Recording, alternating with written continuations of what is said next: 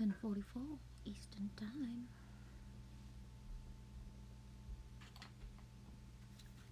Need a bit of Brian in our stream.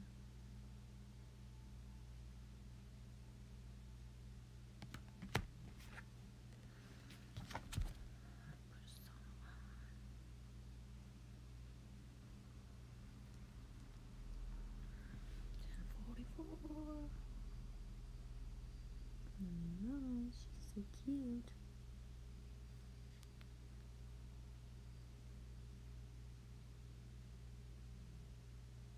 Early, I love it. Yes, I am. I'm an early bird. I've been holding out for like an hour. No joke, John. I've been holding out for an hour. How you doing, Alex? Happy Saturn's Day, guys. Yeah, I've been holding out for an hour. Oh, John. How you doing? I'm gonna show your dude last night. Rawr, John. Yeah, when you texted me, I wouldn't notice that. That's the thing, is that I don't just look at the sky, right? Me not just look at the sky. Me look at like the messages within the trees and the branches and the leaves. And honestly, John, I could decode your picture and take like a million screenshots, or at least like, a lot, and circle you exactly. Like there's like letters in there, there's numbers in there, there's more dudes in there. It's like, it's full. You know what I mean? Like there's so much, right? And that's why sometimes like just the truth is in plain sight, but there's more than just the sky. Looking through the tree branches and just seeing the rest of the messages and just grabbing it, right? The energy of it, it's so big. It's so big to me. So big, so big. Hey, Rowan.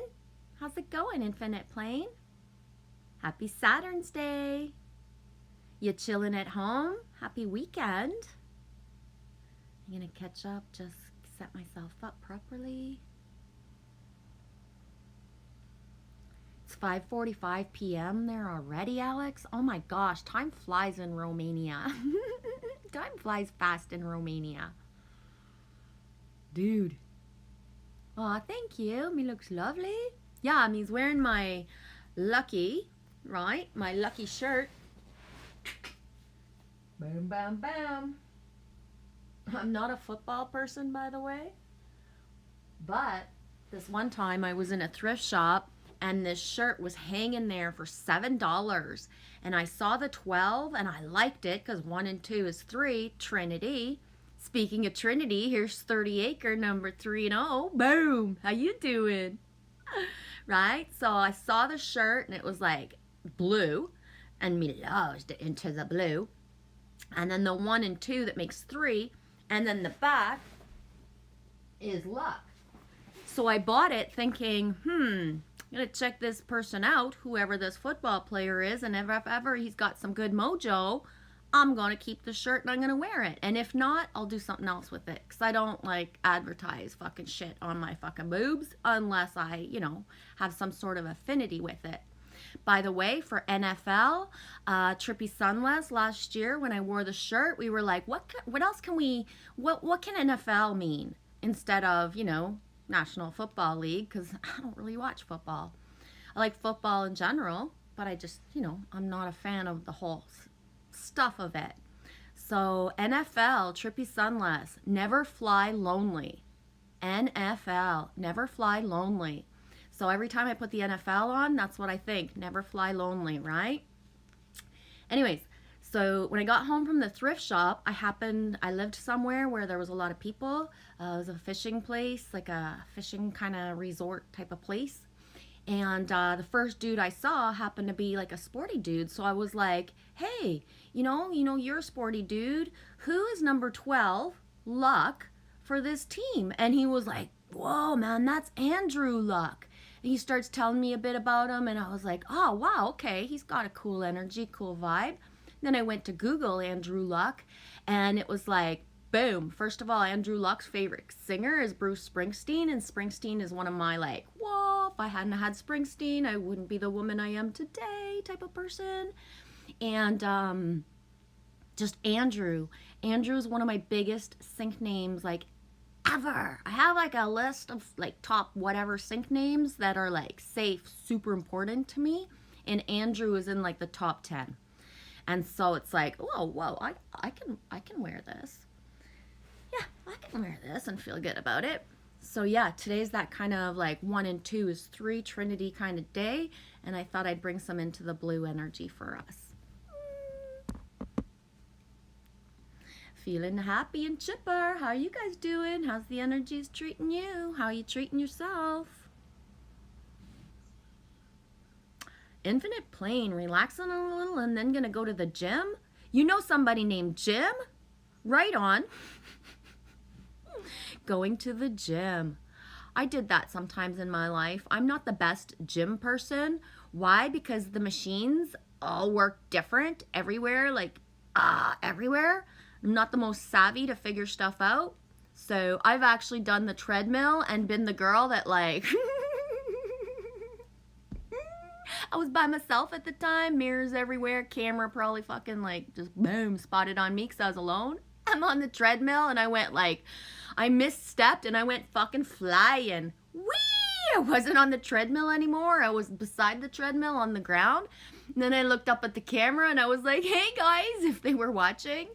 And I kind of got back on and slowed her down. Slowed that bitch down a bit. She was going too fast for me. Yeah, I'm that person where as well, this one time at the gym, I asked a dude, I was like, can you show me how to use this thing that goes like this? I forget what it is. By the way, I did a course to be a personal trainer, so I should remember this shit, but I don't. Yeah, I don't. Anyway, so I asked him, can you show me how to do this thing exercise fucking with the machine? And so he did. And I was like, it feels weird. I don't like the way it feels. And he's like, oh, that's just because your muscles aren't developed yet and stuff like that. So I'm like, okay. So next time I go to the gym, I'm using the machine the way he said. And a guy comes up to me and he's like, I don't want to insult you, but you're doing this wrong. A woman should be doing it this way, not that way. And I looked at him, I was like, are you kidding me? And he was like, no. And like, I just want to tell you because it actually is not good for you to be doing the exercise this way. And I was like, thanks for telling me, because I told the dude that yesterday when he taught me how to use this fucking machine that this feels weird to me. I not really like the way it feels on my chest. And he was like, no, keep it up. And I was like, okay, And then the other guy the next day was like, yeah, you're not doing that right. Girls should be doing it this way. And I was like, fuck, I knew I was doing it wrong. So I don't go to the gym very often. Besides, I don't like being watched very much. I know, can you tell? I come on YouTube for like 4 hours a day. I don't like being watched very much. I don't. I do this for the greater good of the all, by the way. Yeah, gyms just are not my thing so much anymore. Not saying I would never do that again in my life. But I'm more of a stretchy person, right? I'm not very disciplined. And so having routines and doing stuff just repeatedly is like not my thing. And I'd rather just like stretch and imagine my body the way it is. I find that using my imagination to tell my body, this is how I want you to stay, works a lot better for me than actually putting in effort all the time. I know. This, I go so against, like, I believe telling my body, you need to stay this way. Ooh, a little bit of trim over here. And just kind of massage myself, and then whoop, the skin sucks itself in. Alex, she's about to play hockey. I'm gonna go play hockey. Actually, my hockey shirt's in the bedroom. I'll wear that another time. My hockey shirt is from my little cousin, and it's more special to me than if it was from Wayne Gretzky himself, because it's my little cousin. A 30-acre hello crew. Hello crew for sure. How's it going?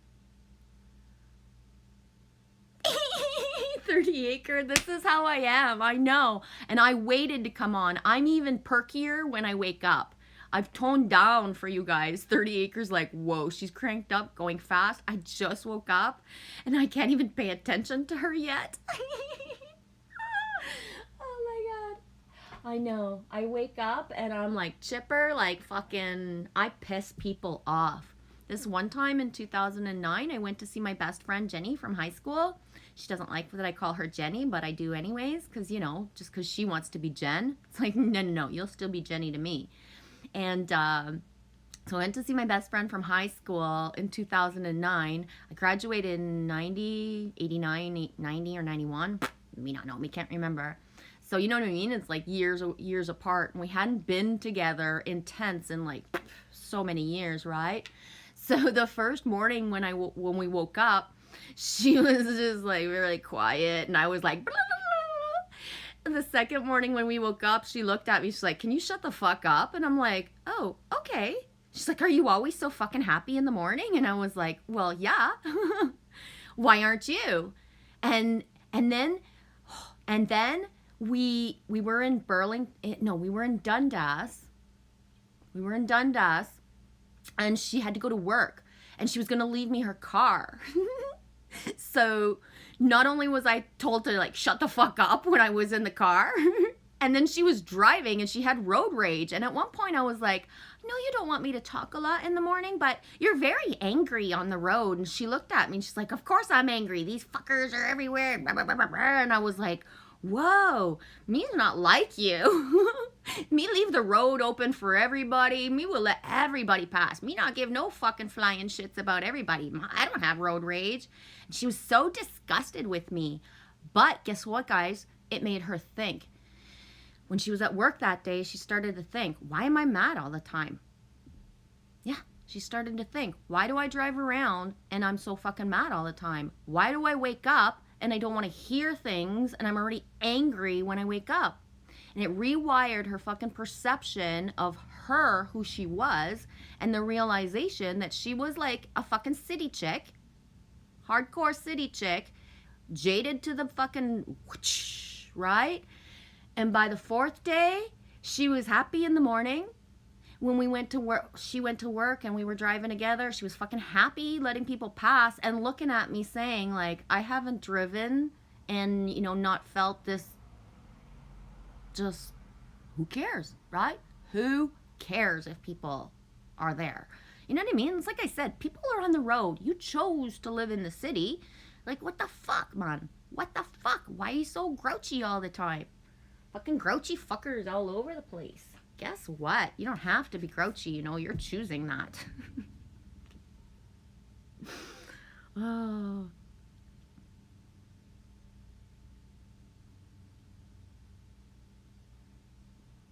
Hey, that way. Ooh, you're power washing 2 houses today? You know what, that way? Me is so little that if I had 2 like fucking power washer things in my hands, I would elevate. No joke. Because 1 in my hand already, like I have to hold it like a fireman. And it's just like a, you know, power washer. But if I had 2, I could fucking elevate. If I had 3, I would be like, whee, to infinity and beyond, motherfuckers.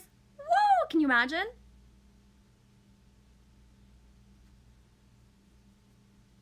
30 acre. I like to pressure wash. I get stoned and I pressure wash. I love that. Right on.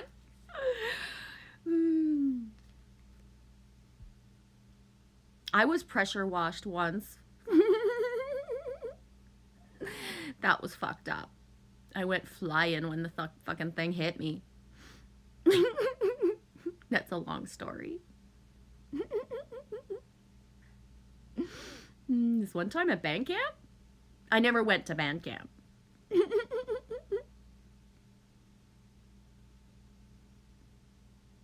Alex, my dad asked me which Metallica songs I know, and I told him I only know 1, and nothing else matters.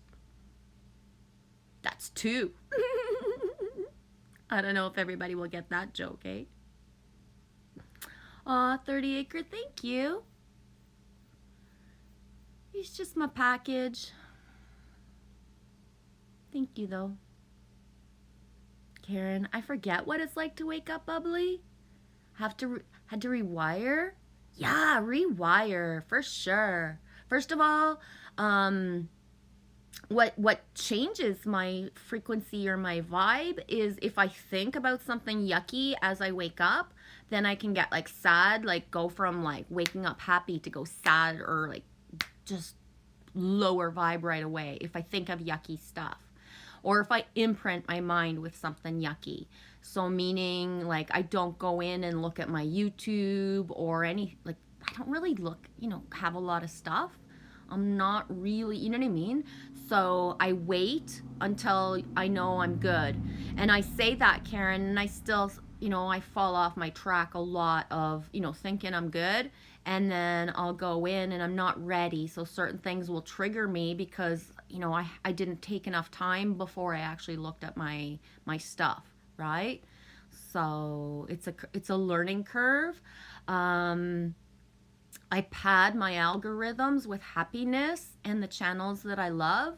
And especially right now, it's like if shit's triggering me, it's like goodbye, goodbye, goodbye. You're not part of my reality right now. Unsub, unsub, unsub. Why?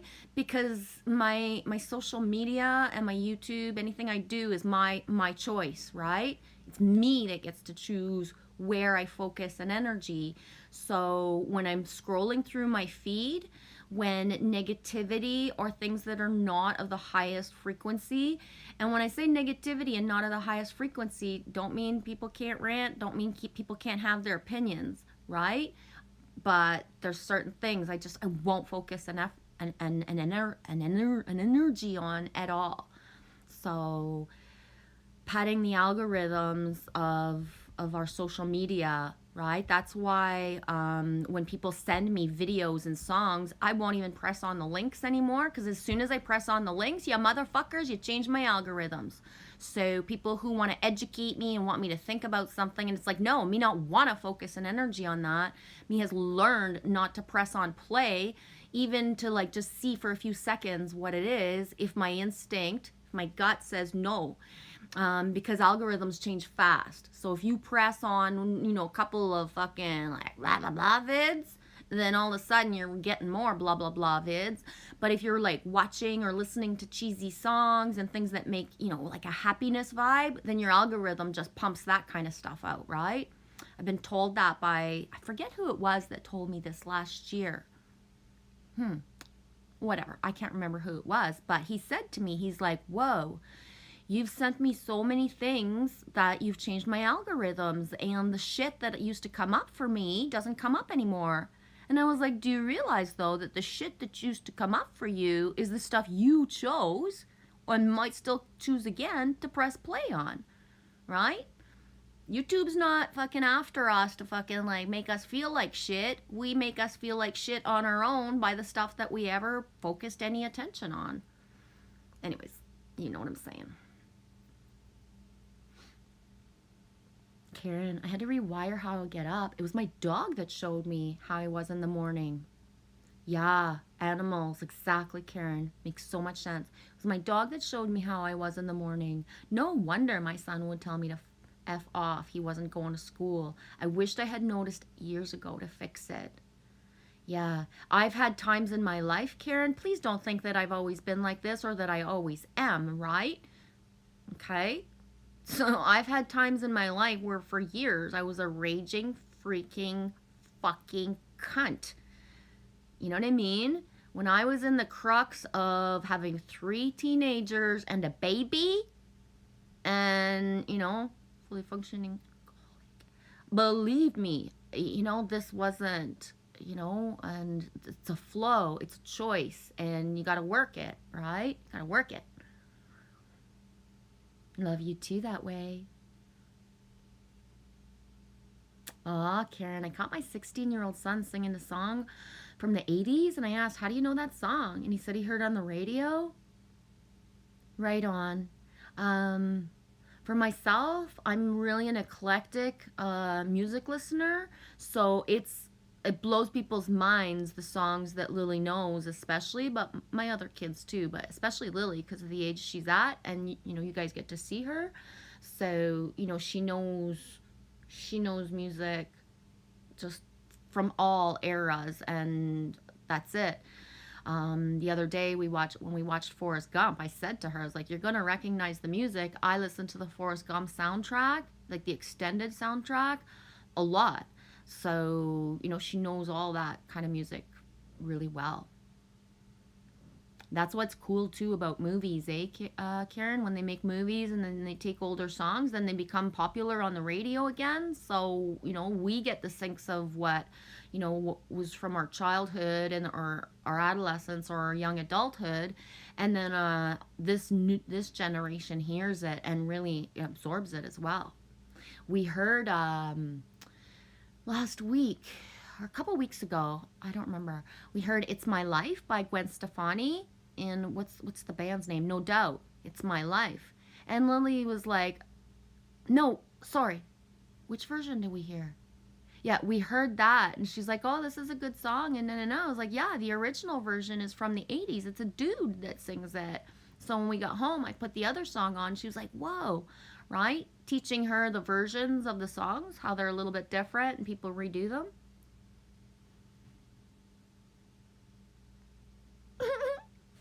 Me loves your red cardinal. We don't really have cardinals here, 30 acre. They pass through. It's possible to see them, but they're not of here, right? So some people do have them, like in wooded areas in certain places, because they consciously like fed them and imprinted them year after year to stop and pass through and stay a little while, but it's not common here. 30 acre, my little red cardinal's outside's chirping away, so I threw him some Cheez-Its and he's happy now. Oh, speaking of little red cardinal, I saw a big black crow. He was so black blue. He was one of the shiniest crows I ever saw. I swear, he was almost surreal. He was so big.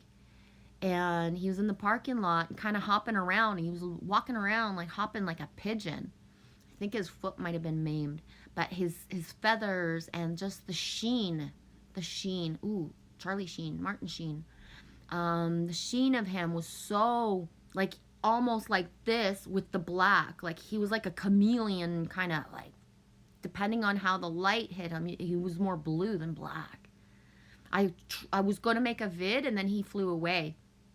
Right, 30 acre? I started to take out my camera saying in my mind, "I'm going to take a video of you, dude." And as soon as I said inside of me and I was grabbing for the camera saying, "Dude, I'm going to take a video of you," he was like, "Nope." And he flew away. I was kind of like, warning him, and he was like, "Nope.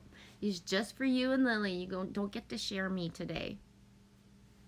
Remember how I wrote on your comment? Like I kind of ask and they don't always stay. They don't always want to be in vids.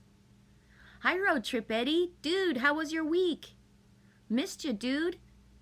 Where are you? Have you gravitated to your winter spot? Did you move yet? Did you move yet, Eddie?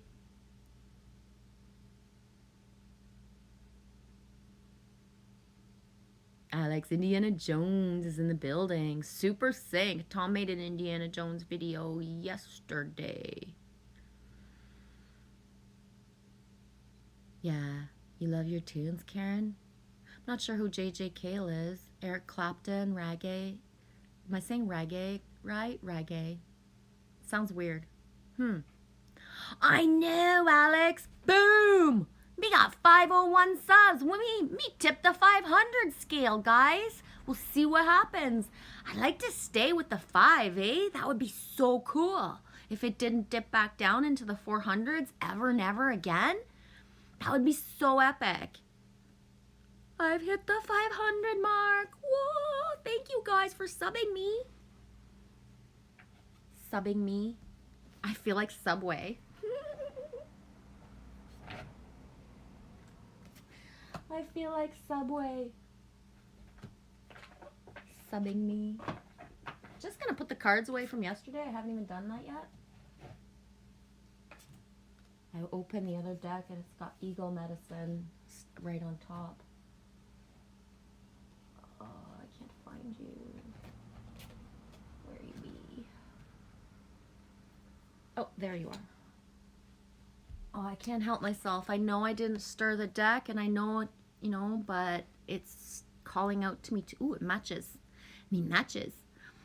It's calling out to me, so I'm gonna share it.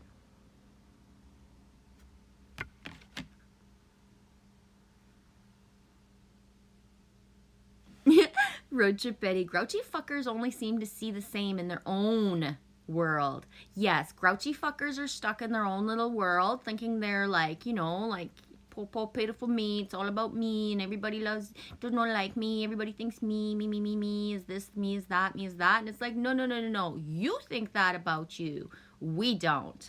You the grouchy fucker. We is not. Does that make sense? Oh, some fuckers are so grouchy, you can like fucking wrap them with love and kibbles and bits of fucking love energy, and they still gonna fucking lash out at you. You go, grouchy fuckers, go. Guess what? You're either gonna get to choose love, or you're just gonna stay grouchy, and yeah, I don't know what happens with those people. It's just, we'll see. All right. 1107, 30 acre. People with extra cones, like ice cream, waffle cones. People with extra cones in their eyes see the multiple colors on the crows and ravens. They have greens and blues and all kinds of colors. Like the regular folk only see black. Wow, I am like Coney Island. No joke, 30 acre. Me's got fucking cones galore. I see the layers of the layers of the layers and the stuff behind the veils that are not even there anymore. Yeah. For me, the skies are tinted purple pretty much all the time, or pink, purple or pink. I see differently. I call it dragonfly vision. I don't know if you guys ever educated yourselves on like dragonflies and dragonflies in flight, and dragonfly vision, how dragonflies see, but me is of the dragonfly energy. Does that make sense? I saw that in a comment, Karen. I used to raise homing pigeons and they were great. I love birds. That's so cool. Who else? There's somebody else in our tribe vibe. I forget who. I forget if it's Cindy B or Annie D, but there's another feminine who raised pigeons. I forget who it is. Maybe you guys can remember, or maybe she'll just show up. But there's another feminine that used to raise pigeons. I forget who. Yeah, I knew somebody who did that. It's super cool, eh? Hi, D-Case. How you doing? Gonna grab that vid. Glory of Love, Peter Cetera. I'm gonna save that for later. It's funny you share Glory of Love by Peter Cetera. My Glory of Love sync this week is from the Beaches soundtrack. I like the version when she's a kid, right? When Cece Bloom is a kid and she does the Glory of Love. Like, I like the Bette Midler version too, obviously. But the one that I usually share with other people is the CC Bloom, like what's the girl's name that was Blossom, and she's in that show that people watch, The Big Bang Theory. Miriam Balick, is that how we say her name? I know it's MB, I think it's Miriam, I'm not sure, but she's the actress that did little CC Bloom in Beaches, and I love her version of the Glory of Love. How's your week going, D-Case? 30 acre. Also, blue jays are brown. Me sees blue jays as layers and layers of blue. We also have gray jays here where I am. D-Case, good morning, Vive and company. Loves it when you guys call me Vive. Thank you, D-Case.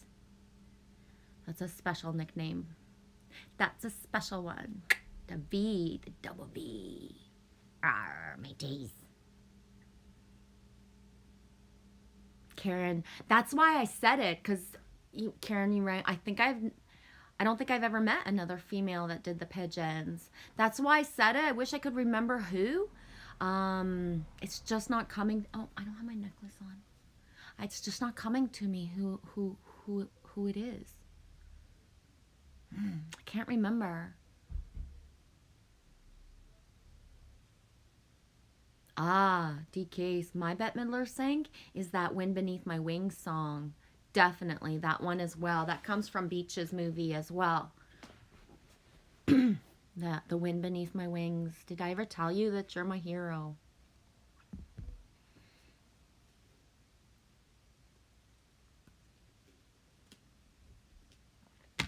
Okay, let's get a card going.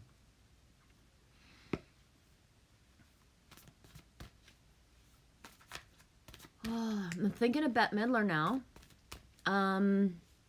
What's the movie that she did where she went and, you know, she sang overseas for when the war was on?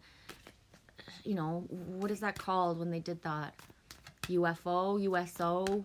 I can't remember. She did a movie where she sang for the soldiers overseas. I can't remember what it is.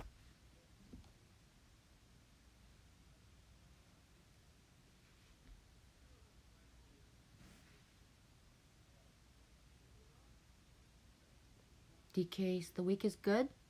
I exploded yesterday. What do you mean by exploded yesterday? I gotta try to change my brakes. Oh, I wish I was there. I could help you do that. I'm a good helper for brake changing. We sang that song in 5th or 6th grade. That's so cool. Yeah, Karen, it'll come back in a while. It's out there now. Exactly. And because it's like, oh, I want to see, remember who it is, I'll see it, you know, I will, or I'll, you know, whoever it is will mention it somewhere in a comment or something. Like, just, it'll come back. I know. I can't remember who it is. You did, eh? I thought you was traveling, Eddie. It was a great week, and I came back home Monday to the RV park. Right on. That's amazing. What's the energy like at the RV park, Eddie? First card up. Second time this week. 4 and 5. Parrot. Watch your words. Watch your words. I love that tail feathers, eh? Rawr. Anybody ever have a parrot that's here? You guys, anybody ever have a parrot? Oh, I opened it right directly to the book. And he said, yes, and it is super hot here, and it's super cold in the mountains. It's that crazy transition time of year where it's hard to find the right temp. I get it. 38, will you be back in a bit? Going for a coffee? Right on, dude. Enjoy the sinks on your way. 4 and 5. 4 and 5 is 9. Watch your words. What are you saying to yourself? What messages are you repeating? Is it something that makes you feel good about yourself and reminds you of your strengths and potential? Parrots mimic the sounds around them. And when parrot spirit appears, it's time to be more mindful of your self-talk and its qualities. What do you say to others? What are you repeating? Do you truly believe it? Remembering to speak with light and love can become a habit. Boom, we spoke of rewiring how we felt when we got up in the morning, and remembering to speak with light and love is a rewiring as well. You teach yourself to do that, to rewire yourself, right? Be generous with compliments and thanks, affirming all that is good so that your loving, healing words will be heard through the jungle, cutting through the noise and inspiring others. Listen for the words that remind you of all the strength, abundance, and joy in your life and in the world around you, and then repeat them. Pad your reality with beautiful words. Exactly. Affirming what is real, true, and nurturing to the soul. Exactly. Are you nurturing your soul? That's important. The universe is going to reflect back to you the story that you tell. Words matter. So choose ones that lift you up and inspire others to remember the beauty that is around us all. I'm going to read the protection message because I'm not sure where people are at, what the message that's needed, what the message that's needed. I'm going to read the full, protection message as well. Are you aware of what you're saying to yourself and others? Parrot shows up as a reminder to heed the words that flow from your mouth, your pen, and your keyboards. Parrot spirit shows up as a reminder to heed the words that flow from your mouth, your pen, and your keyboard. Every single thing that you say aloud and that you use your fingers to write is a part of your frequency energy signature. Are you true to yourself with what you actually say out loud and write with your fingers? Are you true to yourself? Do you feel good after you're done writing or saying things? Be mindful of the beliefs you have internalized. Are they what you choose to believe? Are you actually communicating with integrity? Parrot Spirit wants you to listen to what you say and your motives for saying it. Motives, right? Hey, Corey. Dude, I was thinking about ya. Me was thinking about ya. Can you tell? Got the shirt on, dude. Happy Saturn's Day, 11/20, Corey Reeves. How's your week, Corey? Right speech is called for now, which means you're called to reflect on the beliefs you have parroted by people so often you simply accepted them unquestioningly. Journal about what you truly believe and wish to see in the world and in your life. Write words affirming that you value. You are of value. Speak them out loud. Express gratitude for what's coming into being. Your voice has power, so do your fingertips. And you can change the conversation in your heart and in the world around you. Parrots represent the law of praise, so you are called to speak truth and speak it with love. Of course me forgives you, slightly slanted sleuth for truth. I love you. How are you? Happy Saturn's Day. Of course. You just said what I would say. If we were all sitting around a fire, Steve, me would have said the same thing, so me just does it the same way. You know what I'm saying? It made my face hot. It made me feel like body shaming for the feminine, like little girls and women, so I said it, right? That's it, dude. That's it. To be honest, I looked for your email because we exchanged emails a few times, like last year when we found each other, or in the fall, in the winter, or in the spring. We exchanged a few emails, so I looked for your email, and I was going to send you like, I hope you don't think me not loves you no more, because me does, right? The watch your words. No kidding, eh? That's it. And that's the thing, Steve, is I'm like super uber aligned with how I want the world to feel around me. And I'm like super uber of like always praising the masculine. Even if a lot of them treat me like a fucking piece of shit in the background, me not, you know what I mean? Me here to elevate. And within just the stream where we were, dude, there was a lot me could grab onto of like a Matrix style sense of humor and make a bunch of men not feel super proud of themselves.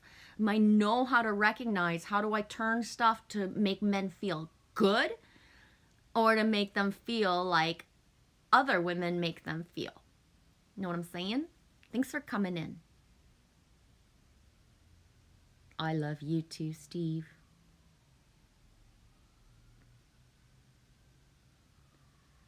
Just trying to catch up with a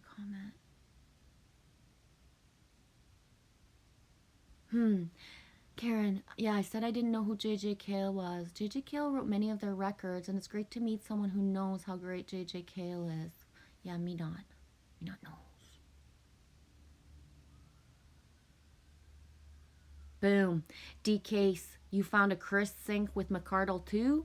D-Case, the streets of Boston in 96, 97. Chris McCardle, he was a non-racist skinhead who took me in when I was frozen. For me, when I see Karen McCardle's name, I see Chris automatically and McCandle.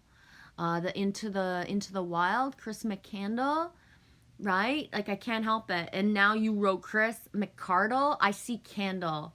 Because for me, you know, Chris is one of my like, whoa, if I had not had that story, that movie and that soundtrack, again, I would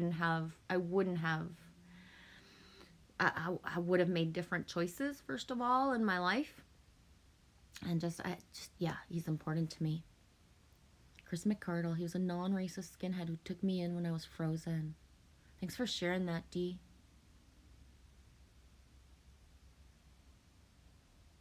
I know you didn't mean anything by it, Steve. And they're typical jokes that is just like everybody just giggles and laughs, right? And he just doesn't. He just doesn't. And, you know, I was just going to not say anything, but it was pushed. It was pushed for me to do it because we had just been talking earlier in my stream, and I think even in the conversation of the flow of the chat, that when you hear things, or do you stand up for something when you believe in it or you don't believe in it, do you say it, right? So that's why.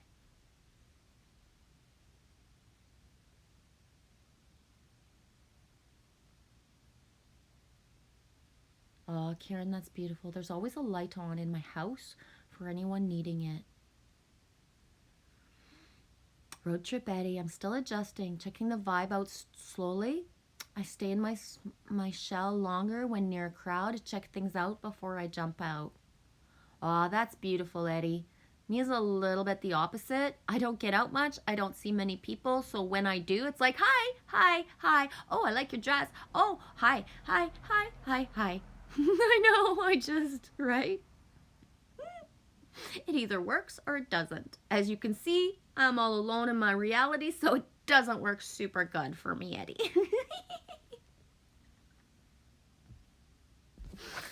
Oh my god. See, I forgot to put a card away. Another Chris Sink. Chris-Cola. I'm trying to find where the cards are. Into the blue. There they are.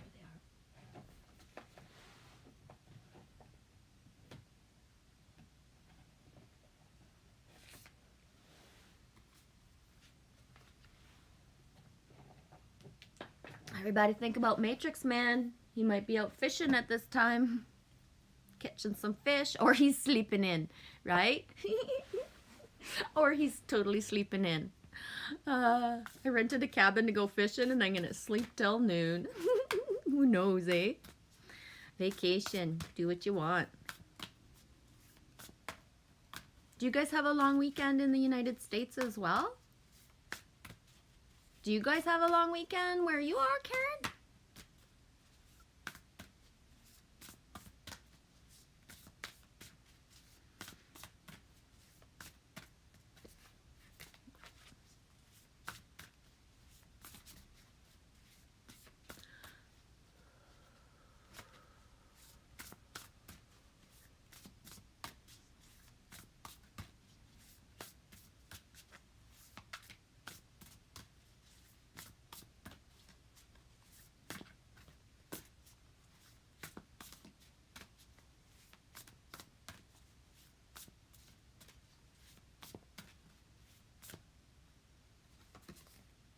Ha! There we go again. I didn't put it away from yesterday. I just held it up as a Chris Sink and I just pulled it again. Ooh, blue, blue. Whee! I match. Yeah, DK's LOL. No kidding, eh? I tried to put you away. What are you doing coming back out? I know I read it yesterday. I think I did, but I can't remember what it said. I'm not one of those people. I don't know how people remember all like that tarot stuff and remember by heart like what it's supposed to be. Me just flow with what comes out. And I'm not one to remember crystal names or, you know, what they actually are good for and all that. My really favorite crystal is pyrite. Pyrite is my favorite. I should make this into a necklace, eh? I'd be like Snoop Dogg in some like, ooh, I would probably tip over if I used that as a necklace.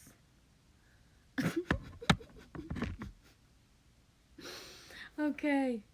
Oh my gosh, see? The parrot and Chrysicola. Speaking your truth. Heartfelt communication. Right speech. When you speak your truth, are you being true to your soul's desire to participate in the co-creation of a better world and a better life for you and the greater good of the all? Chrysicola, Spirit's message for you. Message for clear, authentic speech arises from your heart is this. force of the conscious universe's love is here for you today as you choose to speak up and speak out, for you can be a clear channel for what needs to be said. Your voice is so very important, for you are a unique being with your own calling and your own destiny, and the conscious universe expresses truth through you. Practice choosing your words consciously as you voice a difficult truth or speak up on behalf of someone who has felt powerless for so long. And be assured, because your commitment to heartfelt communication, your voice will ring out, cutting through the noise today. Trust and intimacy build when we actually have the courage to speak our truth. And today, Chrysocolla Spirit is here for you here to support you in the right speech. Speak your truth as you see it, from the heart, using words that express the very best of you. Don't hold your tongue out of fear that you aren't enough or that you don't deserve to have your say. Practice telling the truth with love as a sign of respect for yourself and your experience as you have lived them and your emotions as you have felt them. Claim your voice and use it wisely and honorably, for many truths make up the collective truth we all share, and yours is no less valid than anyone else and deserves to be heard. I'm gonna see if there's anything else important. My glasses are sliding on my nose because I slathered coconut oil on me earlier. So if ever I have a glow, that's just, it's the coconut oil. It's not really me. Chrysocolla is an excellent stone to use when we need assistance in speaking up and speaking our truth. Meditation with this stone helps us open and clear the throat chakra, allowing the words of the heart to rise up and be expressed. Chrysocolla teaches us to be aware that our words carry a vibration through sound and asks us to be conscious of what vibration we are choosing to send them out in the world.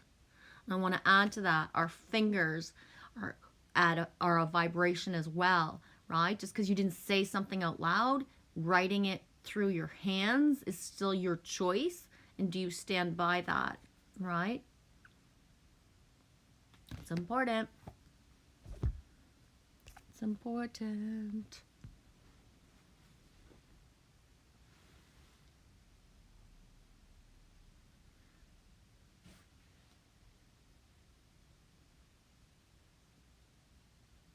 Karen, the name McCardle is derived from Ardle, driver, and the name comes from the country in Monaghan in Ireland.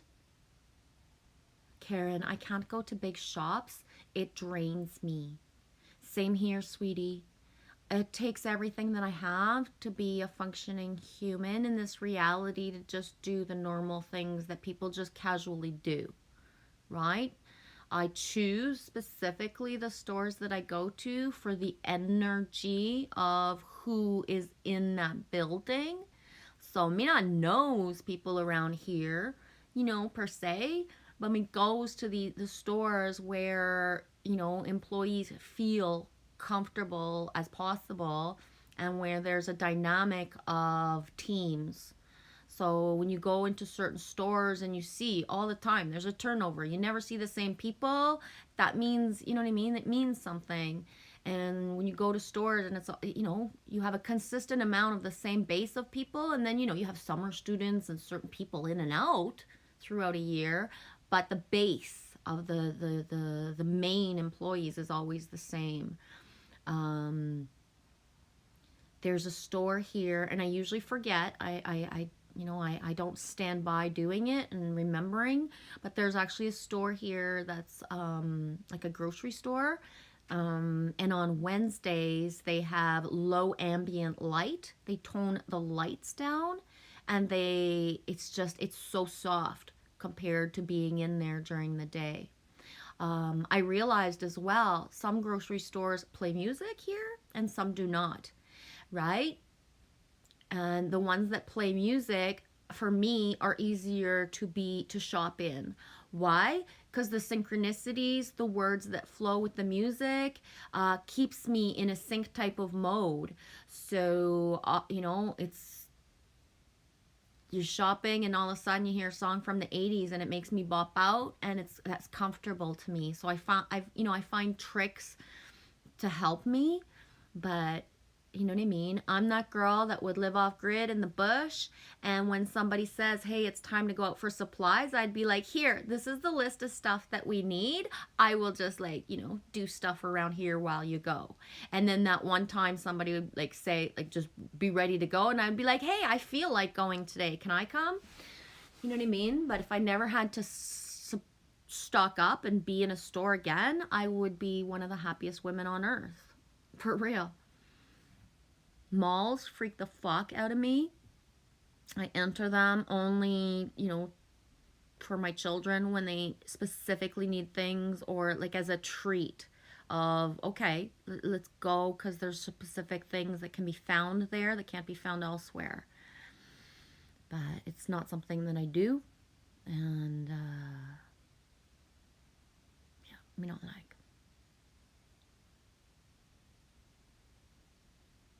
Yes, I'm good at handing wires, decase. I gotta bounce, and gotta figure out which tools are at Kim's and I need to change my brakes.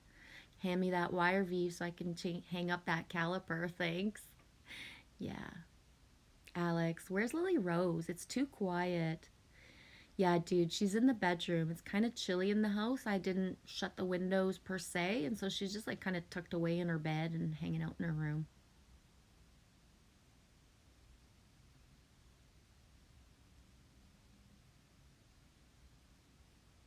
Yeah, road trip Eddie. It is Monday. Is Monday? It's Labor Day Monday for you guys as well. That's what I thought. I wasn't just sure though. Yeah, Monday is Labor Day for us as well in Canada, Eddie. Monday is Labor Day for us in Canada as well. That being said, I have today and tomorrow to remember if I want anything at the store, because it is the one day a year where most everything is closed except for gas stations, convenience stores, and like restaurants. Some restaurants choose to close, but they're pretty rare. They're pretty rare. And that's the thing, Eddie? My daughter moved to Toronto, so she headed down south towards the big city. Took them like double the time to get there yesterday because it's like the last long weekend of the summer. She said traffic was crazy. I was like, no kidding. You know what I mean? Like, but that's when they could get the U-Haul. They needed a U-Haul to bring her stuff.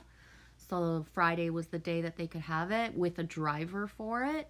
I looked at her and she's like, you could do that. We could grab a U-Haul. I was like, dude, you think I'm going to grab a fucking U-Haul and go to Toronto with your stuff? Fuck no. I was like, I'll grab a U-Haul and go to fuck nowhere in the middle of Canada and pass through Toronto. I'm not like trying to find side streets in Toronto with a fucking U-Haul. No way, Jose. Me not have that skill set. Not at all.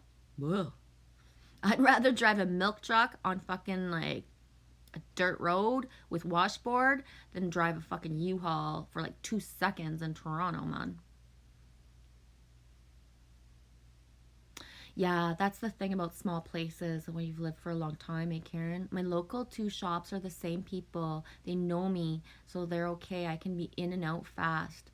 And sometimes when I hear a song, I will dance in the shop. Oh yeah, me too. Me too.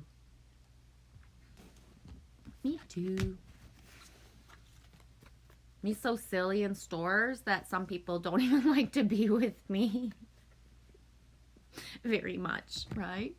The best though, oh Karen, I say I was crusty, not so, but I still had fun, right? When I had my teenagers, the best thing ever was going shopping with my stepson. And the first time I did it, his eyes were like, what the fuck are you doing? Lily Rose was really small, right? And so like 1, 2 years old. And most times she likes sitting in the basket thingy of the cart, but sometimes she liked to walk around. This one time, I'm here with the cart and Lily is like heading towards Ethan, because that's his name. And he was farther down, and I screamed really loud. I was like, Ethan, take care of your daughter. It's not because you chose to have a child at 14. I'm going to take care of her in public, for fuck's sakes. Meanwhile, I'm the mom, right? He's the brother, and he's looking at me, and people are like, what the fuck? And I'm like, I'm just joking. I'm the mom. When we left the store, he's like, we got to do that again and work it better. And I was like, I know, that was funny. Or this one time we're in Walmart and my stepdaughter was behind me, like not beside me. And so I says to the lady that works at Walmart, I was like, can you watch that girl behind me? She keeps following me everywhere. She's freaking me out. And the lady's eyes got all big and I was like, I'm just joking. It's my stepdaughter. And she was like, oh, I wasn't sure what to do. And I was like, I'm just messing with you. This is why I'm alone. Yeah, Kelly Ryan O'Brien. I'm the crazy dancer in the store or walking the dog. Yesterday, nice sync, Kelly. Yesterday, there was actually a lady in the store with her dog. She had a fancy purse with a fancy dog out. And that doesn't happen a lot here in our reality, right? Like, it can happen, but it's not common. So she had the dog in her purse and I was just like, wah, wah, wah, dog energy. And she, we're really polite in Canada, even without, the restrictions of like stay 6 feet apart, right? We're really polite. So I was going this way, she was going this way. And so she was like, you go. And I was like, no, you go. And she was like, no, you go. And I was like, actually, I just want to look at your dog till you walk by. So you go first. And she just started laughing. It's like, we don't have a dog, so I just kind of live vicariously through you all as dogs in the world, right? Alex says, how does girl feel? Yeah, Kelly's name is the best, eh?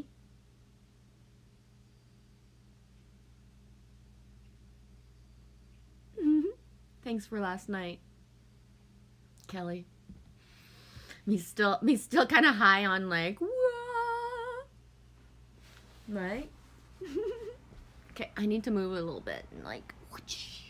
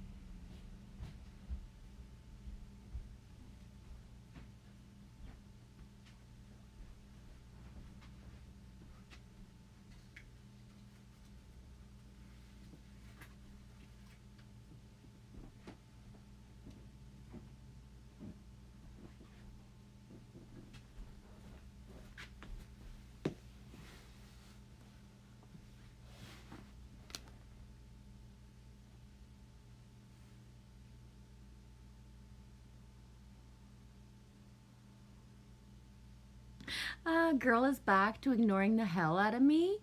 She's not 100% yet. She still needs to be lifted around stairs and is slow, but only when she feels like being slow. She's milking it. She's milking it, thanks all. Right on.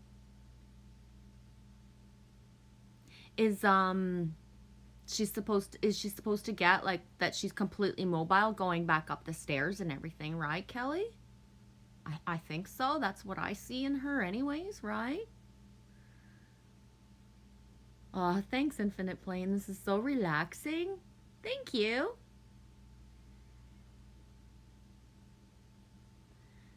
Yeah, Karen McCardle says, my phone is spelling things wrong at Kelly. Sorry, I was trying to ask about your name because we were just talking about my surname. Yeah, you and Derek. That's so cool, eh? What a sync. Kelly says, yes, it's very Irish. Ryan is my middle name. That is so epic. Me loves your name. Kelly says, yes, they say it should be 100% recovery. 3 to 6 month recovery today is about 3 months. Cool. That makes total sense to me. I see her as fully healed, not having any,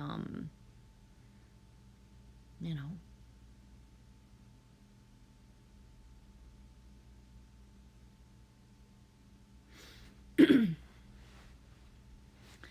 Kelly says, Karen, I have so many syncs with the Mick MC, and it's in my family too. Really? Neato. It's funny because I was gonna wear my Ireland shirt today, and I've got two Ireland shirts, a green one with short sleeves and a blue one with long sleeves. My sister got them from me from Ireland. They're really from Ireland. And I was gonna wear it today, and I wanted 2 layers because it's kind of chilly, so I put this on instead. But but still, I got my shamrock socks on, so I got Ireland on my toes, if that counts, right?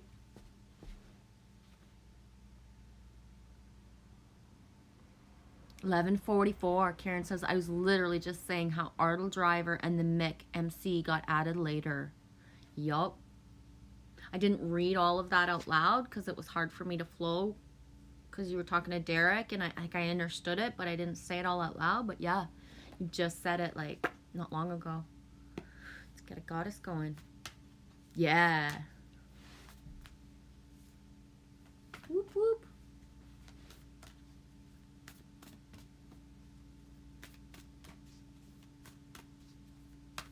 Yeah, when my sister was in Ireland, I had given her, I forget if it was a marble, a crystal, or just a rock. I don't remember. But I had said specifically, wherever you feel guided, leave it there. You can throw it in the ocean. You can throw it in a field. You can gift it to somebody. Just, this needs to stay in Ireland somewhere. And I forget which location she was at. I'm not a documentary, Kelly. Anybody who's listening to me, like the way you journal and the way you write stuff and the way, I don't even retain. So, you know what I mean? But yeah, she threw it into the ocean, I think, at a certain spot, but I can't remember. But yeah, my DNA is everywhere. I think the only continent that my DNA would not be on is like Upper Greenland and that area, and Russia. And some places in Asia, like in the East. Because my sister's traveled everywhere, and I've always, first of all, my energy is with her when she travels, and I've always given her things to leave or to give to others. So Australia, she did that as well for me. When she was in Peru, they're in my bedroom. When she was in Peru, I specifically said, like, can you bring me some rocks? I don't care if you grab them, like, I don't care where. Anyways, the only place and how she grabbed rocks was by going down an escarpment at one point. She was there for work on business, and there was somebody with her, and she was like, well, I'm glad you're with me because I'm going to go down there and grab some rocks for my sister. You make sure I stay safe. So that's, you know what I mean?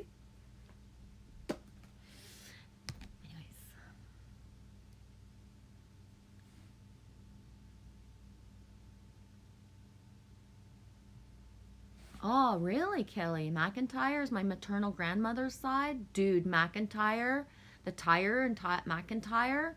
McIntyre's a huge sync for me. Yeah, Kelly, all Catholic priests aside. Definitely. I'm blessed, though, in my reality, Kelly. First of all, I was raised Catholic, but we didn't, like, it wasn't like, boom, right? Roman Catholic. But it wasn't, like, so much. And we moved a lot when I was a child, and I never participated or, was in the background of the church. When I was asked to be in a choir or Bible study groups and all that stuff, I always said no. So my experiences with priests and nuns actually is really positive. My grandmother specifically, she had sisters that were nuns, so I visited a few different nunneries for real in Canada in this late 70s and early 80s. And I remember the feeling of being in the nunneries, how it felt, where certain places felt really safe and that made me feel happy when we because the adults would be talking, and then this was the 70s and 80s when kids were actually allowed to do something. They weren't just sitting there like decorative on a device because their parents didn't want to let them go anywhere. So when we would go and like visit like around and be like sneaking around, basically 2 little kids or just me by myself.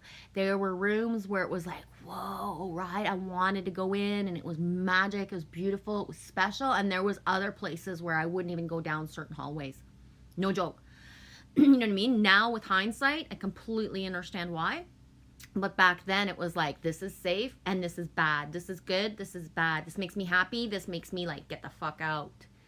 I'm also blessed because one of my dad's cousins is a priest.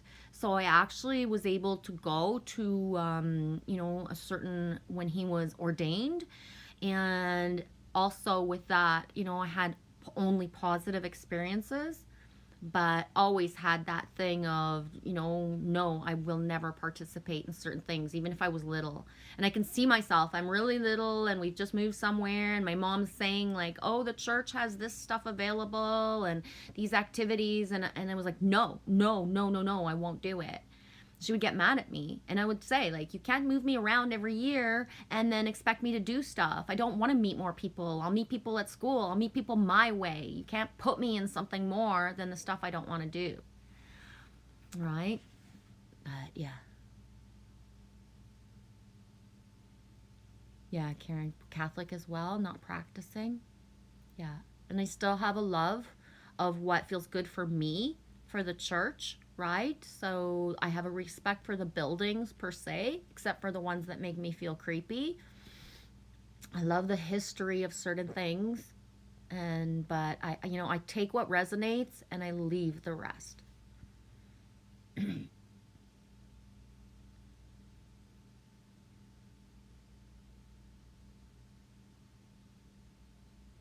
Hey Trace B, how are you?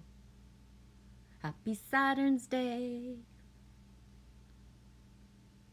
You doing good, Trace B? How are you doing, little G? Me is good. Me is like really high on emotions and good ones. Feeling really good. It's been a magnificent 4 first days of September. You wouldn't know it by how perky and happy I've been in the last 4 days, but I'm flowing crimson tides. I got my menses on the 1st, and I'm just like wee chipper as like, yeah, maybe a little too chipper for some people, but feeling good. I was really scared about my next menstruation cycle, to be honest, because the feminine in August, some feminine were down on their knees, like fucking, like thinking maybe I should even go to the hospital. This is more painful than giving birth. You know what I mean? Like swollen inside, mega pain. And so I was, wrapping myself around a certain energy, but I didn't, usually I would have flowed exactly with the new moon, but I started with the 1st. Something came through me as an energy. I felt it so much that it got me going, which is a good thing because I harness and embrace that feminine cycle within. But and the color is just like, it's a bright crimson, like it's red like my fucking dress that I wore the other day. It's like perfect, right? So the color of our flow also goes with the fact of like no pain at all. It's just like, seriously, I could ride this fucking tide forever in a day. It's amazing. And that's the thing. I believe that the programming of women and how they are and all that stuff, the excuses that we make, that I'm grouchy, I'm bitchy because I have my period, that's part of the programming. So we bought that as the feminine for so long, instead of it being like our most like rough, just like whoa, powerful time. And for myself, I'm 50 almost, and I've gone through a life of being a child, getting my period at 13 and being like, like I thought I was gonna die, right? So I've flowed into the, harnessing it and stuff like that. So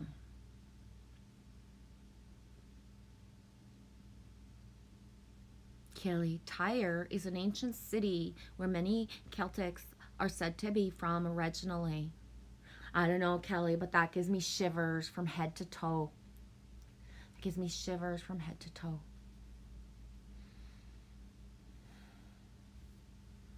I'm not sure what exactly my Celtic roots are. It's too far in the lineage for really anyone to have the stories and stuff. But that gives me so many shivers. I've been there before, that's for sure. In my lifetimes. Ooh, Kelly, that's great, G. My uncles were huge in my life and the priests. I can hear their messages of how the things they said were preparing me for sure. Yeah. Here's a funny story. Once upon a time when I was in grade 8, I thought I really loved somebody so much, right? He was just so shiny and so amazing. His name was Mark. And it was grade 8, right? Meanwhile, I'm crushing and thinking he's going to be my man forever. But I remember that I had this emotion for him and that feeling of he wasn't mine. But to the point that he wasn't mine, that he was never to be anybody's, he became a priest. And I found him on Facebook when I was on Facebook, and he became a priest who actually did a lot of work in Detroit. Kelly, a lot of work in Detroit and overseas in Africa and other countries. And I would listen or read, because he would upload his sermons orally or written on Facebook. And I would either listen to them or read them, and I was just in awe of, when somebody actually has a calling. They actually do. It's real. And, just the writing of him, the flow of him, the divineness and the coolness, right? Because he was cool. He was cool, like seriously. Yeah, Kelly, Detroit. And seriously, you know what I mean? Like he was an orator and of not just natural that could make people from just any walk of life feel seen and heard, and just, when somebody just has it, right? To be able to communicate and it flows. He was that kind of priest. Edinburgh, Scotland. That's where Karen is. Kelly, man, I'm so grateful I had my organs removed. I don't miss the Red River. I pulled Isis.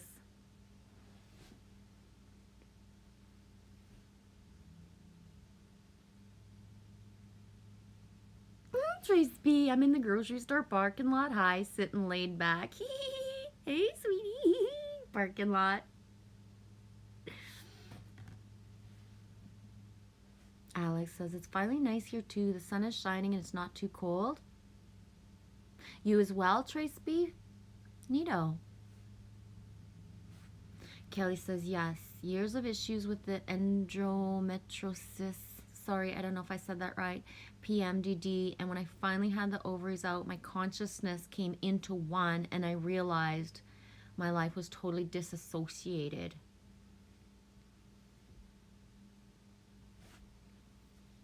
Karen, I can't go out in the sun. I'm on antibiotics, strong ones. There was a change in the weather a week past Friday. The temperature dropped. So does my immunity.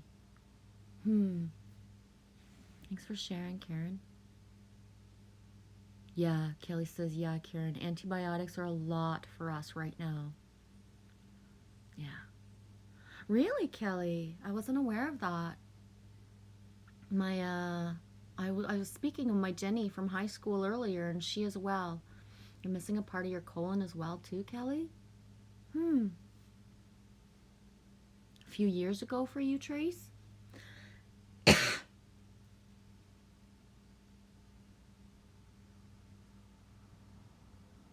Karen, I take black seed oil and vitamin C with zinc, and I drink smoothies since last week. I'm trying to get disassociated instead of being dislocated. Emoji King speaks of Dr. Robert Morse for anything health-wise that can be, cured and treated naturally. Trace B, it was a full hysterectomy.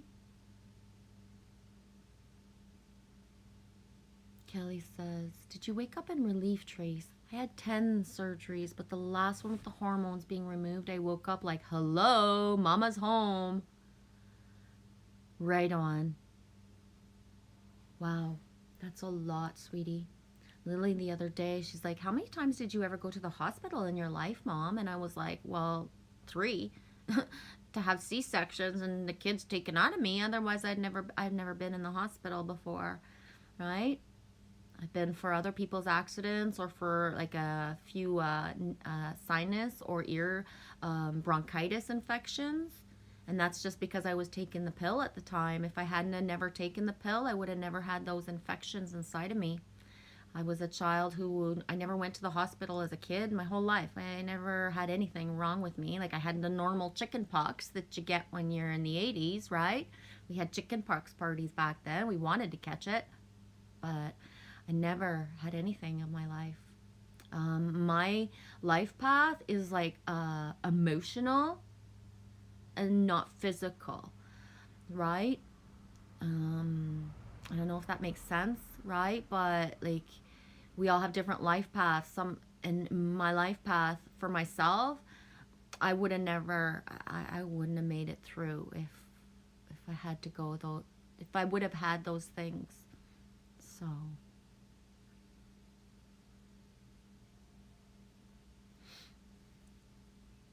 yeah, Trace says, Karen, stay safe, stay inside for now. Al says, Genevieve, please check your Skype now.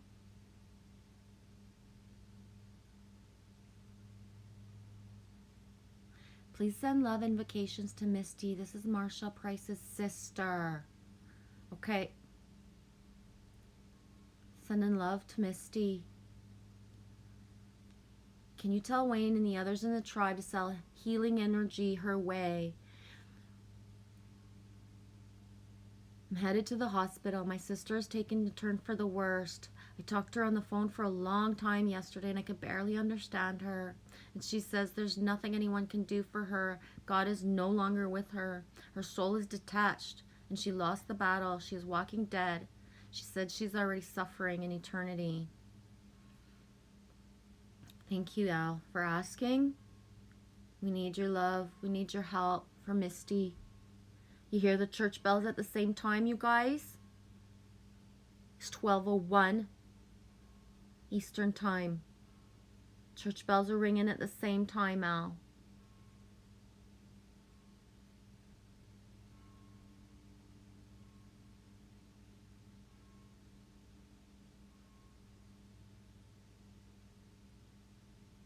Wrap the love around. She's very beautiful. I feel like I have seen her before, Al. I don't know if it's like a deja vu or just like, I just feel like I've seen her before.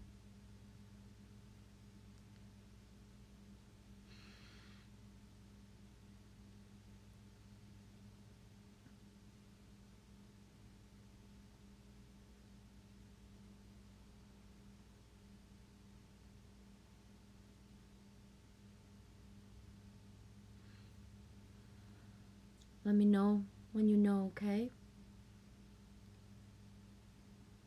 Thanks for asking, Al.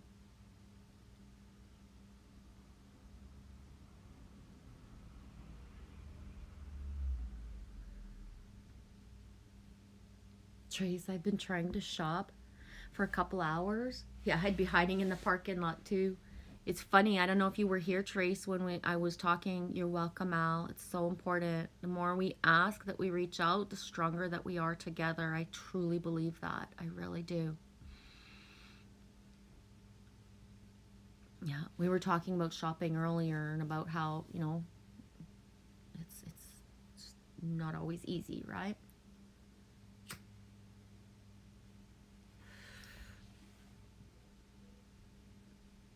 Karen, my daughter has Turner syndrome and it affects so much on the inside. She went through menopause at 11. She used to get growth hormones. Never heard of that, Karen. So she would be the daughter, sweetie, that you said last night when we were in a chat that she can't conceive. No, I don't remember what the word that flowed out of me, but it wasn't colic. Kelly says, wow, Karen, I'm going to go look that up now. I know so much about this process and how it relates to the shift And the sun cycle, maybe I have some information that can help. I'll check. By the way, Karen, the long message that you wrote on my duck video, I did respond. And sometimes you don't get the notification that I responded, but my email is in there as well as the response to that message. Thanks for that last night. Kelly says, Karen, let the antibiotics do their work and stay cozy. Yeah, if you choose to be of the route to take antibiotics, you have to trust them and, you know, allow your system the healing that it needs, right? Yeah, Karen, I get it. I really do. I don't talk to priests, and ever since a child, they gave me the creeps. Those popes right back to the 50s when they swapped popes. I understand, and we don't all have the examples of the good, right? I speak of my experience because I've had the good, and I always stayed away from the bad on instinct, so I never had certain experiences because I wouldn't allow. My instinct and my protection as a child was so strong to not put me into certain situations and to fucking fight for my right to not do certain things when I was a kid, right? So how other kids wanted to be in Girl Guides or wanted to be part of activities, I fucking fought like a fucking like rabid dog to not be in those things. So I did Girl Guides for a little bit. As soon as I earned all my boy badges, that's what they were called back in the day, boy badges, the archery, the fire, the fireman badge and all that stuff. And then when they wanted me to like fucking sew buttons and make blankets and make fucking shit, I was like, no, I don't want to do this. And they're like, you need all your badges. And then I was like, fuck you, then I don't want your stinking badges. I quit. My mom, you know what I mean? It didn't matter if I was supposed to be in there all year. I stopped. I don't need your stinking badges. It was like that thing of like, it was very separate as well back in the day, the feminine stuff. And then we were allowed to do a little bit of the masculine stuff, but the masculine stuff is what I enjoyed, right? I like doing certain things better.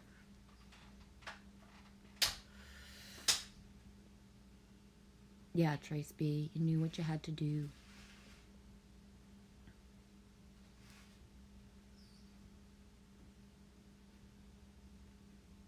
Karen, I'm smoking a little more than going in.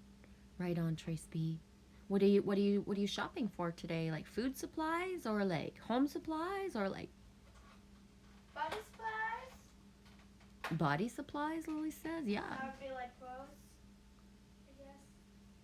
Trace B owns a clothes store called Uptown Girl.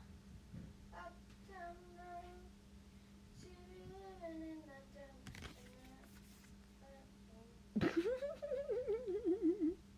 I pulled Isis earlier. I'll read her in a minute.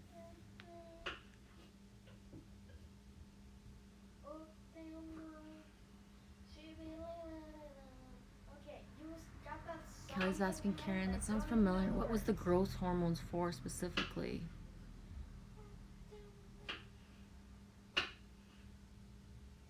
Exactly, Trace B. Sorry, Kelly. Exactly. Yeah, I've had good experiences with priests in my family, but not outside of it. Yeah. And I just never gravitated toward going outside of it.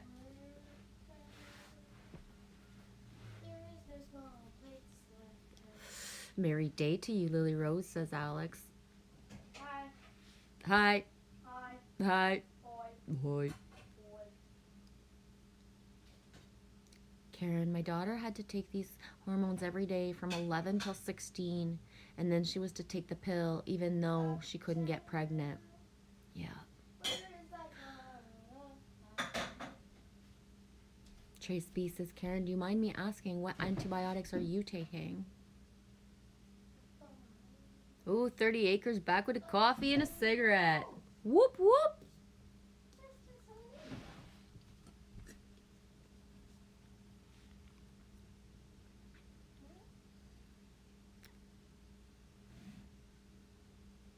Oh, Kelly, thanks for writing that out. Anyone who wants to understand why gynecology doesn't help must read Public Privates. It's the history of its inception, and it changed my life. Thanks for sharing that. I've never gotten my boobs squished. I will never. I don't, I, never. Mammograms are not my thing. That will not happen for me. And I refuse to do all the other stuff that they say I should. We also reviewed the V for my daughter and my stepdaughter back in grade 9. They give girls and boys an injection now for certain things here in Canada. And it's like, no, no, we didn't do that. Hi, Brittany has eyes. I've seen your channel before, I think. You're a sky watcher, aren't you? How you doing? Alex, you recognize Brittany? Right on. Hi, Frack. Whoop, whoop. Did you sleep? Yes, Frack? Yeah, you do. Do you have, you are a sky watcher, eh? Cool. I'm going to moderate you, sweetie. If you want to share your channel, please do. Welcome, welcome, welcome. Thanks for commenting. I'm a flow, just kind of whatever comes from the comments kind of flow person. So it's your choice if you want to keep on chatting with us. And if you would like to share your channel, please do. The more that we can find each other, the better it is, right? Oh, Kelly. Yeah. I had to take antibiotics twice the last year for a sty when the frequency shifted fast. Dude, if you knew, yeah, my eye, I completely get it. And I almost brought that timeline in. And at this point, it's like, wrap me around that I don't, because, you know, I get it. That happened to me, and I had never had an eye issue. And, anyways, not putting more energy towards it. It's all good. Is it okay if I eat these strawberries in my room if I be careful? Yes, honey.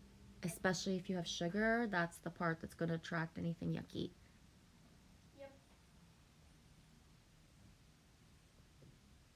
Yeah, I thought so, Brittany. I remember seeing you. Karen says, Kelly, I research so much, but I can't fix it, and my daughter won't talk or let me help, so I keep away from it, but now it's time for me to stand up to her and be the help that she needs. Yeah. 30 acre. I'm not sure what you mean. Not sure how the one got in there, but we will go with it. Not sure what you mean.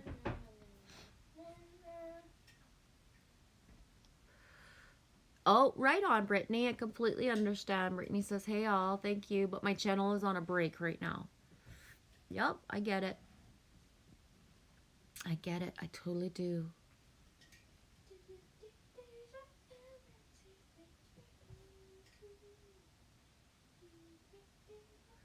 Kelly says, Karen, PMDD, has you ever been diagnosed with it or looked into it? If not, I'm your woman to explain.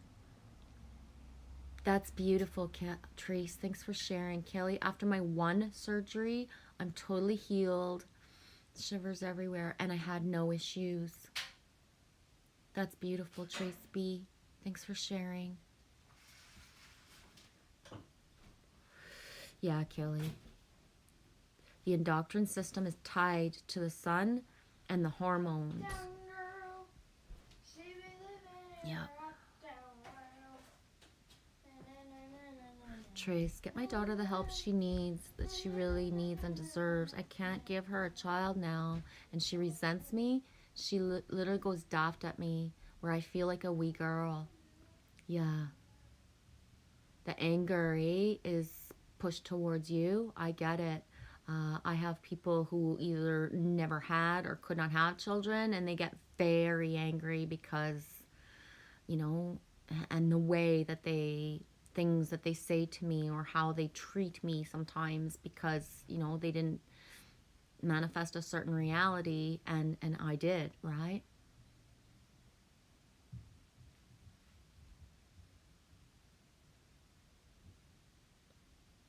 Hi, Danny Skylark. How you doing? Hey, beautiful beings. 1211, you came in, Danny. Loves you, girl.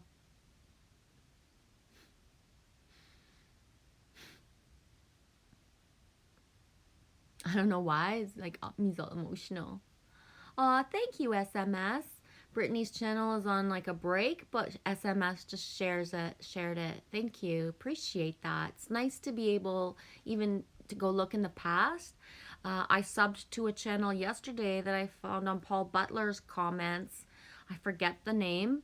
And I went into the vids, and the vids are 6 years old, but they made me happy, right? They made me happy. So somebody who posted something 6 years ago hasn't posted any other stuff, but those vids made me happy. Like, for real. So, right? We don't know what we put there in the past that for us, we, sometimes don't even remember what vids that we had that somebody's going to press on that can actually resonate and be important for someone else.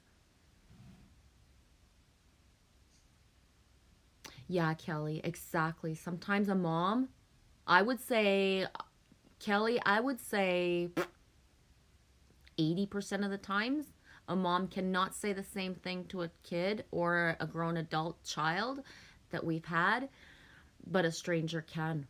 Exactly. When my daughter was 18 and she moved out of my house, the next step that she did was move into a house with a lady. So I went to visit her, and as soon as I opened the door, I was like, "This is where you live?" And she's like, "Yeah, it's pretty, eh?" And I was like, "You just moved into an older version of me." And she's like, "I know."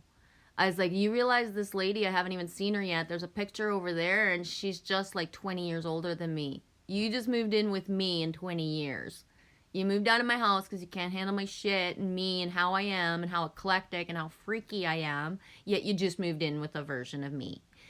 But her moving in to an older version of me helped her like just see me for who I am, right? So how she treated me from like a certain timeline and now is two different worlds.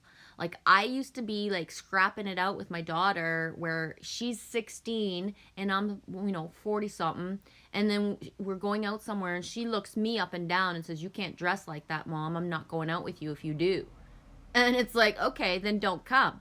And who do you think you are to be telling me how to dress? My parents told me how to dress, especially my mama when I was a kid. School told me how to dress when I was a kid. Then my husband fucking told me how to dress. Then fucking fucking left him. And then whoever the fuck I was with told me how I was supposed to fucking dress. I was like, "You ain't telling me how to fucking dress." And that's the thing, is that I'm just weird in what I wear. I don't wear very revealing things very often unless it's like super appropriate, right? It's fucking hot, so I'm gonna wear a tank top and short shorts. You know what I mean? It's not like revealing, it's just the colors or the fact that it didn't match, right? And it's like, you don't get to tell me. I'm sitting here fighting for my rights with my 16-year-old daughter. And meanwhile, I never told her how she should or shouldn't dress. So it's like, I'm done with this, right? Frack says, "Skywatchers see all." Oh, dude, Frack, I beg to differ. I think some skywatchers are so focused on the sky that they miss a lot of other stuff, right? That might be controversial to say out loud. Anybody has any opinion of that, go ahead and put it. But I think a lot of skywatchers are so focused on looking up that they don't see certain things, right? It ain't all about the sky. It's about the whole, everything. There's many sky watchers that I know that don't even like interpret certain things because they have their opinion, so they're not even ready to listen to anything else. But when you look at the sky, there's different filters, different levels, right? So I'm not saying that in a bad way or even judging it, but I think a lot of sky watchers need to like look down as well. It's the little things and it's all synced. So if you're looking up and you see dragon energy in the sky, are you grabbing it in the trees? Are you grabbing it on the ground? Are you grabbing it everywhere? Because the dragons aren't just up there, they're everywhere, right? So just saying.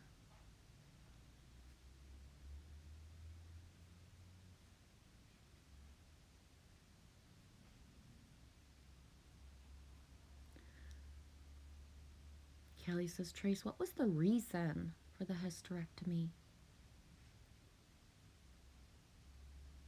Oh, Kelly, that's Karen and Kelly. Karen says, "Oh, Kelly, I feel such a sense of relief just reading what you have written so far. I even have tears and I never cry. Wow. Hopefully that's me shifting into a new understanding about my child." That's beautiful.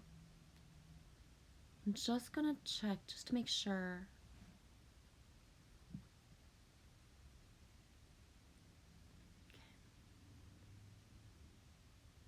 Yeah.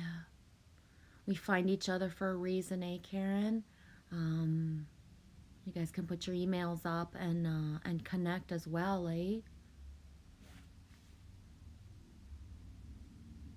I'm not sure, you know, I'm not seeing 30 Acre. I'm not seeing some of your comments, so I don't know what you guys.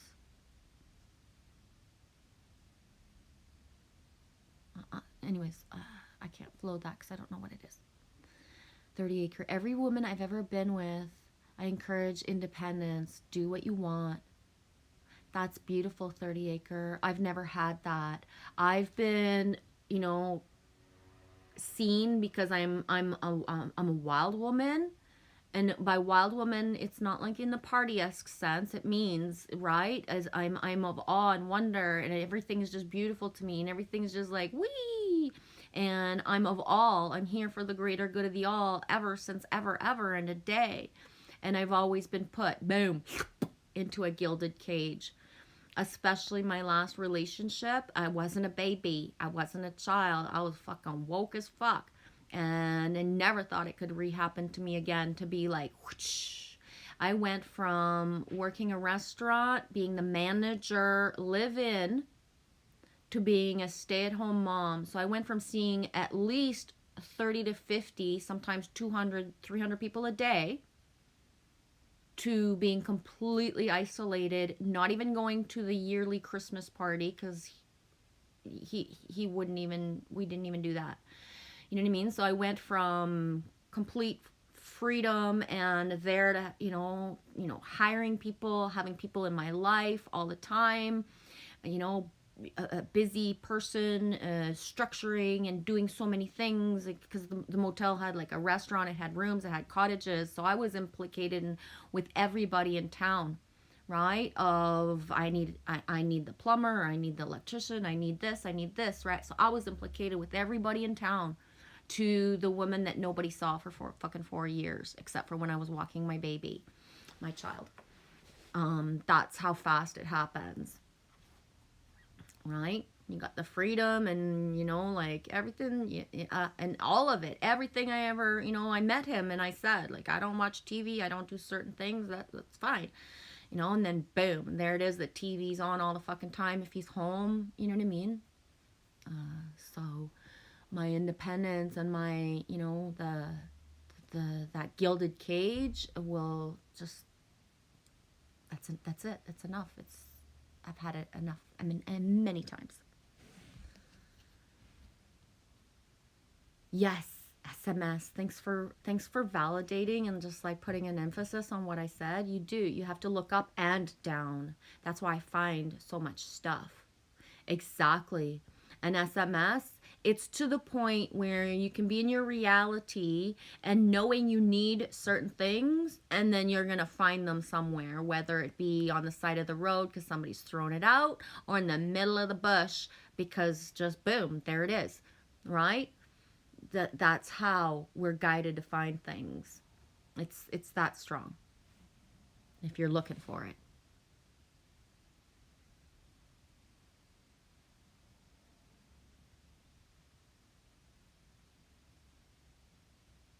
Ooh, I'm not that kind of girl, but I get what you're saying. How does that saying go? It doesn't matter where you get your appetite as long as you come home for dinner. Yeah. I'm not one to like, yeah. I get what you're saying, but Kelly, Karen, not speaking is healing in so many ways. It's all divine. Choose you and be the example of self-care. You can do it.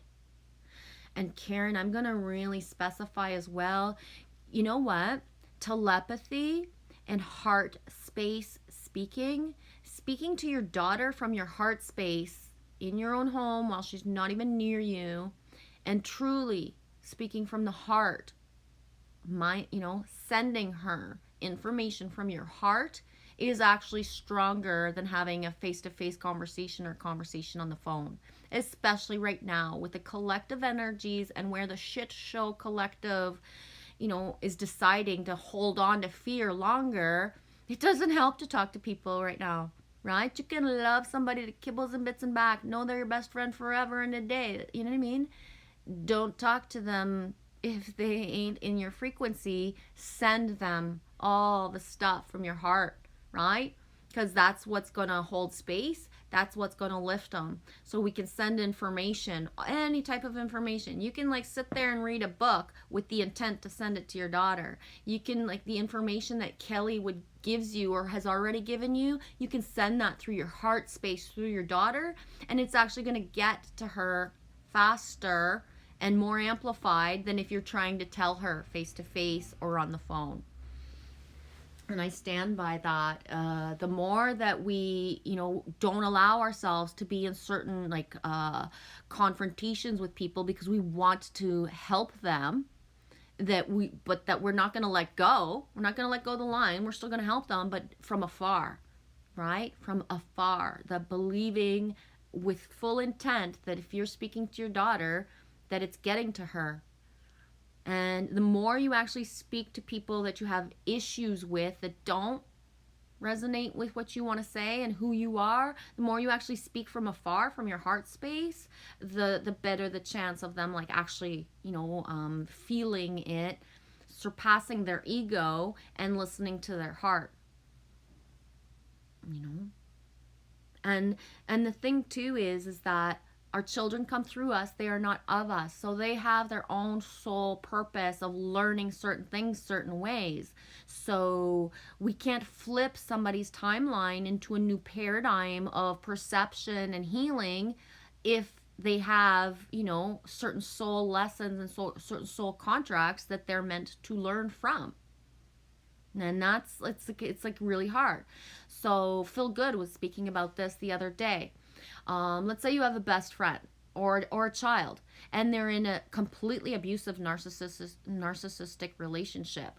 From the highest perspective, right? From the perspective of the matrix and ego based, we want to help. We don't want them to have this relationship. We don't want them to go through abuse. We don't want them to be hurt. But nothing is good or bad. Everything is neutral. So from a higher perspective, those narcissistic relationships are the exact pivot soul contracts that were agreed upon between two souls in order to pivot somebody into a new awareness. And I speak from knowing of that because my whole life, I never, ever fought really with anybody. Can we have ever had issues and whatever? A little, just a little, but I never had verbal violence and certain things. And I had to live a soul contract of that for a full year in my late 30s in order to come into certain awarenesses. And the biggest awareness is that I had a judgment of women or men who didn't leave, right? So I had that judgment inside of, if it's not going good, you just leave. You just go. And because that's just the way that I always lived my life. It doesn't matter who it was, how long I was with somebody, even if I was married for 11 years and all that, when it was done, and I just left, right? And then that allowed him to step into his timelines and I stepped into mine. That's just how smooth, you know what I mean? Of certain things, of just knowing myself. So then I had to learn through that yin yang, the knowing that this is violent, this is abusive, this is not good. But that thing of going back, going back, and all, all the lessons of that. I had to, it wouldn't have mattered. Nothing would have mattered. It's like that thing. You can go save a woman who just got beaten by her man. You go save her. You bring her home, and she goes back. She goes back, and those are the soul contracts. We can't, free will.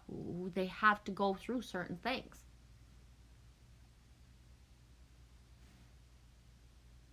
Frag, I think you do, sweetie. I see more than the sky, Jen. Yeah, I think you do, Frag. I don't think you do. I know you do.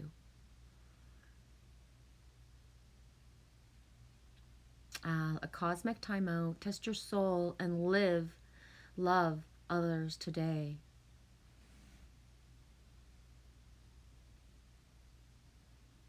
Right on. Kelly shares her email, kellyryan.o'brien@gmail.com.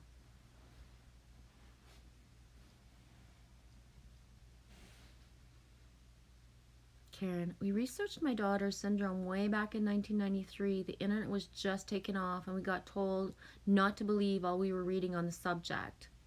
Yeah, for sure.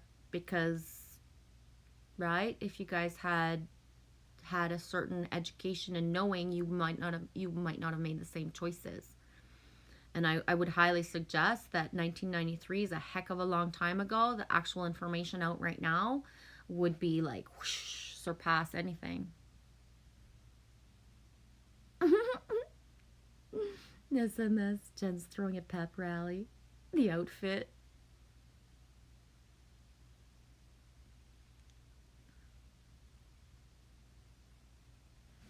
Thanks, 30 Acre. Yeah, Brittany, our life is divided by seasons for sure. Yeah. For me, it's usually in 7-year chunks. Certain things just pivot me into a new awareness. You do that, you get that as well, Karen? I still get told you can't wear that, and I do wear it. I've dressed the same for years. That's the thing, is I don't dress the same. Everything I have, like pretty much nothing really is coordinated to match together, and I'll put anything together that I feel good in at the time, right? Frack, where's the PJs? Pillow fight time?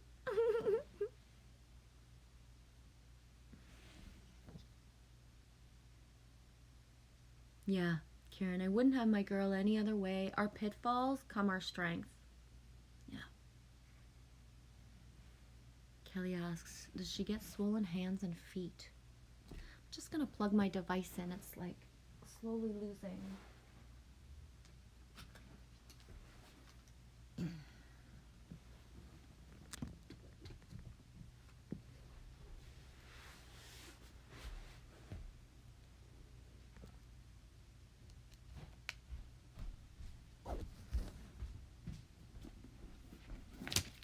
Are you using?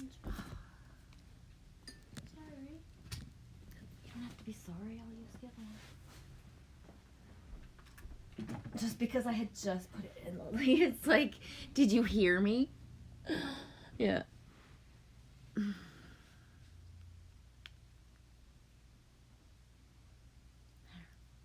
was dimming my screen to try to keep the battery, but I don't know if I can make it stay where I need it.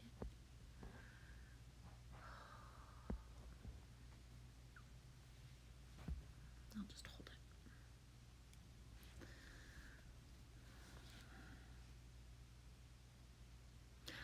SMS, like poodle skirts and saddle shoes, black and white on girls, ladies old school.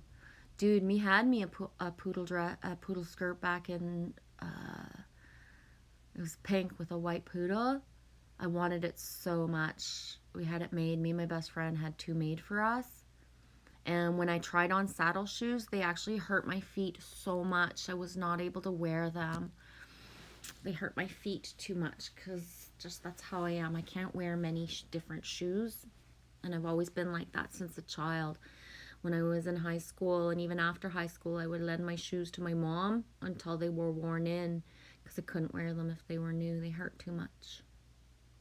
Now sometimes I'll duct tape my feet to be able to wear shoes in, but it's been a full 2 years where I've only worn moccasins and mucklucks.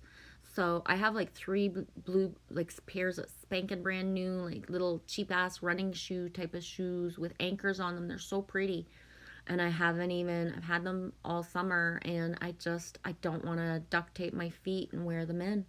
So, I might wear them in another time of my life, or I might just give them away. I don't know. My feet don't want to be just jammed anymore. 30 Acre, don't ever let anybody control you like that, Genevieve. They are garbage when they try that. I don't see it that way from my perspective. Everything had to happen the way that it did, 30 acre. You know what I mean? I don't see it as, it just, that's the soul contract I chose at the time. I did learn so much from it, and that's just it. I've been alone 144% for for years now. So I separated when Lily was like 4 and a couple months, and she's 9 now, and she's never seen, well, had one little, tried to be with somebody when she was 5, when she turned 5 for like a month. And so she's never seen me with a masculine, since so long that, half her life now is me and just me and her. I don't date anybody who's ever had the courage to ask me to date. I've always said no, but I'll hang out with you. Can we be friends and hang out? And they're like, what does that mean? I was like, well, what that means is I want to be a friend and hang out with you, and I don't want to have that feeling that you're all of a sudden gonna try to fucking like cuddle me or kiss me or put your arms around me. And they were like, well, then what's the point of hanging out if you're not going to cuddle? And it's like, well, apparently, like, there's no fucking point, because if you can't be my friend first, then and hang out with me, then no. Like, right? So, I've been trying to manifest for 4 years now to have masculine friendships the way that I had in high school, where you hang out with dudes and it's very clear that nobody's going to try nothing. And masculine prefer to not even hang around with me, right? So it's like, that's the kicker. You can't even hang out with me like for a few fucking whenever, and because I won't date you, you don't even want to know me as a friend, so it doesn't even make any sense to me, right? It's like the biggest red flag checklist right away. You don't want to just hang out, and you want to have the challenge of should I touch her, should I not? Well, you can't believe me, because if I wanted it, we're done like dinner, right? But me not want that, me not need that, me's not lonely in that way, me not miss being cuddled. You know what I mean? Me cuddles my own gosh darn self. I'm very good at it, right? So nobody can beat how I love myself and my body, so nobody's been worth even bringing into my reality. Mastering yourself and your mind, body, soul makes it that you just don't give your energy away to just anybody. Even hugs and shaking hand, that's not free in my reality. I won't just shake hands with somebody just because I met them. Whereas some people, I'll be like, boom. Some people, I just met them and I'll hug them. I'm not anti-touch at all. I just don't just touch people because it's politically correct, and people just do that, right? Just because I'm meeting people doesn't mean I have to touch them.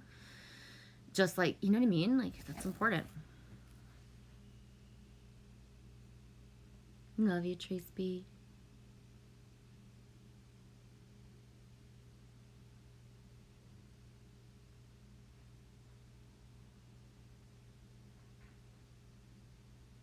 Karen says yes to Kelly. She does get the swollen feet and hands. She was literally just diagnosed with this past week with arthritis and vitamin B deficiency. Yeah. Yeah.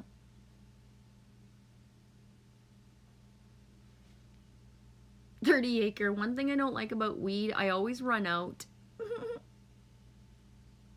Yeah, Kelly's asking if Karen's daughter takes marijuana or CBD. Karen confirms marijuana. Kelly, this is interesting. She's missing her X chromosomes, right? And the X is the Fibonacci sequence. I don't know why I said secret. Whoa.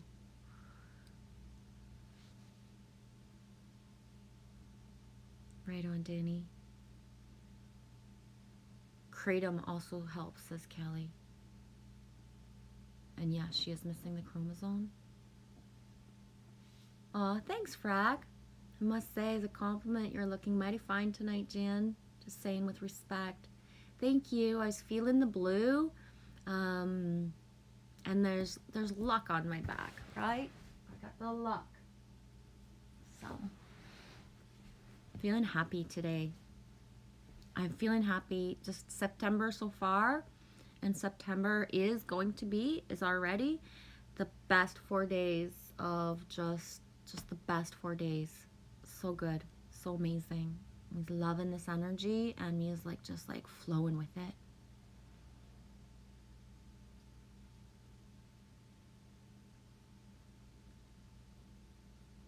Brittany, oh, what does that mean? Planning a winter garden. That's so cool. There's so many things we can do outside when we have the room for it to make like winter look beautiful and special. One of my most favorite winters was my last winter in Temagami, where every time I shoveled the snow, I would shovel it into a maze pattern and then tap it down with the snowshoes. So by the time winter got rolling, Lily Rose was really small, right? So for me, it was up to my hips by midwinter, right? And we had these little trails that we would just walk through and have fun. And by the time the snowbanks, when they got really big up to my shoulders, then I took out all her summer stuff. So her summer parasol, like to put, outside, which was red. It was a ladybug parasol. I put it on top of the snowbank. And all her summer, like beach toys, I took out as winter snow toys. So we would build little like snow castles instead of in the sand, in the snow. As well, we had a trampoline then, and I kept it out all winter with the the trampoline and the net instead of taking it down. And so we would make sure every snowstorm that all the snow was off, so the kids could actually jump on it when it wasn't too cold, because otherwise it was it was froze because it was fucking cold. And then underneath the trampoline became like the biggest fort ever, right? Because we even had a slidey hill. And then we made it so that it went like this, and then it followed the maze, and we would take the purple river kayak and go down the hill, whee, in a kayak. That was fun. And I had kept the sunflowers, I had kept them up. So the sunflowers that were 9 and 12 feet tall, like when the snowbanks got high, you just, the crusty sunflower, the way that they look, they stayed up, right? Because we made them stay up with the snowbank. And I haven't had landmass to do that since then, or to even have a garden. I haven't had a garden since 2015. Was it 2015, 12? No, 2016, I think.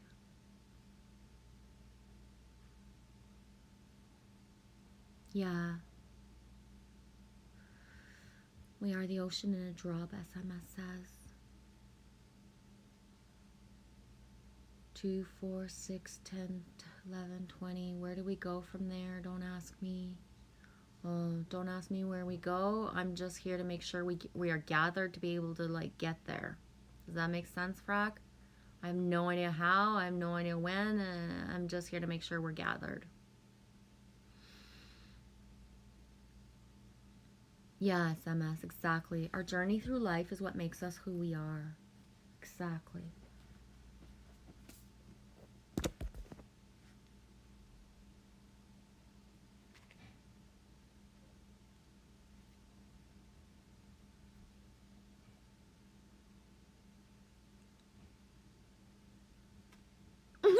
SMS, I'm not as think as you weird I am.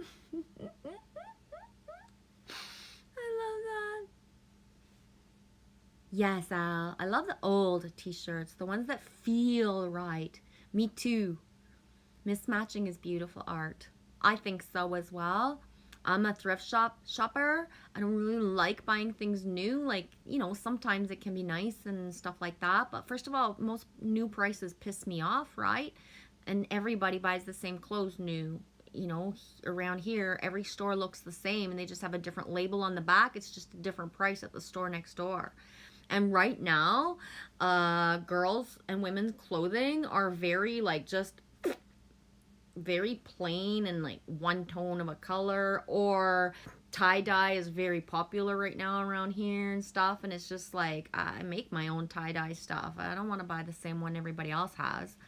And old t-shirts, you know what I mean? Like, just they feel good to me. And the thing about buying new is, especially like, for the budget I do have, whenever I do buy new, the fucking fabrics are so cheap that you buy a t-shirt, it fits perfect, and if you put it in the wash, then it's either like misshapen or, too small, like after you've washed it once. So you know what you're dealing with. When you go into a thrift shop, you see a t-shirt and it's been washed before, you know exactly what size it's going to be the next time after you take it home, right? Ugh. Hate that about clothes now. It's like, could you make the clothes so that sometimes I buy new clothes for Lily and it's like perfect. And then we wash it and it's like for a fucking 4-year-old all of a sudden, right? It's like, what the, ugh. Man, that sucks. Again, I don't have the budget to be shopping in the stores that have the material for the other stuff, right? But $12.44 on the 4th.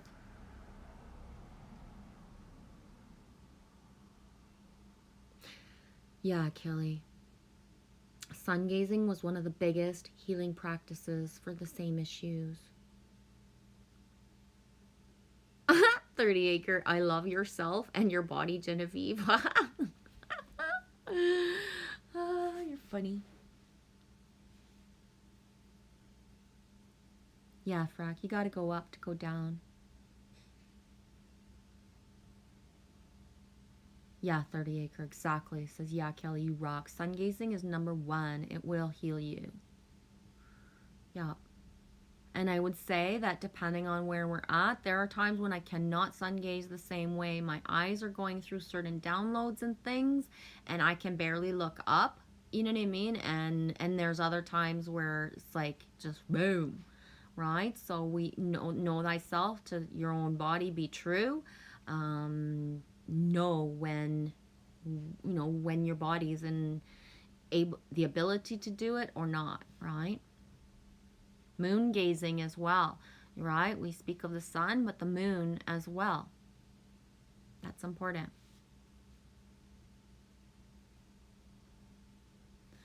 Yeah, Kelly, it's so important. Karen, earthing and sun gazing are so huge, but if my mom had said that to me when I was still sick, I would have felt like she was telling me it's all fake.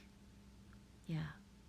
Most people, unless they already have the background of certain things, you can tell them right now, because you can ask total stranger in a lineup in a store and just say, like, have you felt dizzy lately? Have you ever heard ringing in your ears? Just bring it up like that. Just say that to a random stranger. Have you felt any ringing in your ears lately? You'll be shocked at like somebody you would never guess, the stories that they will pump out, right? Or you can have people who are going through serious fucking heart palpitations and ear ringing and, certain things, dizziness, and try to educate them of the Schumann resonance and grounding, and they prefer to go get sliced up on a table, open heart surgery, than to even try grounding or to even educate themselves what the Schumann is. Because once you know what the Schumann is and you start to look it up, when you feel certain things, your life is never the same again, right? Because you're in flow with mama. You get it. You understand that if mama's going through something, we all are. But there are some people who, they just are not ready for that information and might never be.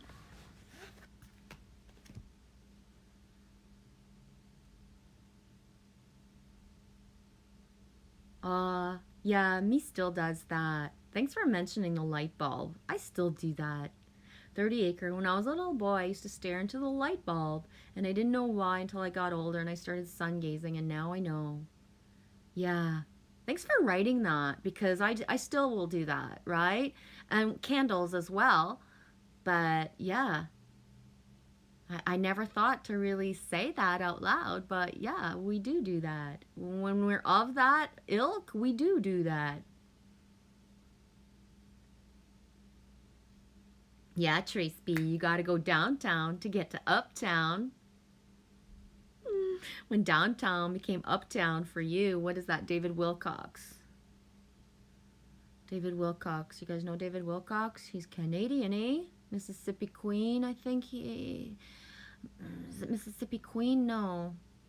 What is that song? Sitting on a houseboat? No. I can't remember the words. Laying pipe? I can't remember any of the words. Hi, Elf Yourself. Greetings and salutations to you, Lady Double G and all here. How's your day going, Elf? Karen, I'm gonna be back shortly. My poor fur baby needs out. Love and spread it everywhere. Smile. It all works at how it's supposed to be. Yeah. Watch for red birds.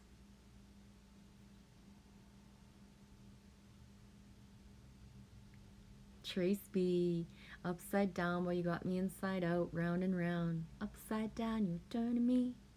Getting sleepy, Infinite Plane? Right on. Good for you. Nap it out, dude. It's the weekend. You can do whatever you want to. Sleeping at work is frowned upon. Frack. Uptown Girl, you live in my world. Yeah, I was listening to Uptown Girl last night, Trace B, thinking about you. In through the outdoor.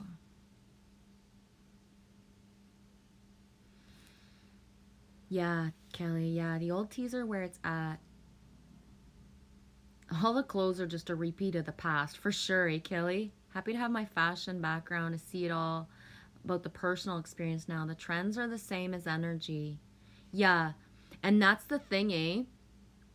When I went to my dad's birthday party, there was specific people who follow trends, right? And it's like, you realize the three of you look the fucking same here. You've all got, apparently the trend now is like a blunt haircut and big, big glasses, like dark framed glasses. So there's three women who look exactly the fucking same because they've all got like a fucking bob cut with their hair dyed, you know what I mean? Not natural for the age that they were, right? So you got a 50-something-year-old woman, three of them, and I say 50-something, women about my age, all with a bob cut, big glasses, and I swear their clothes were almost identical, and it's like, right? Bobsy twins, like, whoa. I'm like the opposite of trend. I even got very angry. I'm still a little bit miffed, right? I don't get mad about a lot of stuff, but here's one thing I'm pissed off about. You ready? Fucking pissed. I stopped dyeing my hair gray to be taken seriously. I stopped dyeing my hair and I let it go gray and white to be taken seriously. And now it's a fucking trend. People dye their hair gray and white, right? Little fucking children, fucking 18 years old, right? Dyeing their hair gray. What the fuck? Taking fucking... What the fuck? I'm pissed about that trend, right? You earn your grays. You earn your whites, man. No joke. I get asked by people where I dye my hair, and then I just kind of look at them, and then by the time I'm looking at them weird, they're like, you don't dye your hair, and it's like, no, I don't. It's naturally like this, right? Fuck. That was my rant. That was my tantrum of what I don't like about this world.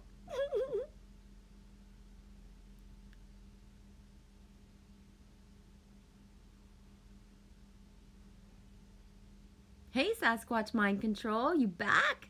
Whoop whoop. How's your day going? 12:47 Eastern Time. I'm a little behind.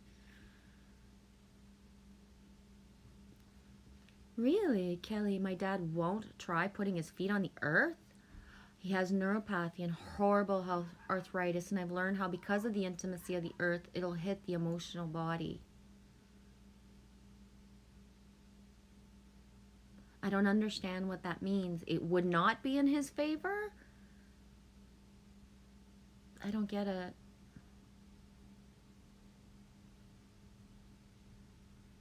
I know one thing is that as much as people talk about grounding and as much as people talk about running around in snow and you know, everybody watch Wim Hof, so let's run around in snow and, right? It's like, yeah, me is not that girl, right? Me is in Northeast Ontario and I don't run around like with bare feet. When the ground is a certain temperature, it hurts me. And I ain't Wim Hof and I'm not here to like, you know, do that. It doesn't feel good to me. So I surpass touching the ground with my feet. I got my mucklucks, which got my rabbit on it and my leather on it. And I am, right? I am of the rabbit and my, you know I'm going to do it soon, eh, Sandman? It's driving me nuts up there, eh? You know it. Yeah.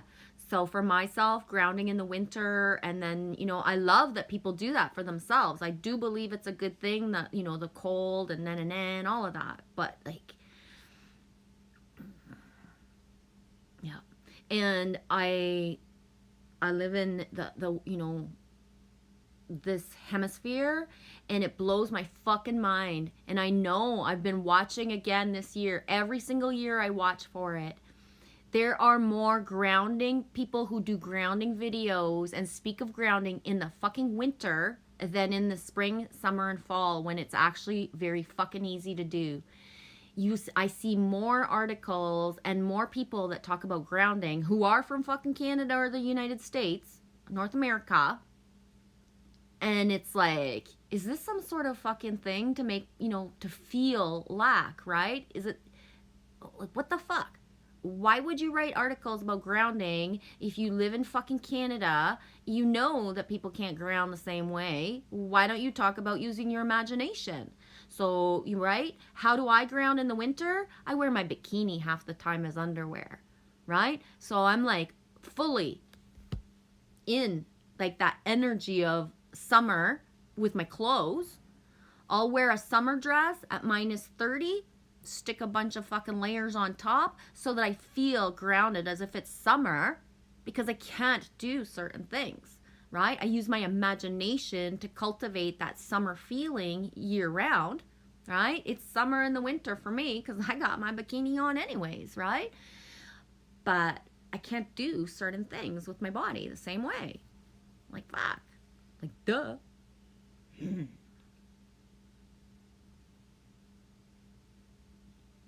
Mamma mia. I'm doing awesome for self.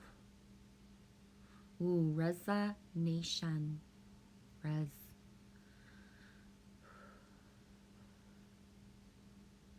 Yes, SMS. People of the same frequency vibrate towards each other. And we come and go as well, right? We ebb and flow. I've told people before, if you're watching me and it feels good, and then all of a sudden a little thing says inside, I should go, you should go. Because that's when I'm going to say something that's not going to resonate with you, right? We're not meant to be like all the time. And if we are, that's awesome, right? But I can go from 0 to 100 that somebody's like, oh, she's so amazing, she's so awesome, I resonate with her, blah, blah, blah. But then they listen to something and it's like, I'm not so awesome anymore. That one little thing triggered them. But, you know, with hindsight, they were guided to leave, but they never left. They kept on watching. So we can't resonate with everybody all the time. We can't always be at the same frequency, but we can definitely respect each other at all times. You come and go with what feels good, right? You press on a vid, it doesn't feel good. You don't keep watching it just because it's a certain channel. You go. You back away. The reason that people have like little tiffs and stuff is you keep watching stuff that you don't even enjoy. It's not making you happy. It's not giving you shivers. It's not making you laugh. It's not educating you in a way you feel like good stuff. So why are you watching those vids? Like, that makes no sense to me. Why do you watch things that don't make you happy? Right? Why would you watch a channel that every fucking thing they say coming out of their mouth pisses you off? Because you want to be cranked. You like it. Right? You want to be grouchy. You like it.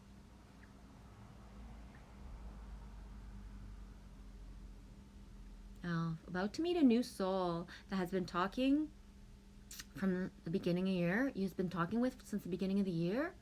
Right on, sweetie. You're so lucky. You get to meet so many people on your path. I can't wait to be grown up and be like you and meet people. Someday, someday, someday. I won't be the one that's just on screen. I'll actually have people in my reality. Holy shitballs. Imagine how excited I get when you guys come on here and I'm like, well, I haven't seen you in so long, and blah, blah, blah. Imagine in real life how fucking annoying I am. No wonder it's taking so long for fucking soul family to come to me. No wonder. Don't be afraid. be very, very afraid. I'm actually calm on here.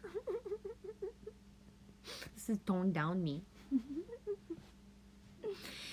12:51. I'm only 7 minutes behind. 7 is the best to be behind. Oh, there's that nose thing again. It hasn't happened for like, I've been on for 2:14. Hey, David Castle. Greetings and favor to you. How's it going, eh? Yeah, for self. Me's a trendsetter, not a follower. Me back? Awesome. Right on, Sasquatch Mind Control.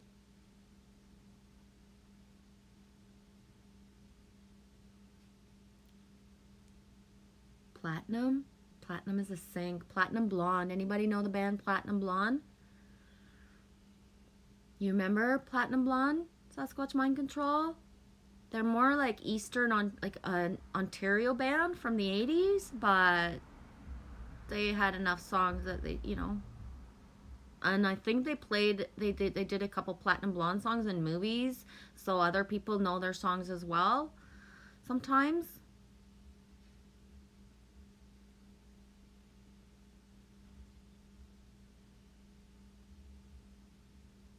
Ah, Kelly, for your dad, it would be in his favor, but he forces the unhealed emotional pain to surface. Yeah. Maybe he will when he's ready, right, Kelly? Yeah. Frag, come on now. 2 Sasquatches in the same building. Yes! Of course. You should see me when I'm in the woods, what comes around me. Way more than 2 guys. Well, you guys probably might not always see them, but me does. Me feels them. All right?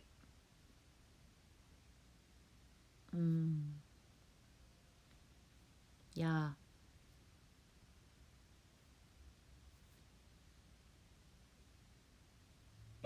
Oh, for self, this angel flies all over the place and into people's lives. I'm the flying monkey.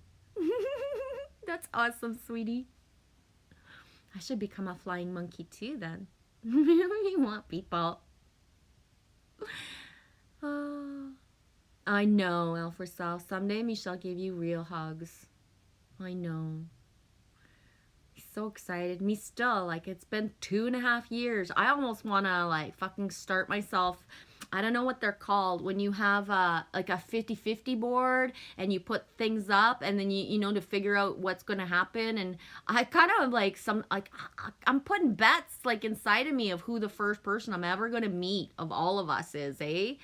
Right? I'm gonna put fucking like virtual fucking like subliminal bets of like who's the first person ever. I never thought, not gonna lie, I never thought I would get to the end of August 2021 and still not have had, you know, full contact with a fucking human that is of tribe. What does that mean? I got angels come to me, guides, motherships, Sasquatches. I got everything. Everything.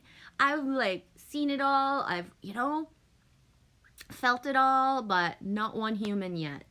That's fucked up. I gotta pee. I guess I shouldn't say that. I'm gonna just take a break for a moment. Frack, I like you annoying me, Jen.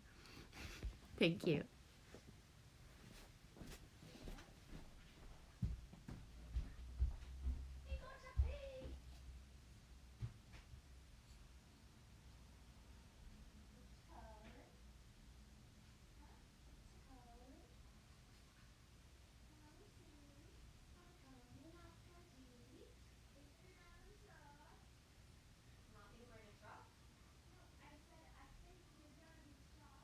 Oh boy.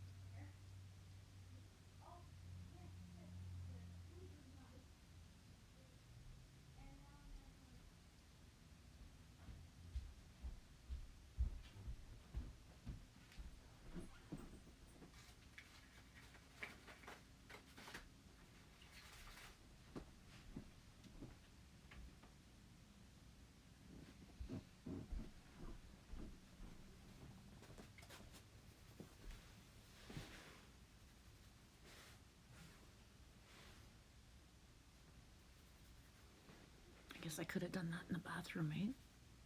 Oh well.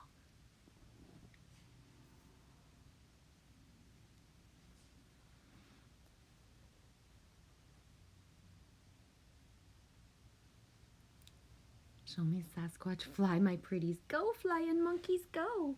Where's the lighter? What the heck?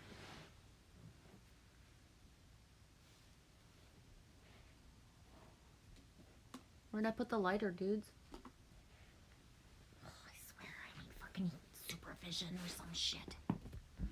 There it is. I need an assistant just to help me find the stuff I can't find because I put it down somewhere. Jen is a gem, a real trooper. I'm a generator and a genie. Hi Alex, how you doing, Ganja Shaman? Double Sasquatches and double Alexes. Look at that. Of course you put Sandman, so you're not showing up as Alex right now, Alex, but hey, you're still double trouble to me. I'm gonna read Isis. I pulled her. She came out. I might as well read her. Fuck, I swear my glasses are getting heavier every day, guys.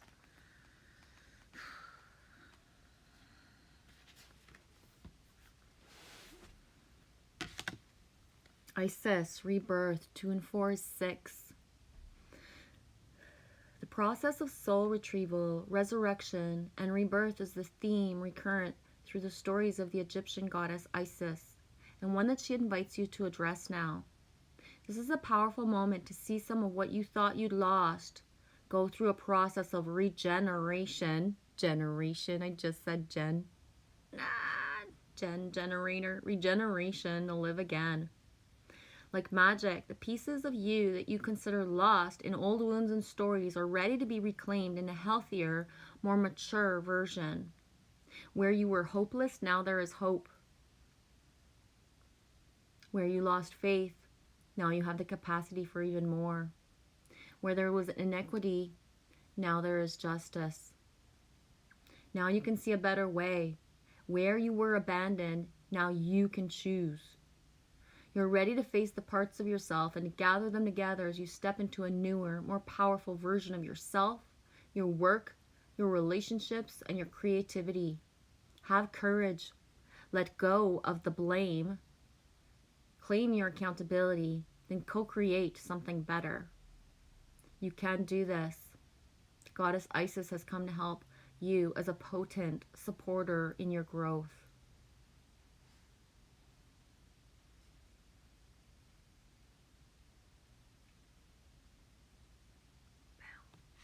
Yeah, generator. Oh, L for self. That's the best. I'm gonna screenshot that comment. That's epic. L for self says 2 Sasquatches, 1 elf on 30 acres. There was a frack who met the Sandman, and then they both, in Alex to the second power, built David a castle. David built a castle. I'm gonna read that again. I read it on the fly. 2 Sasquatches, 1 elf on a 30 acres. There was a frack who met the Sandman, and then both in Alex to the second power, David built a castle. That's awesome, elf. Whoop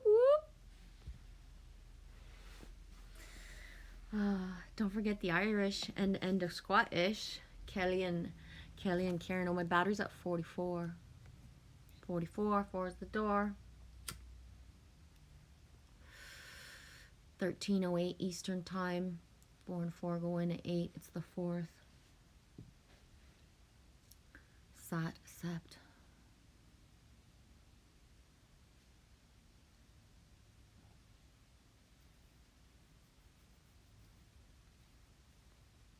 See what happens, guys, eh? I'm gonna squirrel off and forget I'm streaming. There's no comments, so it's like,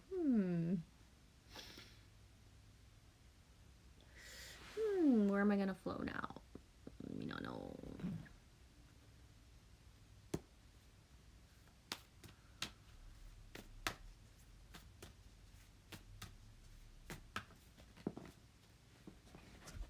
Ooh. 5 and 6. 5 and 6 is 11. 1 and 1 is 2. Spider spirit, make your dreams real.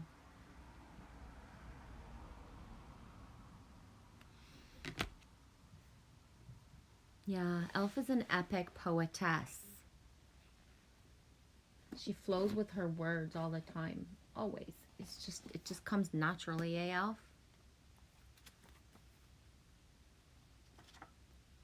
Oh God, I can't remember where I put my glasses. They have to be close, right? Oh my gosh. I think I'm getting hungry. I don't know what I'm hungry for. Let's talk about food, babies. Let's talk about ideas. I don't know what I'm hungry for.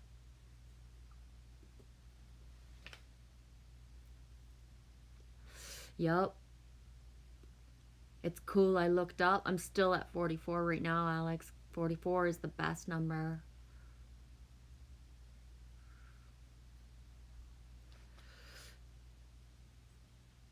He loves you guys. The silent ones as well. Whoever's passing through and happens to like be there as I say that. He loves you. You back, Karen? Right on. Ooh, the Groot. The Sandman becomes the Groot. Spider spirit. Weaving your dreams into the fabric of life begins with a single thread of intention. And then spirit joins you as your co-weaving partner. Dreamweaver. Take but a single step to make your dream a reality, and spirit will take 10 towards you. For the universe was designed to support your dream weaving. Dreamweaver.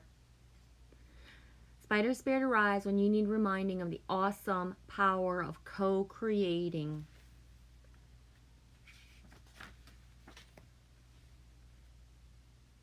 Ideas and resources begin to appear as if by magic as you begin to bring your dreams from the realm of attention into the world of senses where they take form. The action you need to take is to be clear about your intentions, then act as if you become the one that lives the life you desire. The web of creation has an uncanny way of coming together to weave the beautiful patterns you set in motion. Another message of Spider Spirit is about any creative project you might be considering. Writing, painting, music, journaling, gardening, blah, blah, blah, etc. Now is a time when inspiration wants to be channeled through you as something creative, artistic, and tangible. Creative projects are a success now if you are so inclined. Let yourself be open to abundance.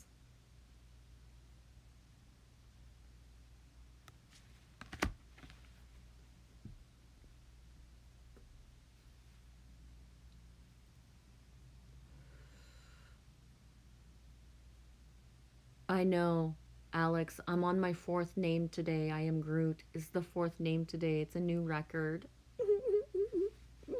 I would just wish you'd bring the soccer emoji back. Put the soccer emoji up, because that's like sentimental to me. That's the way that I met you, is with the soccer emoji. I can still see myself looking at your comments, seeing the soccer emoji. Your name is Alex, and I ask you, are you an Alex or an Alexandra? I can't tell by your frequency. Like, you know what I mean? I can't tell. And then you're like, something like, I'm actually Sandor. Right? My name is actually Sandor. I remember.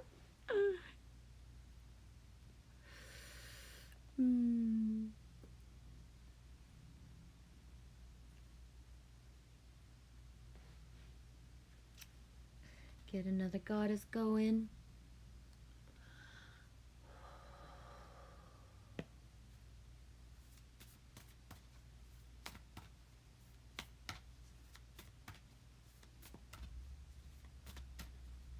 So I did not do my dishes before I streamed, so I got dishes I gotta do. I'm hungry, and I'm not sure what to eat. Maybe fat food will magically appear at the door just because I'm hungry. Can you imagine? I swear I would pee my pants if that happened. Like in the best way. You know, like a puppy kind of pee, not like, you know, incontinence. I would be, you know, just happy. I'm gonna just stop babbling now.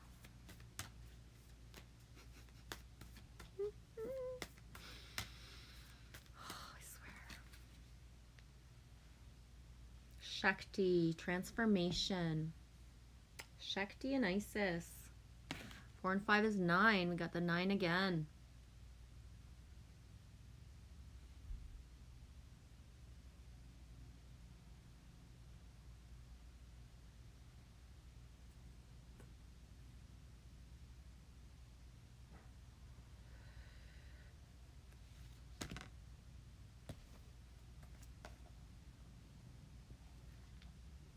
To org 963. Yeah, 369 is really big for me right now. I squished a little bug. Look, it's so cute. It got squished in the pages of the book. I'm gonna leave it there. 4 and 5 is 9. Shakti, transformation. A wonderful change is afoot in your life when the Hindu goddess Shakti comes to support you.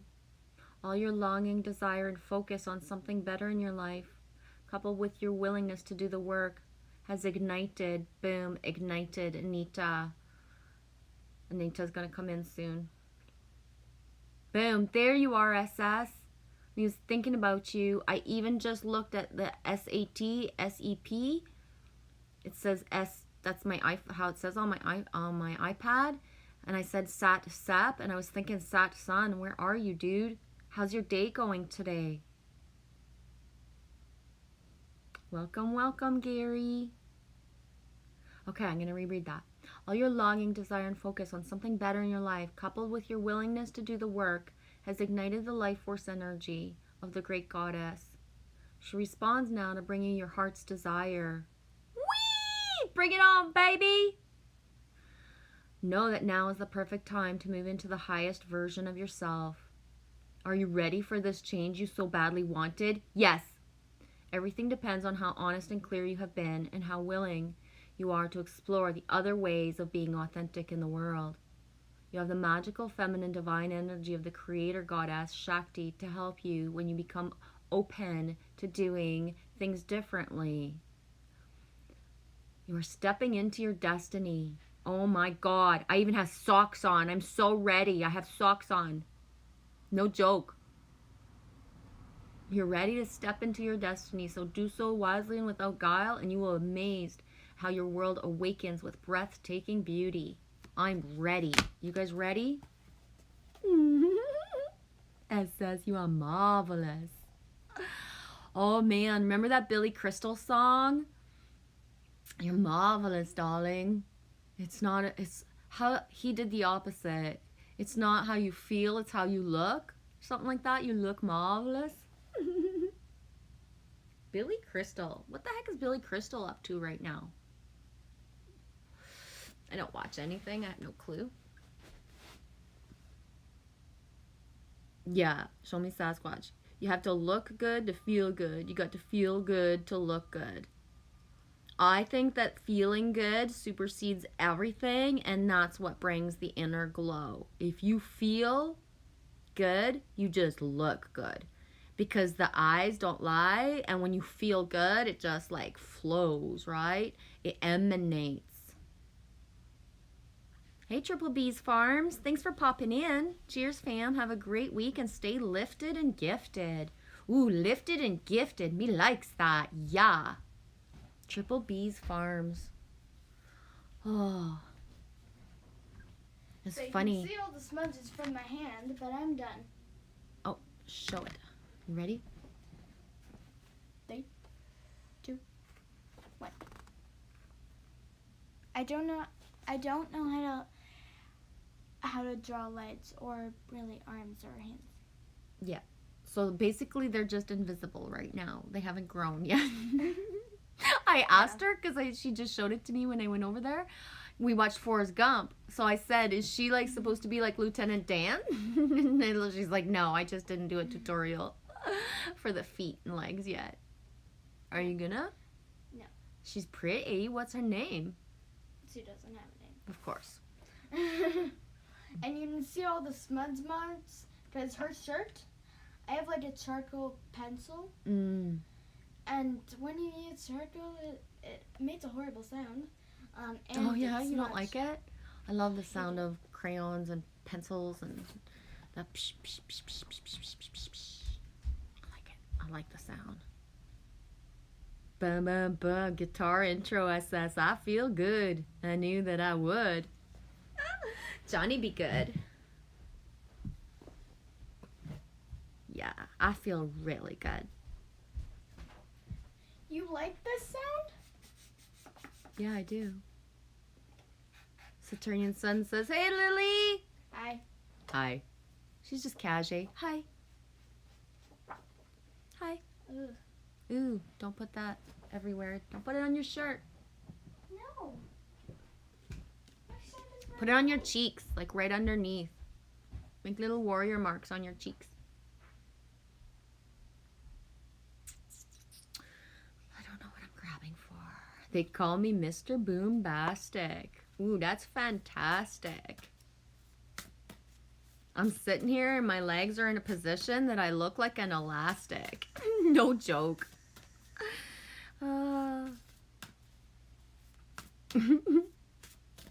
know, like how kids like do that thing and they're sitting like that and their legs like that.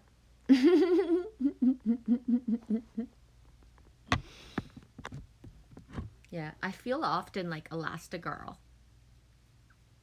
Like Elastigirl. I don't even know what she even looks like or anything, but just very bendy and elasticy. That being said, I ain't stood on my head or done any flips or anything at all lately because I'm scared for my wrist. My gosh darn wrist that I keep putting the brace on. Could we stop with those like wrist issues? Could we stop? I think it is Cowboysy. I can't remember. It's Andrew Luck. I think it's the Cowboysy. Andrew Luck, number 12.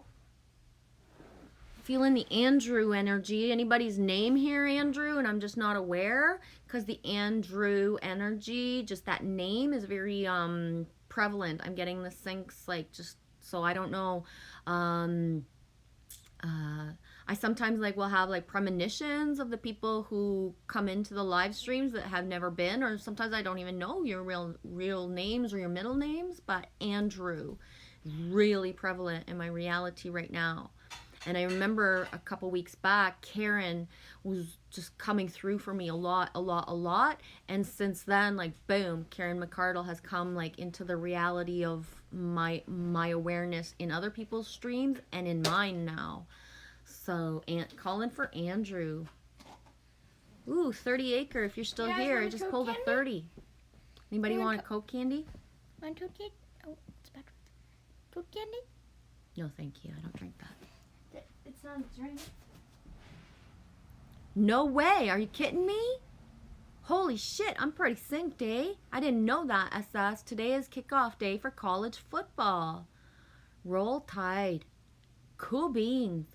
We don't take football as seriously in Canada as y'all do in the States. Yeah. When my sister lived in Mississippi, she was like, it's real. What we see in movies about America, it's real. Like, people do encourage high school football. They do go to university and college football. Like, it's real. And she was just like, whoa. You know what I mean? Like, And to be a part of it. He played football. Boom, sync. We watched Forrest Gump Lily for the first time this week. She just mentions the sync. Forrest Gump played football too. Yeah. In college. You a bit nervous? What time are you guys meeting, L for Self? I can't even imagine those butterflies of, you know, the anticipation of meeting somebody. Like, you know what I mean? Like, oh my gosh. I can't even get anybody to talk to me on the fucking phone. Oh my god, I can't even imagine. The last time somebody just called me randomly was Al. Al just like, we were texting a little bit and he pressed on the Skype button. All of a sudden he was there and all I could do was like stare at him in awe and wonder, right? He's driving his truck, he's talking to me and I'm just staring. I can barely answer because I'm so emotional because he actually pressed on the button and just was talking. So half the conversation, Alf, I was just sitting there just, whoa, you know, he's right there in front of me. I was so shocked. swear. Fuck.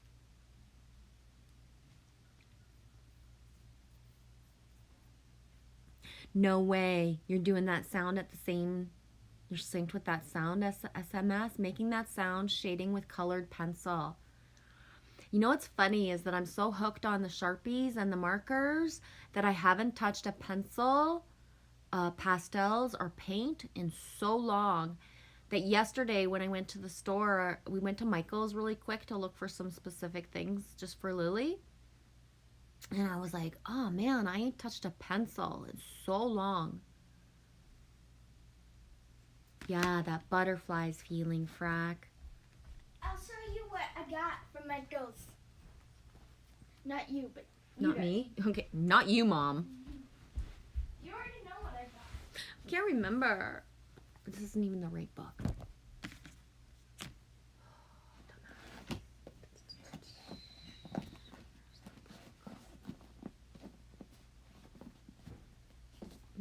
My dude is still beside me. I still ain't stuck him anywhere. I just like carrying him everywhere and putting him wherever I want.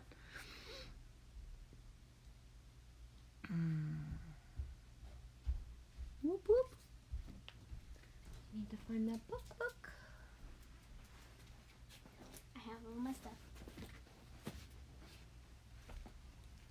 Oh, you want me to move or something? What am I sitting on? I sat on the Oh, don't sit on my baby bear. bear. Okay. So first, we have a fine liner. A what? A fine liner. It's so fine. I'm sorry. It's so fine.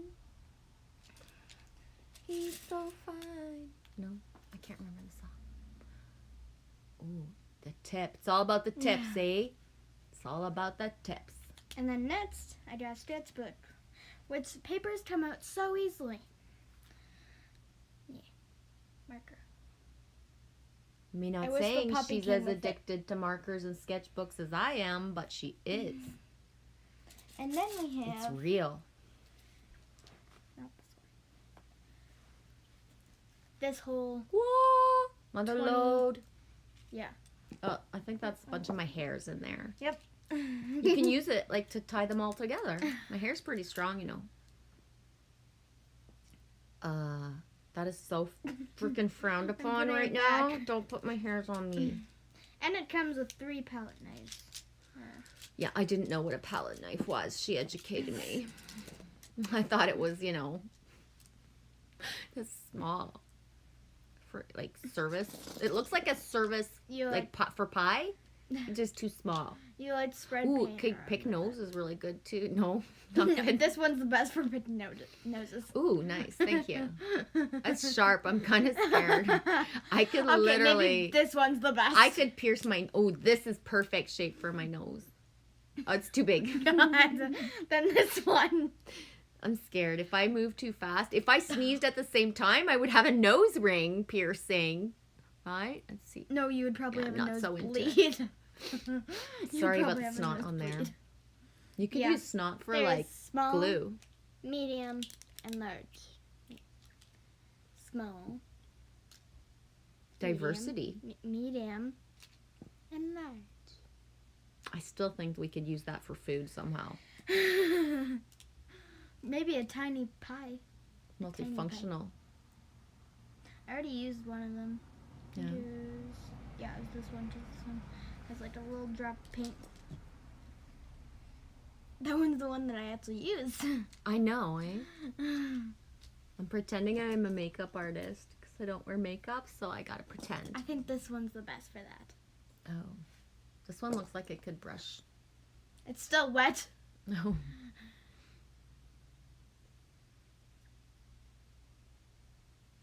You try. I kind of want to lick it. This one wouldn't be good for eyeshadow. This one. Ooh, that one looks exciting. Like, whee! A baby witch broom, guys. It's a little baby witch broom. Should I show all of them one No. by one? No. If you show all of them one by one, I'm going to fall asleep and behind in the comments. We have this one. Lily, yeah. This Do you remember the one. video of Saturn? Yeah, Frack made it, and he this said, I hope you like one. my video of Saturn, Lily Rose. This one. She's focused on the brushes. This one. Did you like Frack's video about This Saturn, Lily? one. This one. She's This on a mission. one. Lick the brush. Yeah, Trace B. I don't know why. I'm not much of a licker, but all of a sudden I just wanted to lick that for no reason out of the blue. One. Did you like Frack's video about Saturn? This Oh one. my gosh. This one. She's on a roll.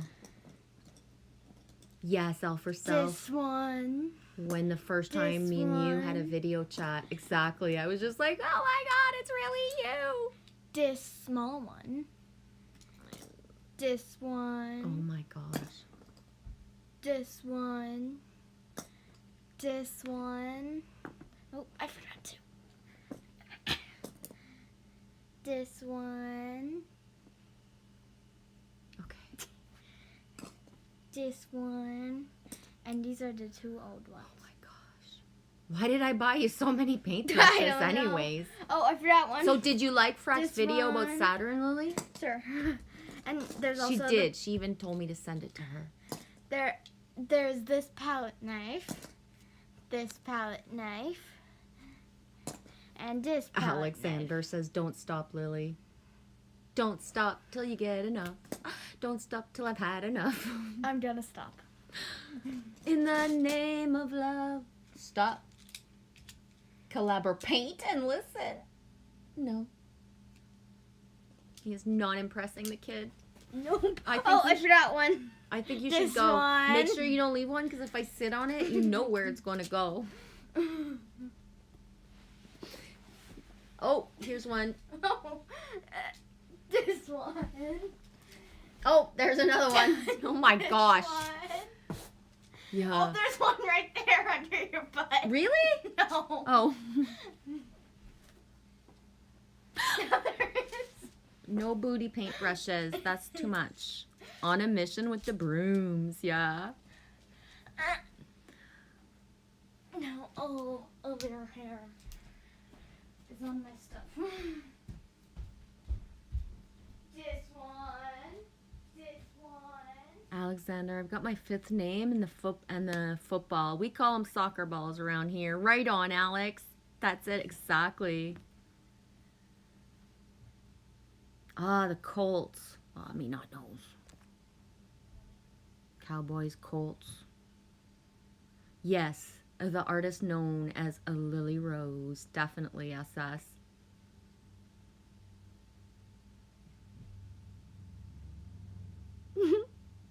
Genevieve, Lily Rose, how many times she tells me not to be childish? Many. I know. It's like everything inverted, right? Like, I'm so not as mature as she is. Nice, Trace B. I have my markers in a Crown Royal bag. The stores throw them out. Really? Dude, for us, we don't really have Crown Royal bags, but they brought out special editions.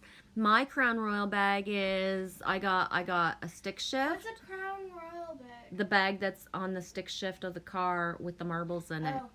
I keep the marbles and the crystals and things that I give away on the stick shift of my car. That's where my faux Crown Royal bag is. And I say faux because it's not the same texture or the same as when I was a kid. Okay, Lily. OSS. You can pick your friends and you can pick your nose. And you can definitely pick your friends' nose. I'll help y'all out with that. Me not squeamish.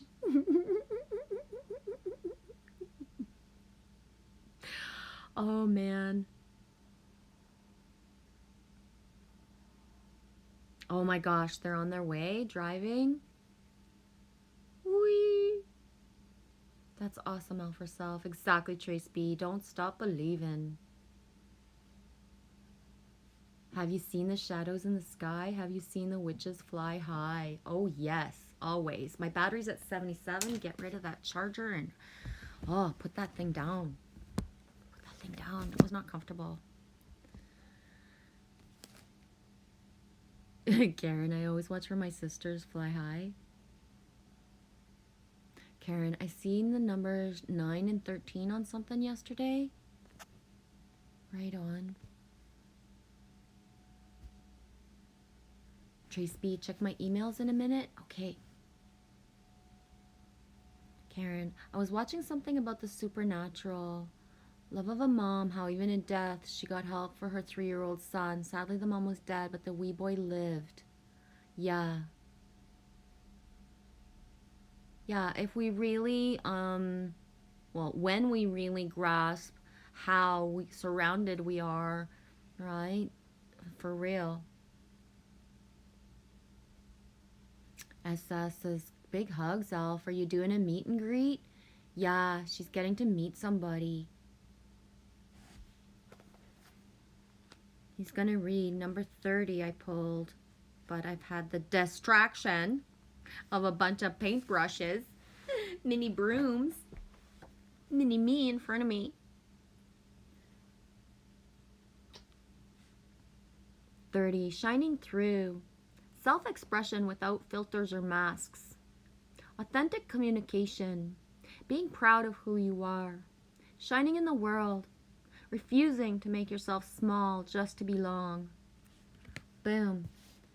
In sync. That'll be a full trinity of the same basic message, just all written differently in a way.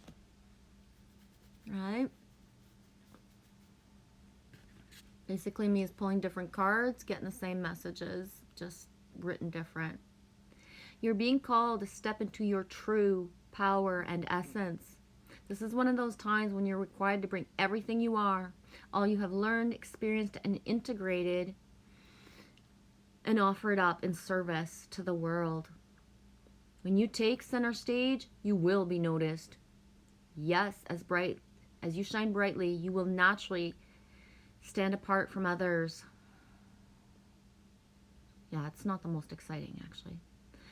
This idea may bring up excitement and genuine pride or discomfort, but this is not the time to make yourself small to avoid the glare of the spotlight and potential punishment by others. It takes courage, but know that this is the right thing for you today. Right on. Yeah.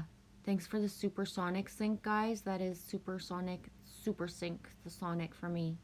Frack, time to go. Again, the choppers are calling me for duty. Much love. Have a super day, dude. Speaking of choppers calling you for duty, if you're still here, 9:44. The geese passed right over the house. And then just before I came into the stream, a helicopter right in front. It takes courage, but know that this is the right thing for you today. You have come so far. You have been in the proverbial back of the room, in learning and gathering mode for so long, and this important time has served its purpose. You must now step into a new consciousness, seizing a new opportunity to share your wisdom. You will be like a lighthouse, shining through the dark, illuminating the way for others. Be careful of the voices in your head that say you can't do this, you are not enough. Who are you to shine? The better question is, who are you not to shine? All you are and all you have become is by the grace of the divine, and now it is your duty. Boom, you just said going off for duty. Now it is your duty to share your gifts. Whoa. Celebrate this. You just wrote, got called for duty. Now it is your duty to shine. Huh.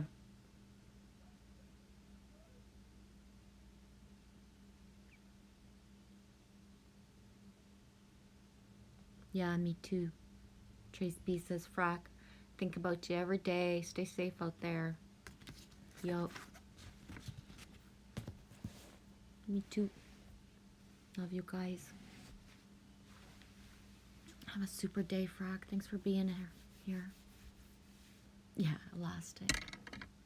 Are you behind in the chat, Karen? I think Karen's behind in the chat.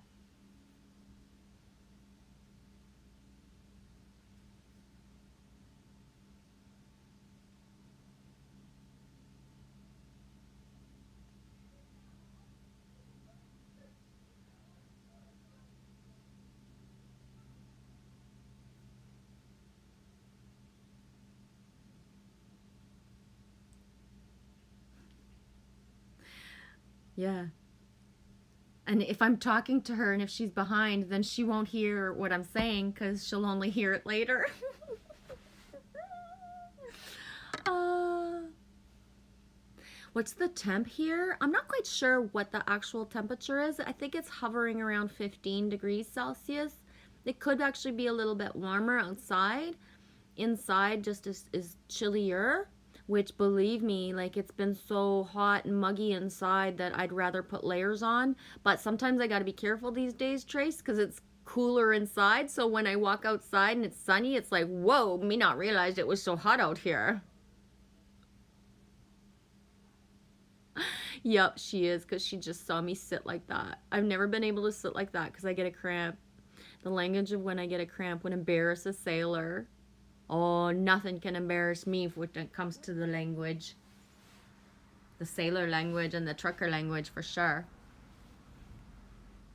Yeah, it is funny. She's not going to hear it for 10 minutes unless she checks the comment that I wrote. That's okay.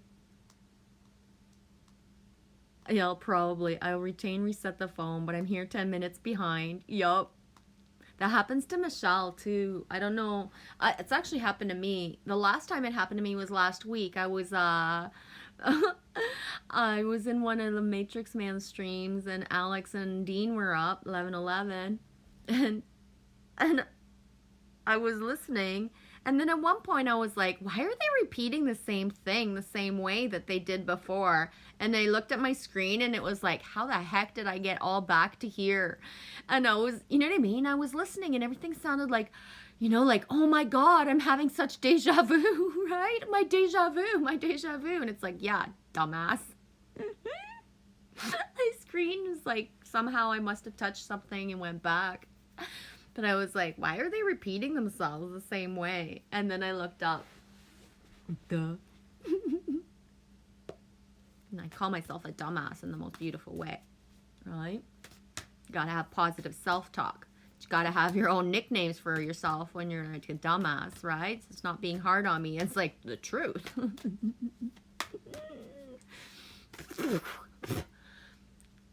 Edit that part.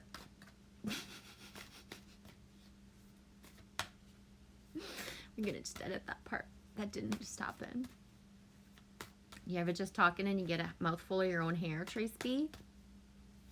I'm so classy. Me so classy. This is why I never go anywhere fancy.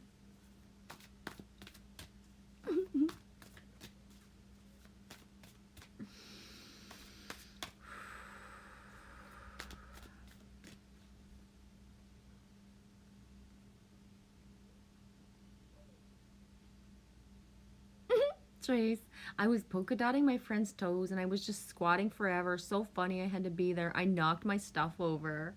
Oh yeah.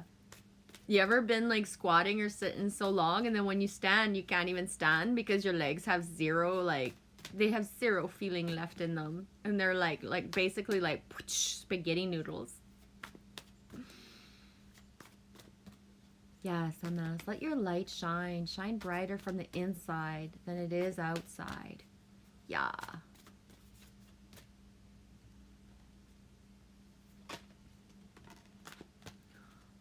Oh, I think that's my beaver, guys. Yep. Had a super beaver sink today. Not really. It wasn't a beaver itself. I'm not in an area where the beaver can come to me right now. But I had a beaver sink this morning. I saw a truck with, it just had the word beaver and something else on it. Number 6369. Lay a solid foundation.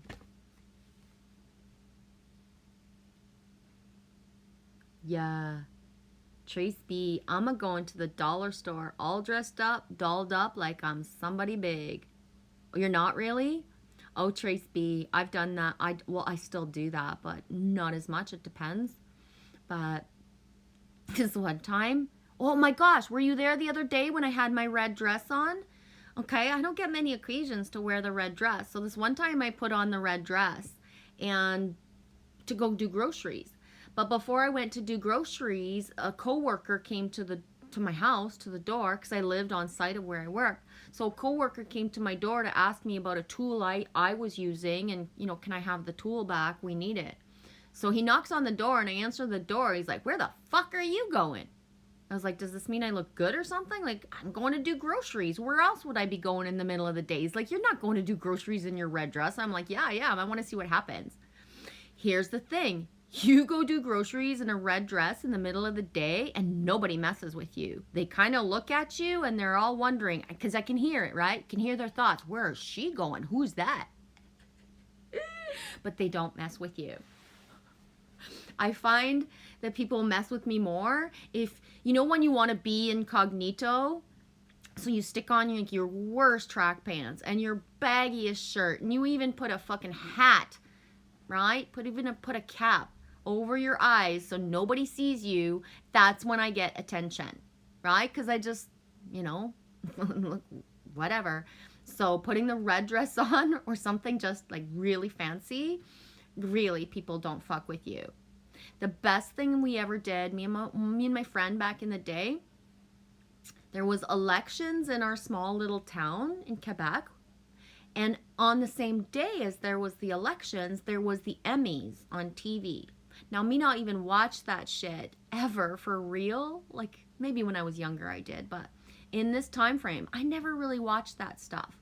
But we decided to make a day of this, you know, voting event in our town and to watch the Emmys and to dress up fancy. So he put on his tux from his bar days, because depending on where, you know, he had worked at certain bars, he actually wore a tux. And I put on a super fancy dress, and we went to vote that way. Well, fuck. Imagine a little town of like not even a couple thousand people. Everybody knows you. So we walk in there, you know, all fancy. Everybody's fucking looking at us and asking us where we're going or where we've been. And we're just like, well, we're coming here to vote, right? Anyways, and then we went back to his house and we had a nacho. We had nachos and wings, all dressed up in our stuff. And we had invited a couple other people over, but not said that we were going to be dressed up, just to watch their faces as they walked in the door of like, you know, we're just coming to sit around and watch fucking TV. And we're like, we know, we just wanted to greet you. We just wanted to greet you. It was so fun.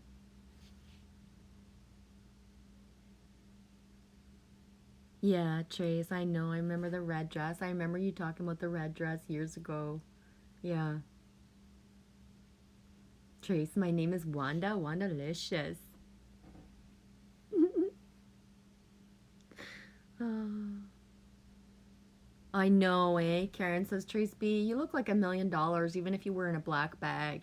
Yeah.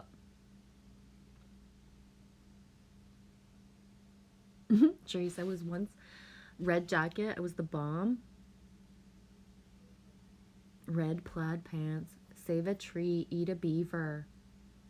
Have you ever eaten beaver? And I'm not talking about what, you know. Have you ever eaten the meat of a beaver? They are greasy little fuckers. If you want a meat that's really fucking greasy and like full of natural fat, beaver is it. For dogs, sled dogs, no joke, beaver is like one of the best trapped animals, you know, that we can put into the cycle of the food of a sled dog. No joke. No joke. No joke. Because of the fatty content.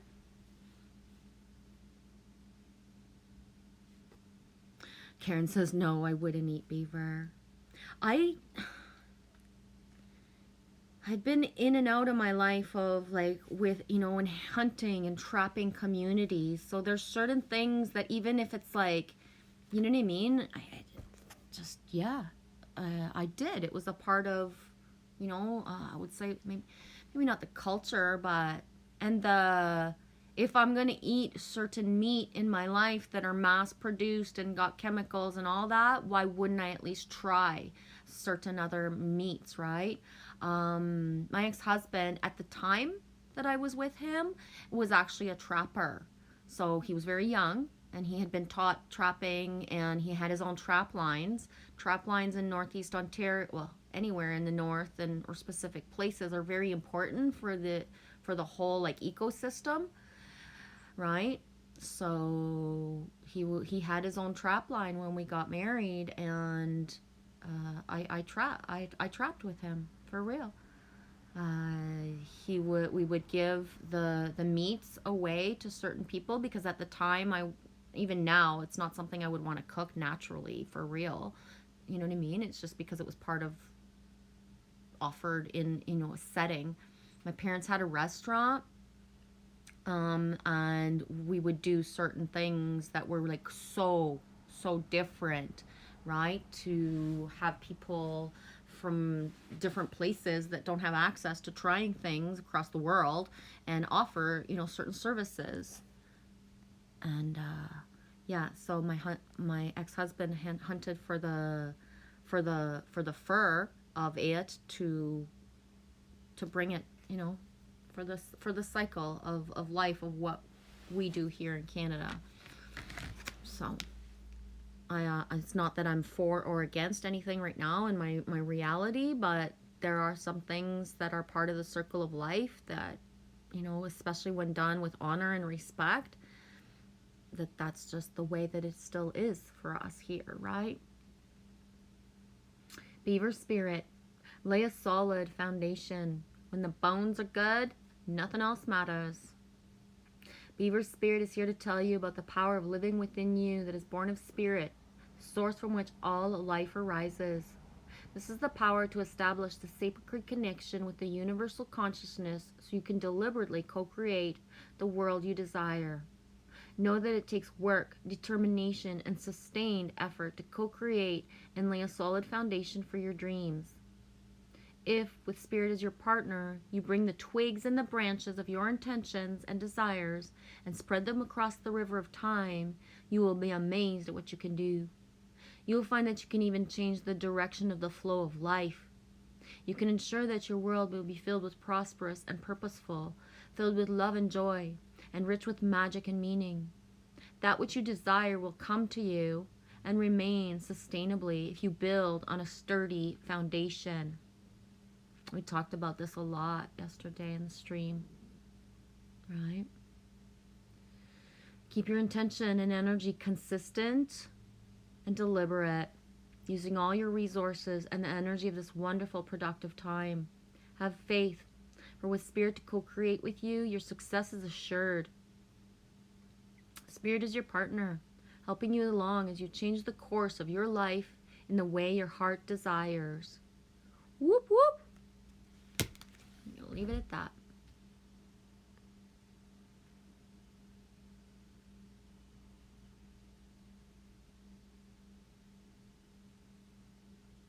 Yep, I completely resonate with what you're saying. I get it, Karen. Believe me, I do.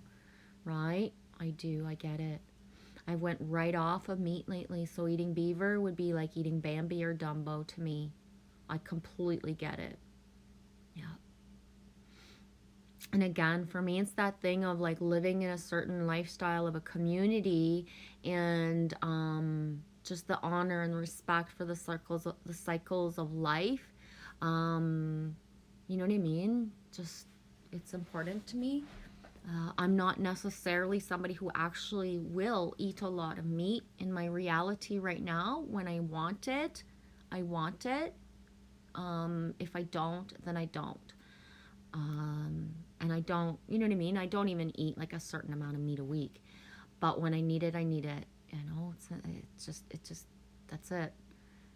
And as icky or our mind, the concept of eating certain things, especially with the trapping cycle, first of all, you know what I mean, like you can't just go out, nobody can just go out and trap what they trap. And the reason that there are certain trap lines is to help the roads, these certain infrastructures to be safe, right? So what beaver can do, and a beaver can shut down a whole fucking community like this. They don't need, you know what I mean, like because of the dams that they build and because of what they chew, right? So I forget when, but it wasn't very long ago in our reality, and I forget exactly where, but the beaver basically took down a whole spot of internet for a whole section of a community because they were chewing on the wires. So, and the only reason beavers like go and do certain things in certain places is, because of humans as well. So when humans and study the population of what's needed versus beavers, becoming so abundant that they become a road hazard, and that accidents happen and certain things, right? So there's so many facets to wild game in Canada that and I'm not for or against. I personally don't hunt, but I support the hunters in my life, right? I love them. I respect what they do, and their free will choice to be doing that.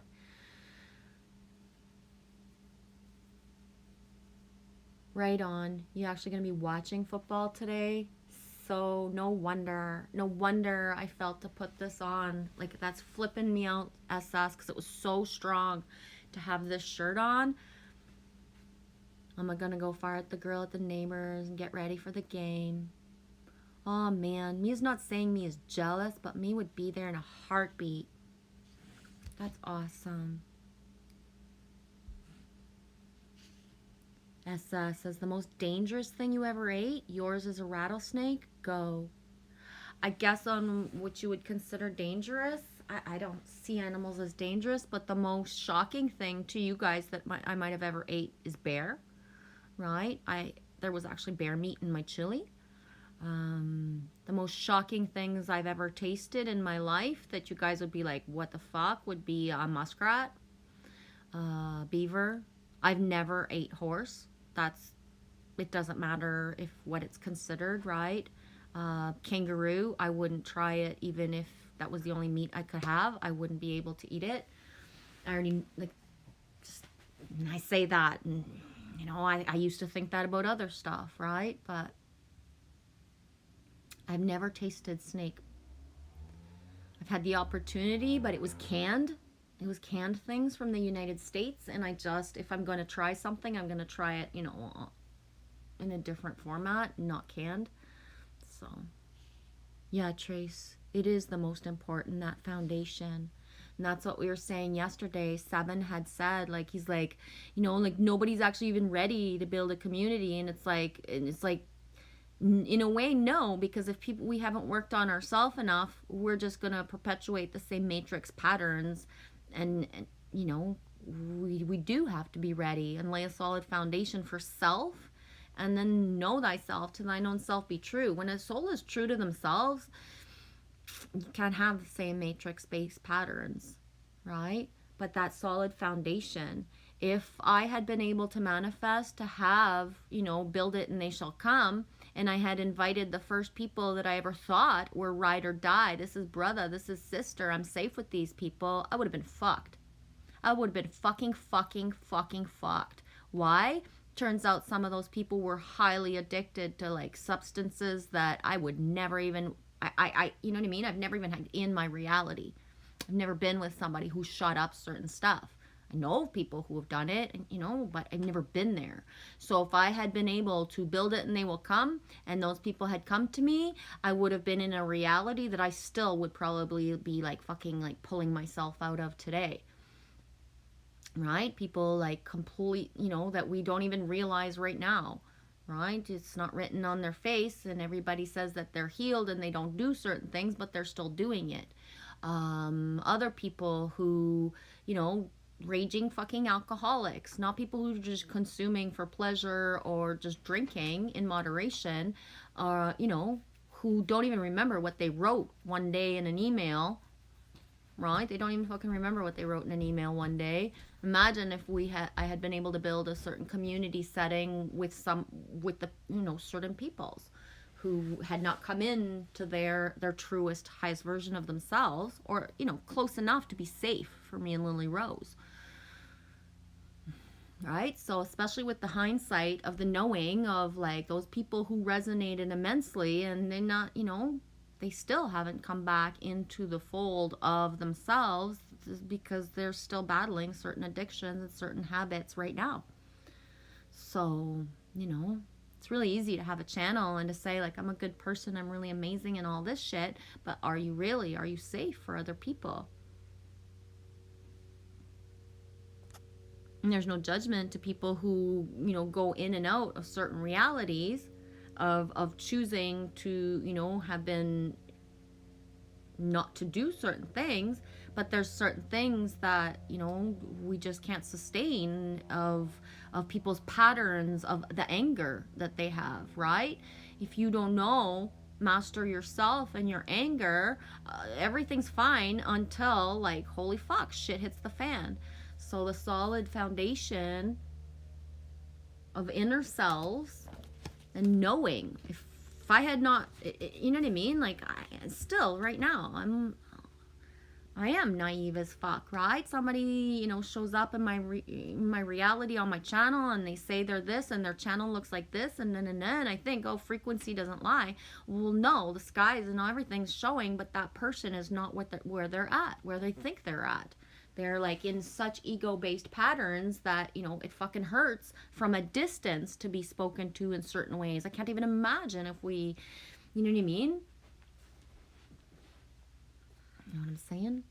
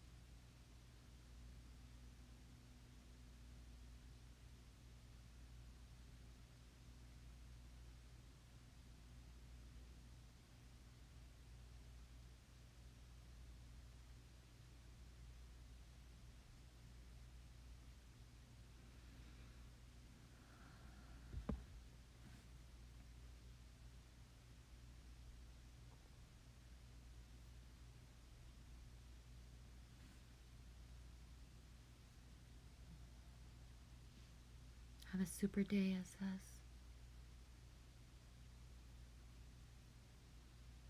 Yeah, Karen, I got steaks the other day because I thought I needed it. One bit, second bit. Karen, that cost nearly, I don't know what, 2 pounds. I don't know how to read your money. Get down your neck, fourth bit, and I couldn't eat it all, but the dog loved it. Yeah, that's a beautiful comment, Karen, where you think that you need the meat, but then you start to eat it and you're like, and that feeling of, I paid for this, so I'm going to eat it, and what it actually can do to your body. You're brilliant to have given it to your dog, because when you already know, when the first bite, if you keep pushing your body, oh my gosh, right? It goes fast. If your mouth is telling you with the first bite, then it's like that second bite and the third and the fourth, every bite that you add, ouch and whoa of how, how it feels. And I completely resonate with you writing that down and make sure. It's like that thing of, I've done that too, where I am craving a burger, I am craving something, and then that specific, it's like, no, it doesn't, you know what I mean? It's like, no, this is not good. Do you keep eating something because you paid for it, prepared for it, or you went out to dinner for it? If your body knows it's not doing good, especially on the first bite like that, that's knowing yourself a lot to feel it with the first bite as well. That's beautiful. Yeah, Karen, rattlesnake, yuck. Seems like everything tastes like chicken. Yeah. Exactly. I wouldn't eat a loads of stuff now. Raw food has more energy. I don't know who Greg Braden is. I think you guys were talking about him yesterday. I'm just watching Greg Braden now, and his information and integrity has me addicted. Right on. 14 years free in October 3rd. Yeah, you know loads of people in the same boat. Yeah. Trace is definitely drug and alcohol free here.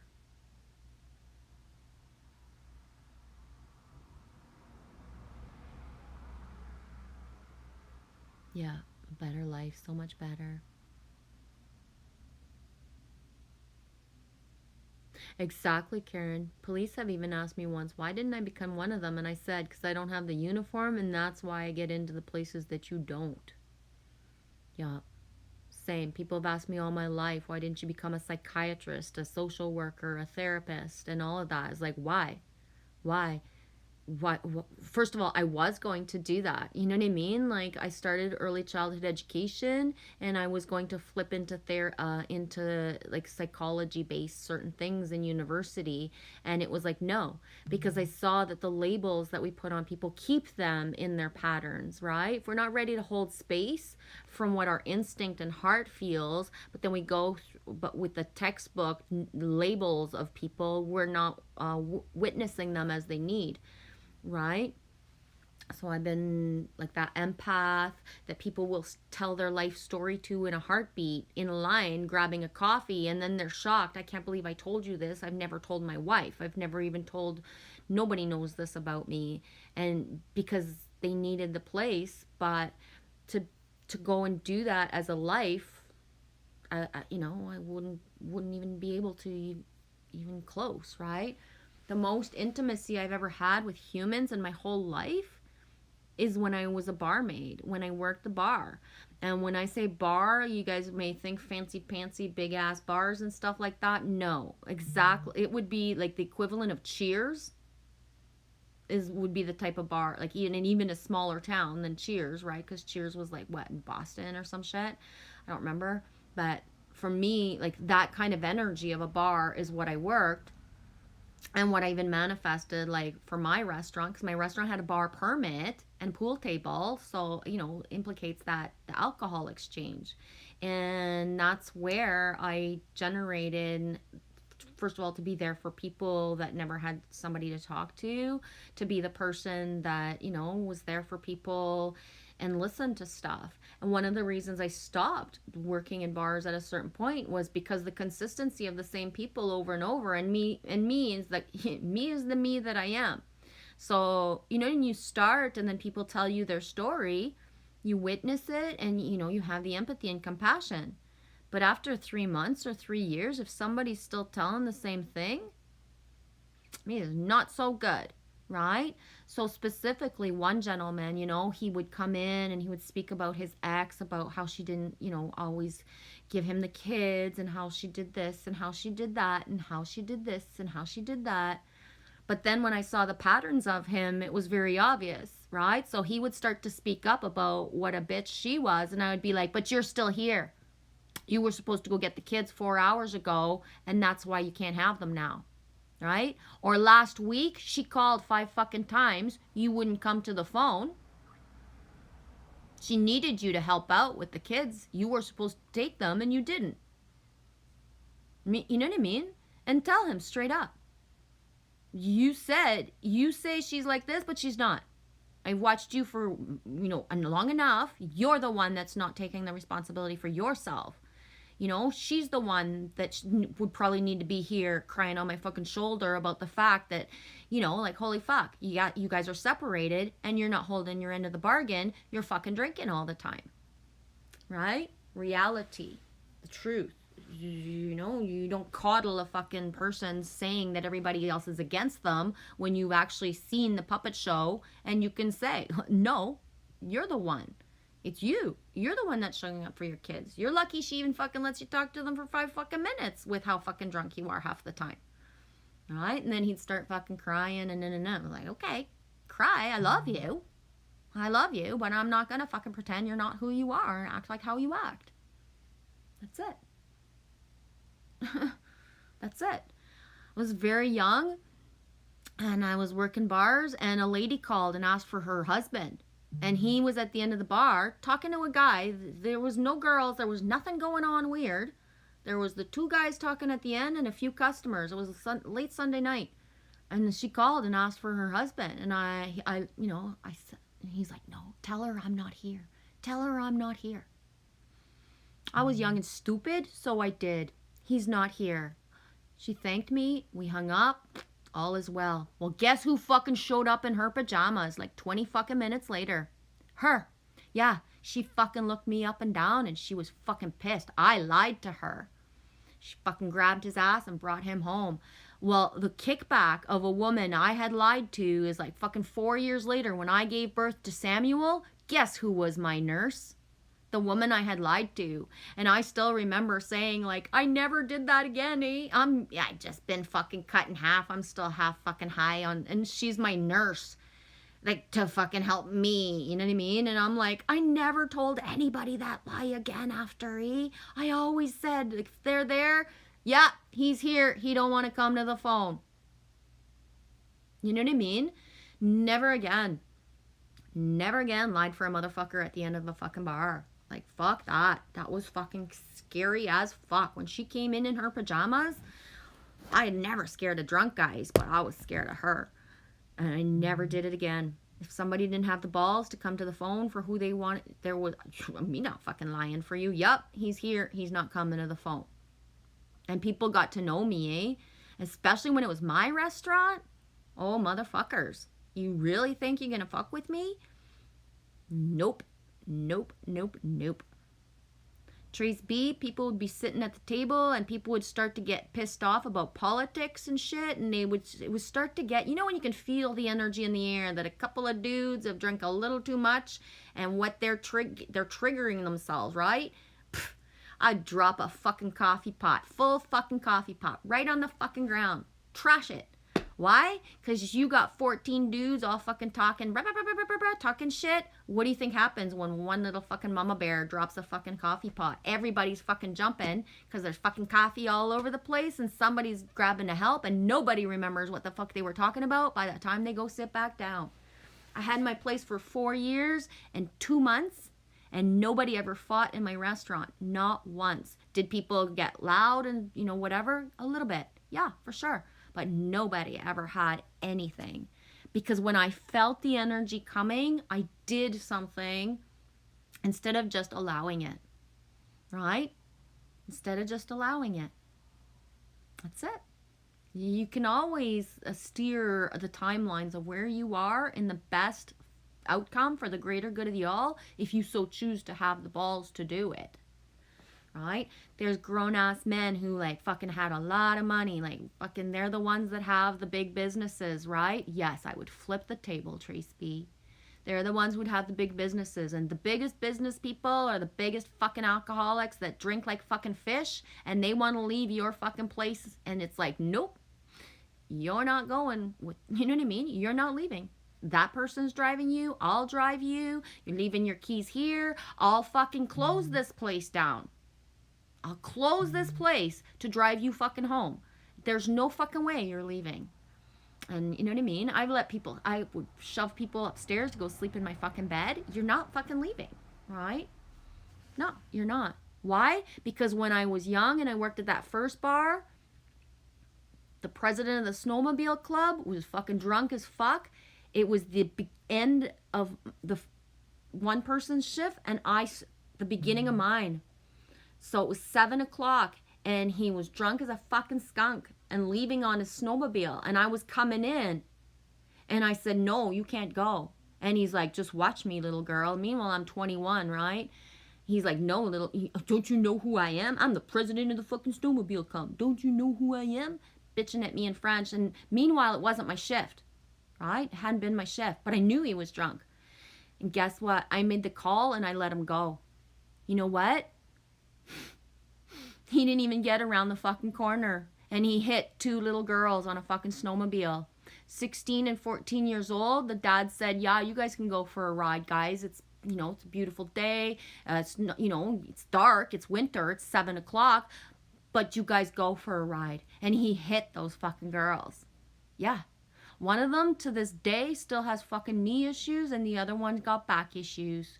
He hit the fucking girls. But guess what?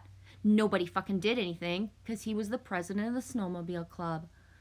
Yeah. So 2 fucking girls, their bodies fucked up for fucking life. And nobody did anything. He didn't get, you know what I mean? Everybody knew. Everybody knows what everybody does in small towns, right? Everybody even knows what everybody does in big towns because everybody just shuts their fucking mouth, man. So, that's it. Yeah. This is the only time ever anything ever happened. And I still, to this day right now, just saying it out loud, that I knew he shouldn't have gone, and it changed 2 fucking girls' life forever. Ever. And the worst part, because he was, a rich dude, had the biggest farm in the county, and the president of the snowmobile club. But guess what? Karma bites you in the ass because he didn't fucking live very long, much, you know what I mean? He's not alive today, right? His karma bit him in the ass a different way. You know what I mean? He didn't have a fully functioning long life and shit. Anyways, I'm kind of cranked, but I'll calm down.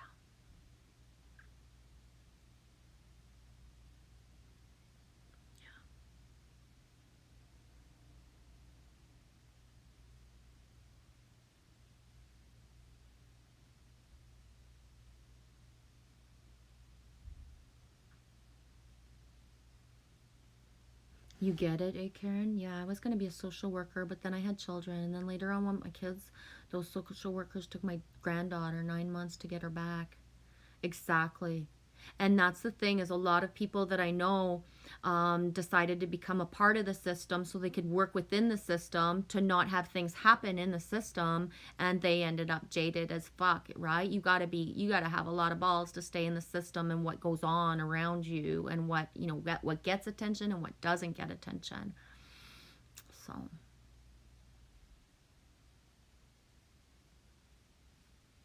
Trace B, if anyone needs to talk and wants to know about the better life and how to, be my pleasure. Yes, Trace B, there is hope. He loves you, Trace. Thanks for writing that. Kelly, that's Kelly Ryan O'Brien hitting up my Skype, eh, guys? I'm not sure what I can't listen to this stuff. We're synced with so many things right now. Boom. The intellect thread we are weaving. Yeah, body, soul, intelligence has a different perspective than the usual mind, body, soul. I'm going to check that out after. Stay focused on the stream.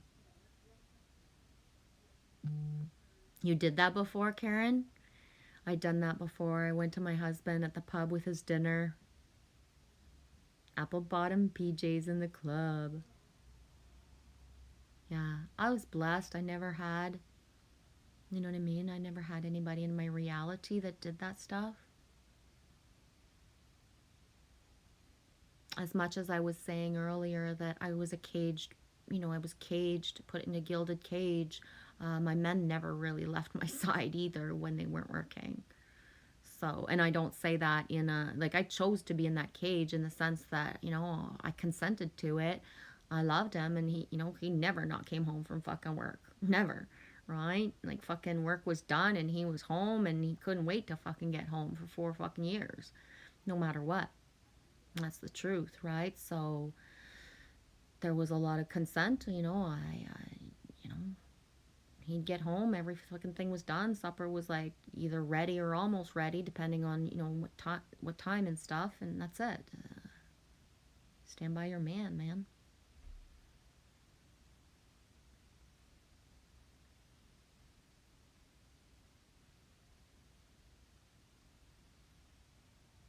No way, Karen. I threw an egg at him once, and it landed on the roof of his van. Lucky it did. It started cooking. It was so hot. He came running angry. Did you throw an egg? Oh, that's funny. I tried to say no, but then I started laughing and he just had to count the eggs. We both started laughing like mad. Oh my God. I only got really once mad, like so for real at my ex-husband that I scared the fucking shit out of him. It was right in the beginning of our relationship. Like, you know what I mean? I could have even been pregnant with Sam. Like, it was so new. And I forget what the thing was. And we had like an old table, like fucking steel. You know what I mean? Like, fucking this thing was like unkillable. It was from like the 1920s. Like, so fucking old. And like just this old fucking style. Maybe not the 20s. Maybe the 40s or 50s. I don't know. It was so old and so strong. And I was so mad. And I grabbed the chair and I fucking boom on the kitchen table, because that me not hit people, right? Unless it's self-defense. Me was not gonna hit him, but I was so mad. I wanted to fucking destroy him. So I took the chair, fucking smacked it. I bent stuff. And his eyes, and he was just like, what the fuck, right? And I was like, don't you, whatever it was, that was the thing at the time. But he never, ever, like, he was so scared of me. But it was like, I would never hit you, obviously. And I never threw anything at him. The chair was like, I had to get the rage out. I still can feel it today, how, you know what I mean? The feeling of just like, rah. No, I never have lashed out in that way. I've only ever had to protect myself three times in my life. And not like, so I have punched men before because I was protecting myself, but only 3 times. And that's sad to say in a way, right? I've never had a woman come at me and want to fight. I've had people in high school who said they wanted to beat me up. Nobody ever tried, like girl-wise.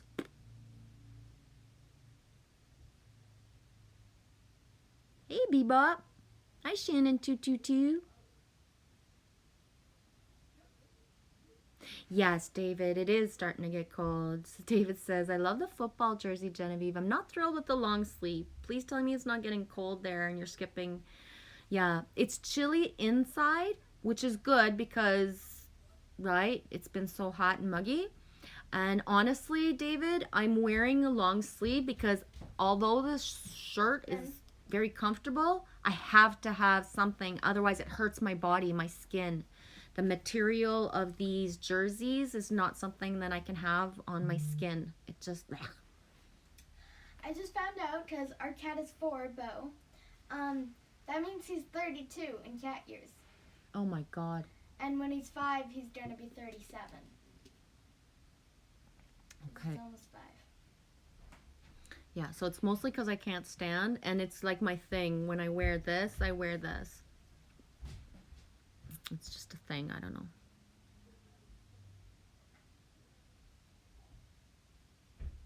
Boom! There's you is, Michelle Lee. Can a free football jersey sink. I'm smiling. Right on. Sending you so much love, too. I said ignited about 2 hours ago and said, oh, Anita's going to come in soon, and she still hasn't. Be thinking about you. Did you sleep good, Michelle? It's your number, Trace? Oh, right on. Feeling it. Good.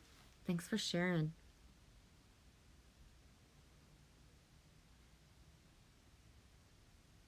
Alex, I don't like angry women. They're dangerous. Yeah, that's the thing, is he was shocked because me not wanting to get so angry, but it was, again, I can't even remember why.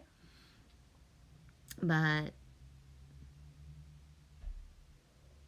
and it's the only time ever. You know, like we were together for 11 years and it's the only time ever, Alex. You know what I mean? So.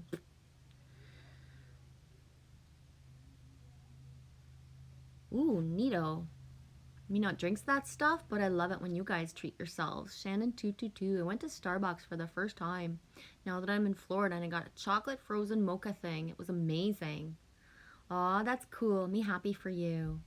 He's just a regular, like, I don't even like Starbucks because then they ask me all this stuff. And it's like, could I just get a fucking coffee? Could I just get a coffee? right? There's too many fucking choices. Just give me a fucking dark roast. Like, worst comes to worst, just give me a dark roast or a medium roast. Like, yeah, just get me out of here. There's too many choices. But I love that you guys treat yourselves to that.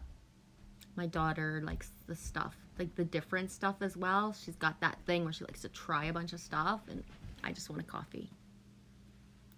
Thanks, Me, me. your daughter, or Amy, your daughter? Well, you're more adventurous too, so you're more like Amy probably, but depending on like trying new drinks when you go somewhere in different flavors, right? Mm. It's like for me when I was little and I got slushes, it was like automatically like 3 different kinds, and I didn't really care if they had like all these fancy flavors. I would take a sip of my friends' to see if I would like it, but I always just gravitated towards the flavors that I liked, right?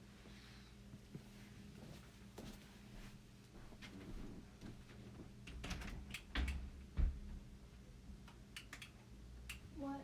Just checking what the temperature is like out there.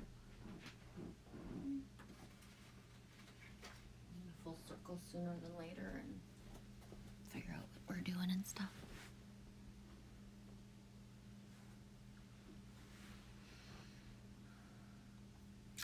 If you're still here, David Castle, I am way overdressed. What I'm wearing right now will not be on my body when I step outside. It's not, you know what I mean? Like my sleeves, double shirts, my sleeves, my jeans. It's way too much clothes right now for outside.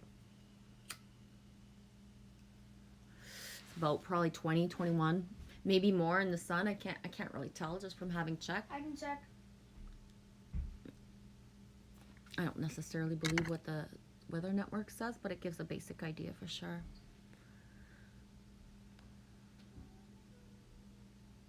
Boom, Trace B. Shannon.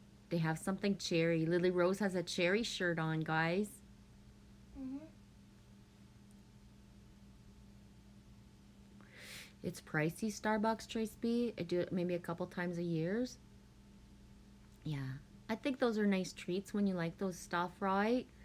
It's like that thing of like when people say that farm fresh eggs or organic food is so expensive, but then they will spend money on something like that. Like, why not, right? It's 16. 16? Ah, it was close. You're still here, Frack? David, we had temps in the high 80s to mid 90s before Ida came through. Since then, it's barely gotten to the 70s. Holy crap balls, eh? Dropped 15 degrees. This is your first time? That's awesome. He's happy for you.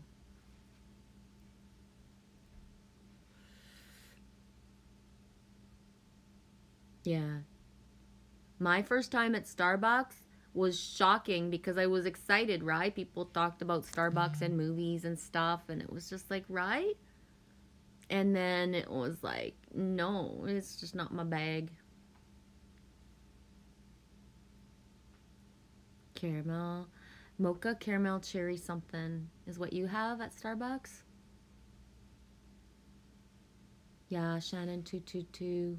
2, 1 + 1. Coming together, perfection. Right on. Taking off soon. The ride is nearly here. Right on, Frag.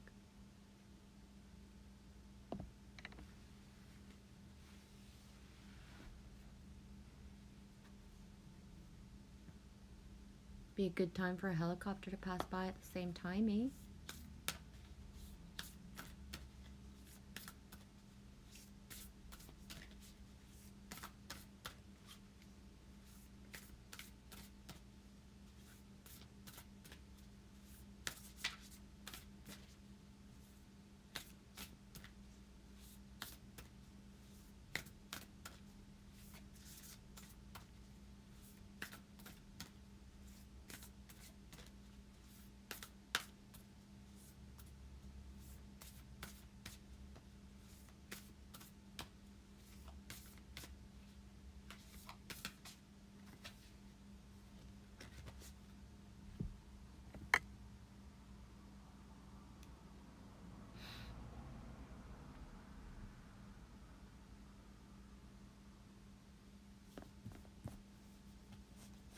first card today was the parrot.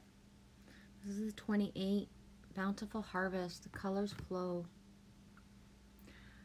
Beautiful harvest. Bountiful. Beautiful. Harvest. Harvest moon.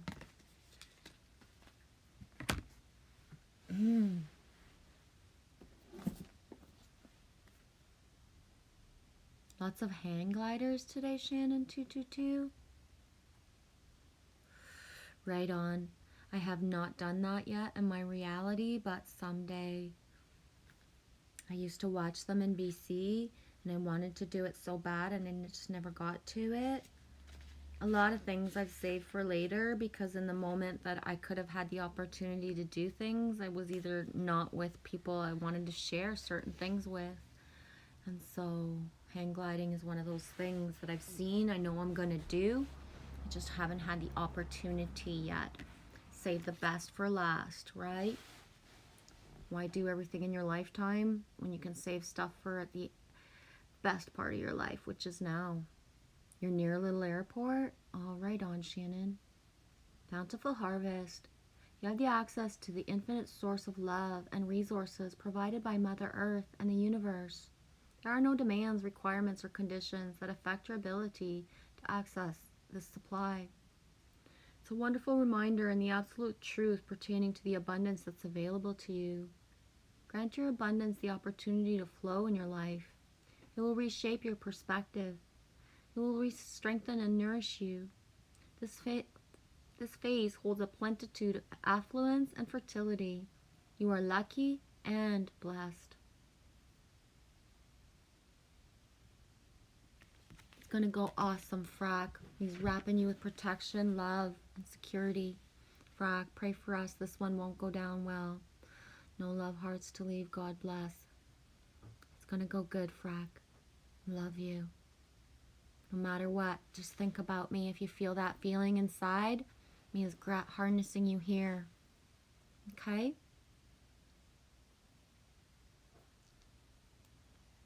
For real. I'm much stronger than you think I am, and it's through the imagination and what I can do at a distance, actually, that my gifts are like the best. It's only up to you to accept that protection. That's your choice.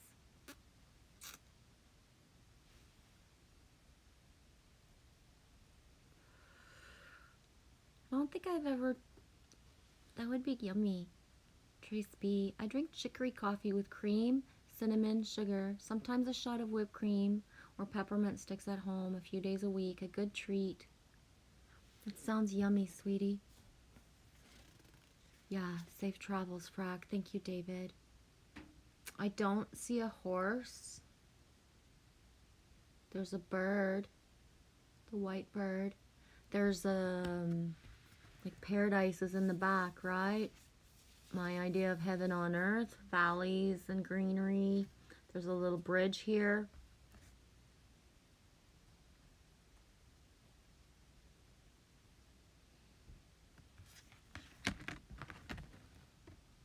A lot of butterflies, a lot of flowers. Just like I said, there's two swans on the river. Right there, there's two swans. I know the way that the screen is too is really small for you guys, but there's two swans. Two swans getting close to the bridge. Yes, paradise. I see this as paradise as well. This is what Shambhala looks like for me. Yeah, beautiful card.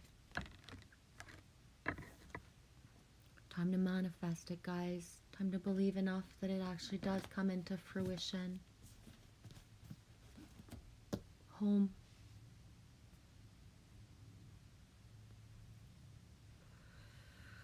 Oh, I'm starting to get sappy. It means I'm really hungry. 14:33 Eastern time. Yeah. Thanks, Trace B. Wrapping Frack with good energies. God bless for sure. God bless. Godspeed.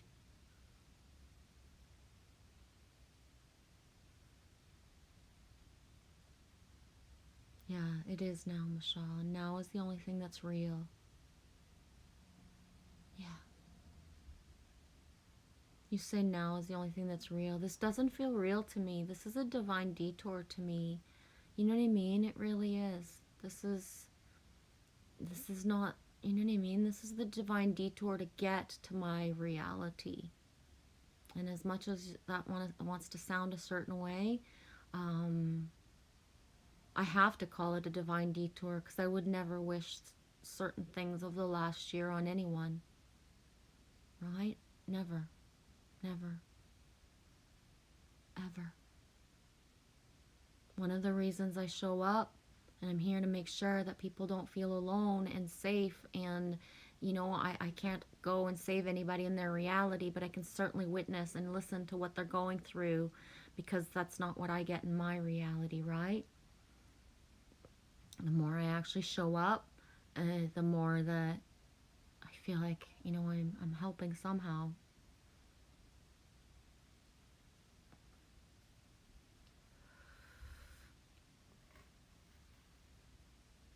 Does that make any sense at all?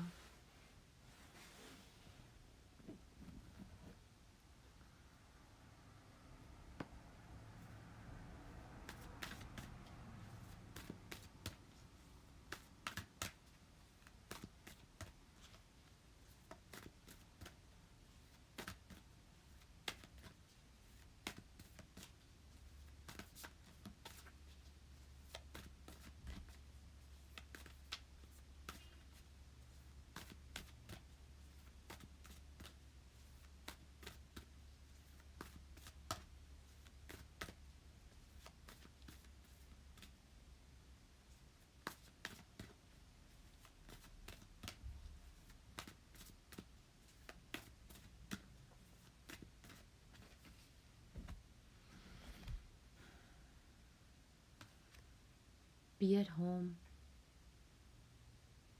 I'm gonna leave it at that. I don't like that card very much right now. I don't like that card very much right now.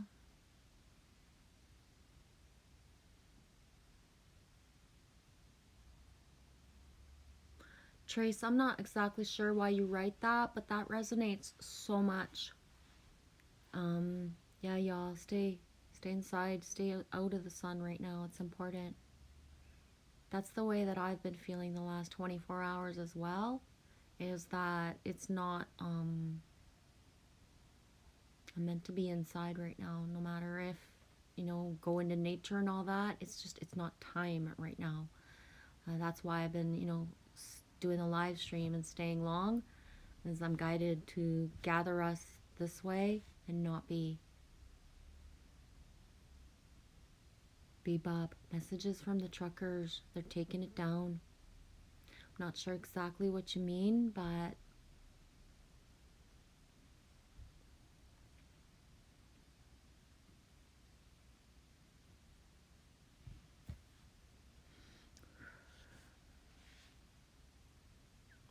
Bebop says, oops, cap locks. There you are, Nita. I said ignited about an hour and a half, 2 hours ago, and I was like, oh, I just said ignited. Anita's gonna show up soon. It's taken a while. I was ahead of my time.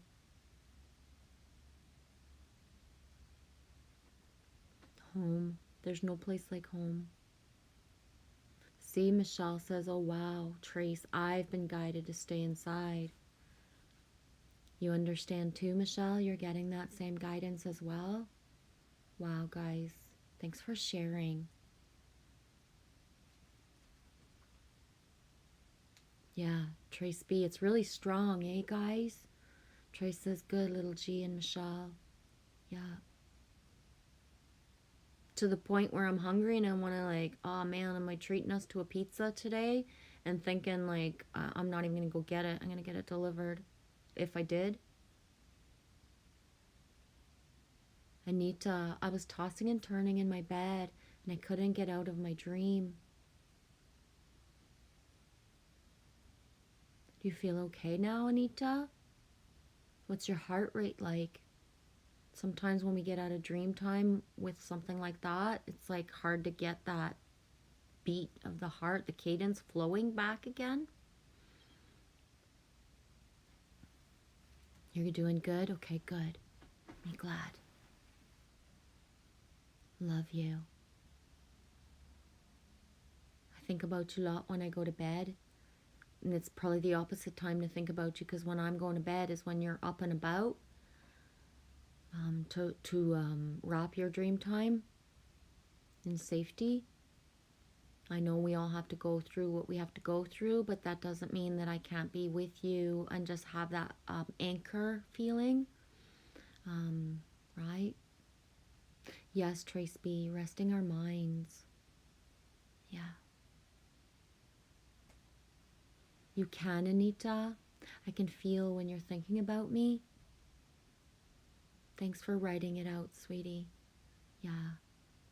Our thoughts are things. That's why I say, like, I'm not trying to be mean when I say, like, it hurts sometimes how people can think about me, but they don't realize it. And it's like, could you just call? Could you just reach out, man? Like, I know you're thinking about me. I know it. I know you're here watching my streams. Could you just, like, fucking put your ego aside and follow your fucking heart? Because your heart's always calling out to me, man. Like, fuck. The fucking heart space talk, like I said earlier today to Karen, the heart space talk is louder than words. So somebody can be saying stuff, but that's not what they really feel. Like, could you just open your fucking heart and say the things that you feel? It's so hard because it's that thing of like, okay, we all have free will, but guess what? The timelines are stalled for so many things. It's harvest time, man. If people are not playing the parts they were born to play, somebody else is going to step in because we're not stopping anymore. The momentum, that's why I named the stream that. It's 140. Sorry, 1440. 144 in front of me. The momentum's not going to stop. And that's the thing, is that especially timelines that are meant to be merged and that there be certain puzzle pieces that fit together, divine intervention's going to come in. So, you know, would you rather do something of your own free will? Put your fucking ego at the door and follow your heart, do it of your free will? Or do you really need your reality to fucking push you into it? Because it ain't pretty when divine intervention happens. It ain't fucking pretty at all. We call it divine intervention, but you didn't have to have that accident. You didn't have to fucking lose a bunch of shit before. You didn't have to have all these fucking things happen to you to push you to do the right fucking thing, because it's your soul that is guiding you. Exactly, Anita. Thank you. My ex never stops thinking about me obsessively. I woke up to a post from him. He's finally asleep. Exactly. I know, exactly. Me's like that too, Anita. I just know, I can feel it. And that's a thing for myself, because it is my ex or somebody who's not to be a part of my future timelines. It's easier to classify, right? When there's, or that thing of me, I ask, like, okay, what is it that I need to do to accelerate something in order, like, what can be accelerated in the universe, like, so that I don't have to fucking feel this? Can there be healthy obsession? I think so. Depends, what's the real definition of the word obsession, right? Because if I wanted to use the word in a positive way, I'm obsessed with having markers and having notebooks, and I'm obsessed with filling those in, right? If I wanted to use it in a positive way, I would use the word obsession, because it's like, I fucking love it so much that it, you know, it physically hurts if I can't draw for a certain amount of time or in a certain setting, right? So, you know, it's like my family wanted me to go for this weekend, and I chose not to. Why? Because I have so many drawings that are already started and that I have to pump them out. I can feel them. I need to finish them. Tribe, the inertia and momentum of this week and the tribe vibe that we've had, I don't want to just stall it all of a sudden. So I can't go somewhere to see other people, because I need to keep the momentum going of what's rolling, where I'm guided to be, and it can't be shared, right? So, you know, if the setting was there for me to be on the internet at the cottage, and if my family didn't mind that my, you know, I'm going to be drawing half the time I'm there, then it would be like, yeah, I'm going to go.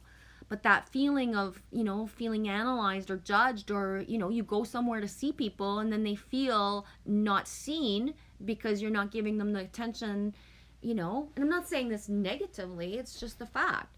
That's why for me, I'm so open, right? If people like fucking are like, have any type of thing that they need to be doing, like bring it on, right? Strum your fucking guitar for hours at a time beside me. You don't have to fucking stop.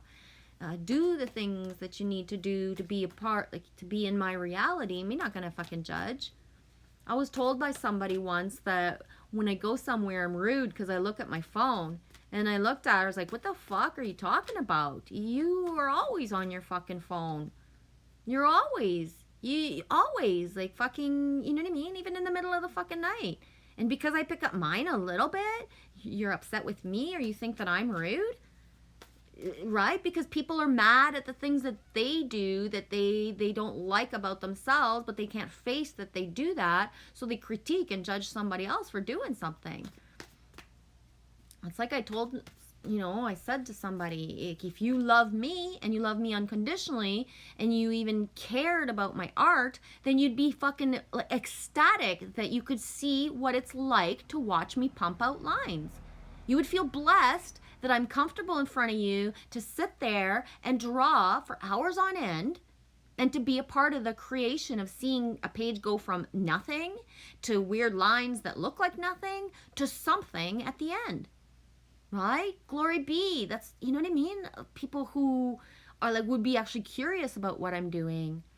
I remember specifically Simon says, he's like, I would love you to draw something for me. And I was like, okay, what do you want me to draw? And so he gave me his like his Instagram name, right? And so I started drawing it, and then I sent it to him, and he's like, holy fuck, that was fast.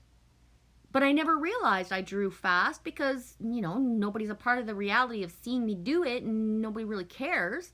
But he realized, he knows, I didn't know that name before. So I couldn't have picked it out of my stuff. It couldn't have been started. He knew from the time that he said, hey, would you draw something for me? And I'm like, yeah. And then I started, and then I texted to him. He's like, holy shit, you draw fast. And I'm like, do I? Like, me not knows. Do I? This is just the way that I am. I don't know. I never saw or knew that before until Simon Says told me. Right? So how other people like are not fucking impressed. They don't even want to be a part of it, but how somebody else is like actually curious about it and wonders is like a beautiful thing, right? Yes, the double standards. Yeah, that's why I said, what's the actual meaning of the word obsession? Right? The drawing and stuff is more calling than an obsession. I'm just going to look up the word obsession. Like, I know what the word means, but what does the word mean, right? Word for word.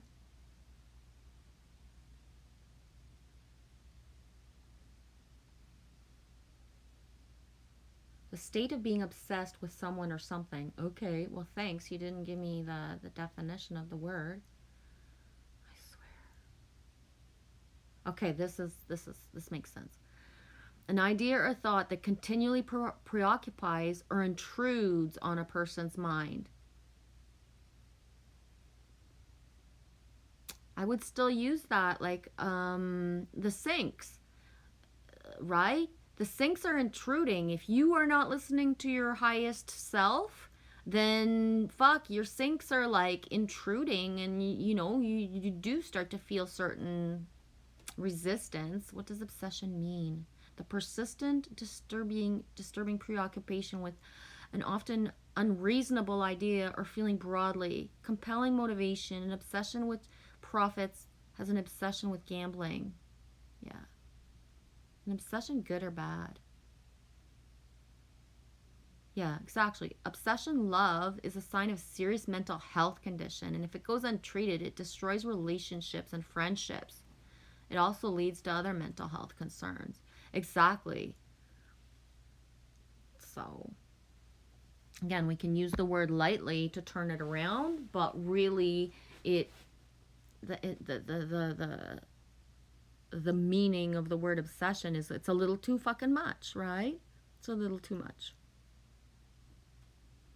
Exactly, Nita. Yep. Yeah, exactly. Same with my ex and the phone. Exactly. You'll notice how like you're 2 seconds on the fucking phone checking to make sure you got no messages or because you actually got one, whereas always on the phone. Plus me doing art. He didn't like that. Exactly. And that's the thing that unconditional love and letting somebody actually be themselves, right? And what people,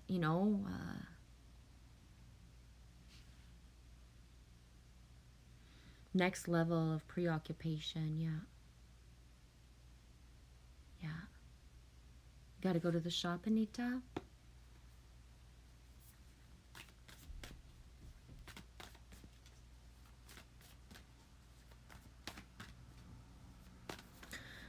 I'm visualizing positive. Me too.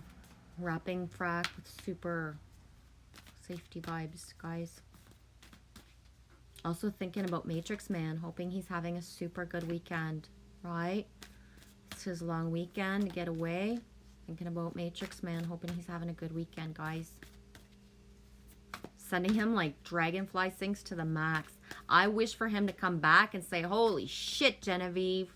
Should have seen the dragonflies. That blah, blah, blah, right? Sending him so many. Especially when you're out on the lake, eh? There can be like these like, just like, whoosh, so many. It's just so, whoa, so. I think I even wished Matrix Man, I said, I hope you'll get so many bird sinks that if a bird shits on you, that's going to be my fault. I forget if I wrote it in his chat or in his comments of a vid, but I said, I wish you so many birds that you might actually get shit on and that'll be my fault, but that's a good sign. It's good, right? It's good. You gotta go, Karen. Thanks for being here, sweetie. Yeah. Yeah, Trace B, sending them all. Sending them all to him. Yeah.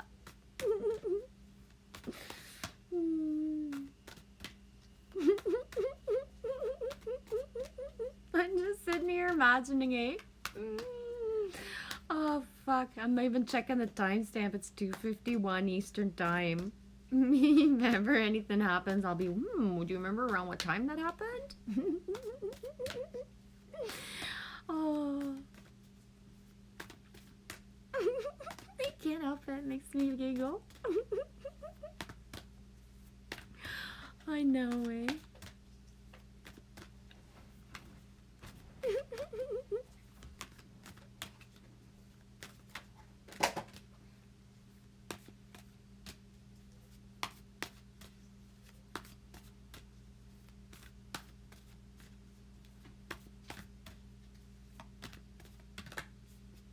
Yeah, me too. I want him to smile all the way. Me too. And I say that, but as well, getting out of the house, getting out of the routine, there's a lot of freaking energies going on right now. The new moon and stuff. So, let him get what he needs to get out of it as well. A little bit of peace and solitude. Sometimes like the tears flow, right? Of having that time to be able to just like let it go, let it go. Turkey spirit, give with gratitude and grace.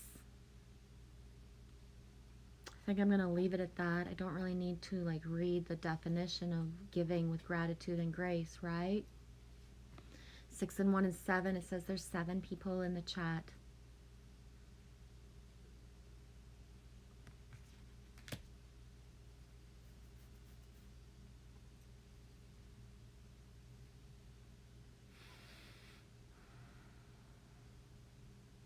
Yeah. Even yesterday, the sunset, like when we went out in that video that I made at the end of the day, skies are like talking loud. Yeah, smiling through it. Going to bed, Alex? Thanks for being here. Love you, ladies. I'm gonna go to bed for now. Love you, dude. Thanks for being here, Alex.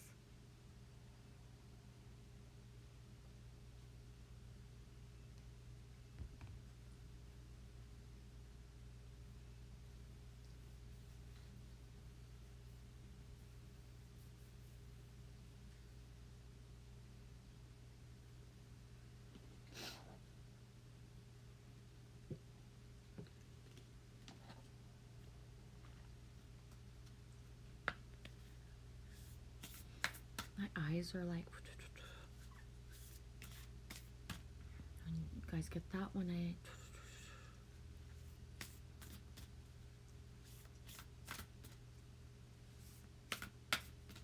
You never did go into the grocery store? You're gonna go back, Trace B? Right on.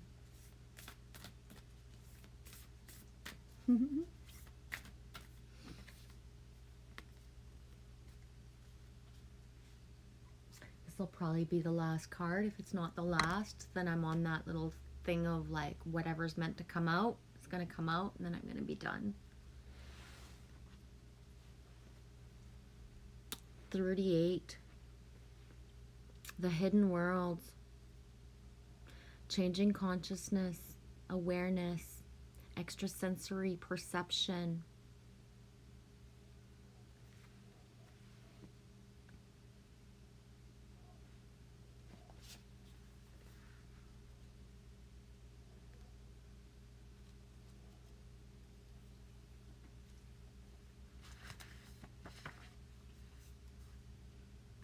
Chase B, yeah, tell me a good dish just for me.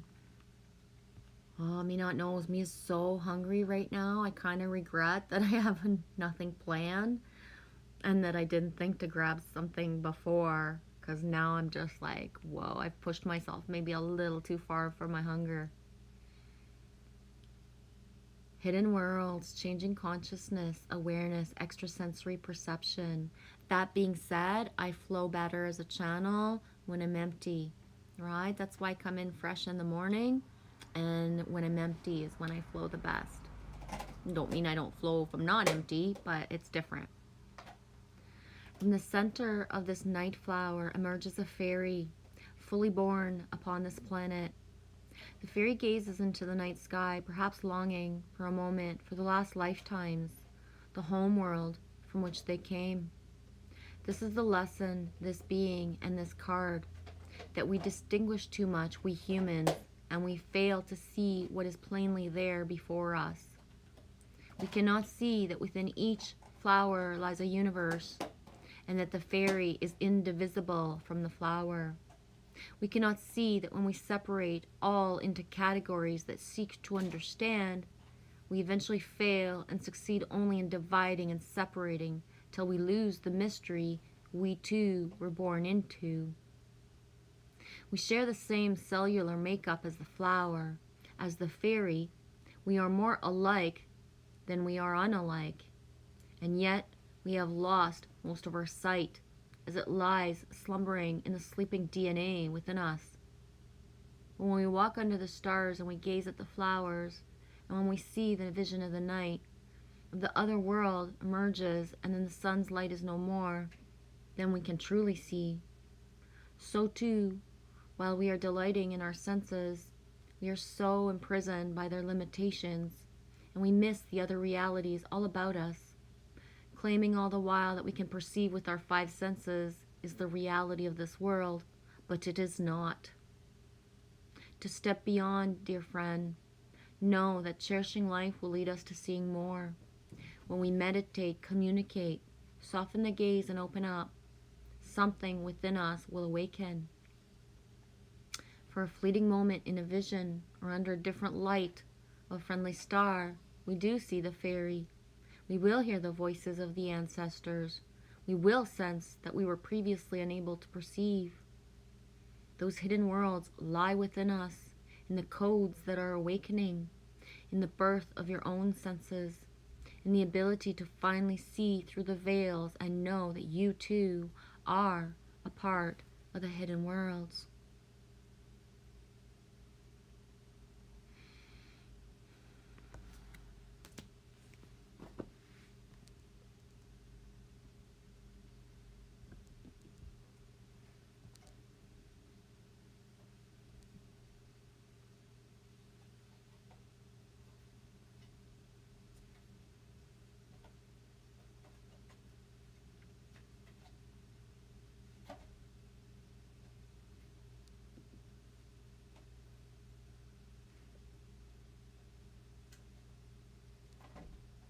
Have a beautiful day, David. Have a great day. Gotta go for now. See y'all again. Much love. Love you too, David. Yeah. Trace B, think happy. Take care of you. Do you. Be kind. Rest. Listen. I love you. See you later. Yes, Michelle. Hidden worlds. Unseen, but they are there. Yeah. Yep.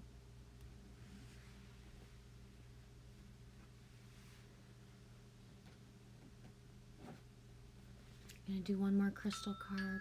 Oh. 3 o'clock Eastern time. I should probably turn off my fish. Shh, I don't want to talk about the fish here. Yeah, turn it off for sure.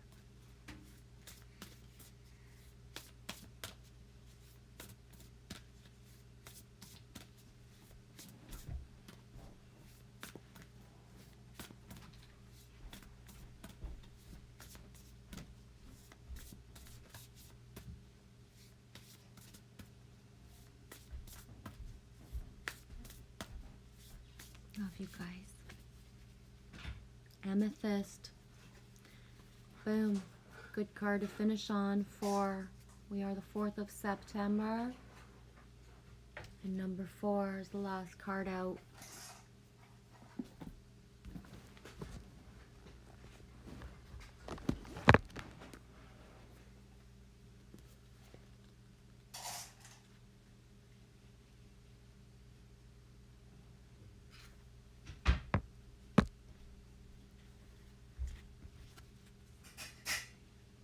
For Amethyst, familiarity, unconscious habits, old patterns in need of releasing.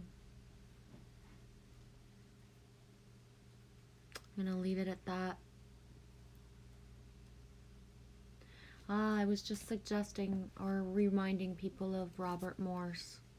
Moji King, case study, infant trauma. Dr. Robert Morse recently posted. You'd have to see it to believe it. Right on.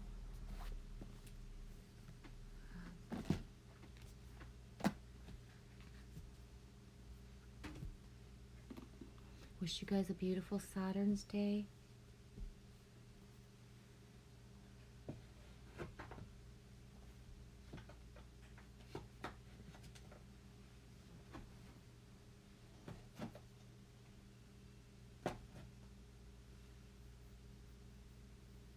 And that's going to be that.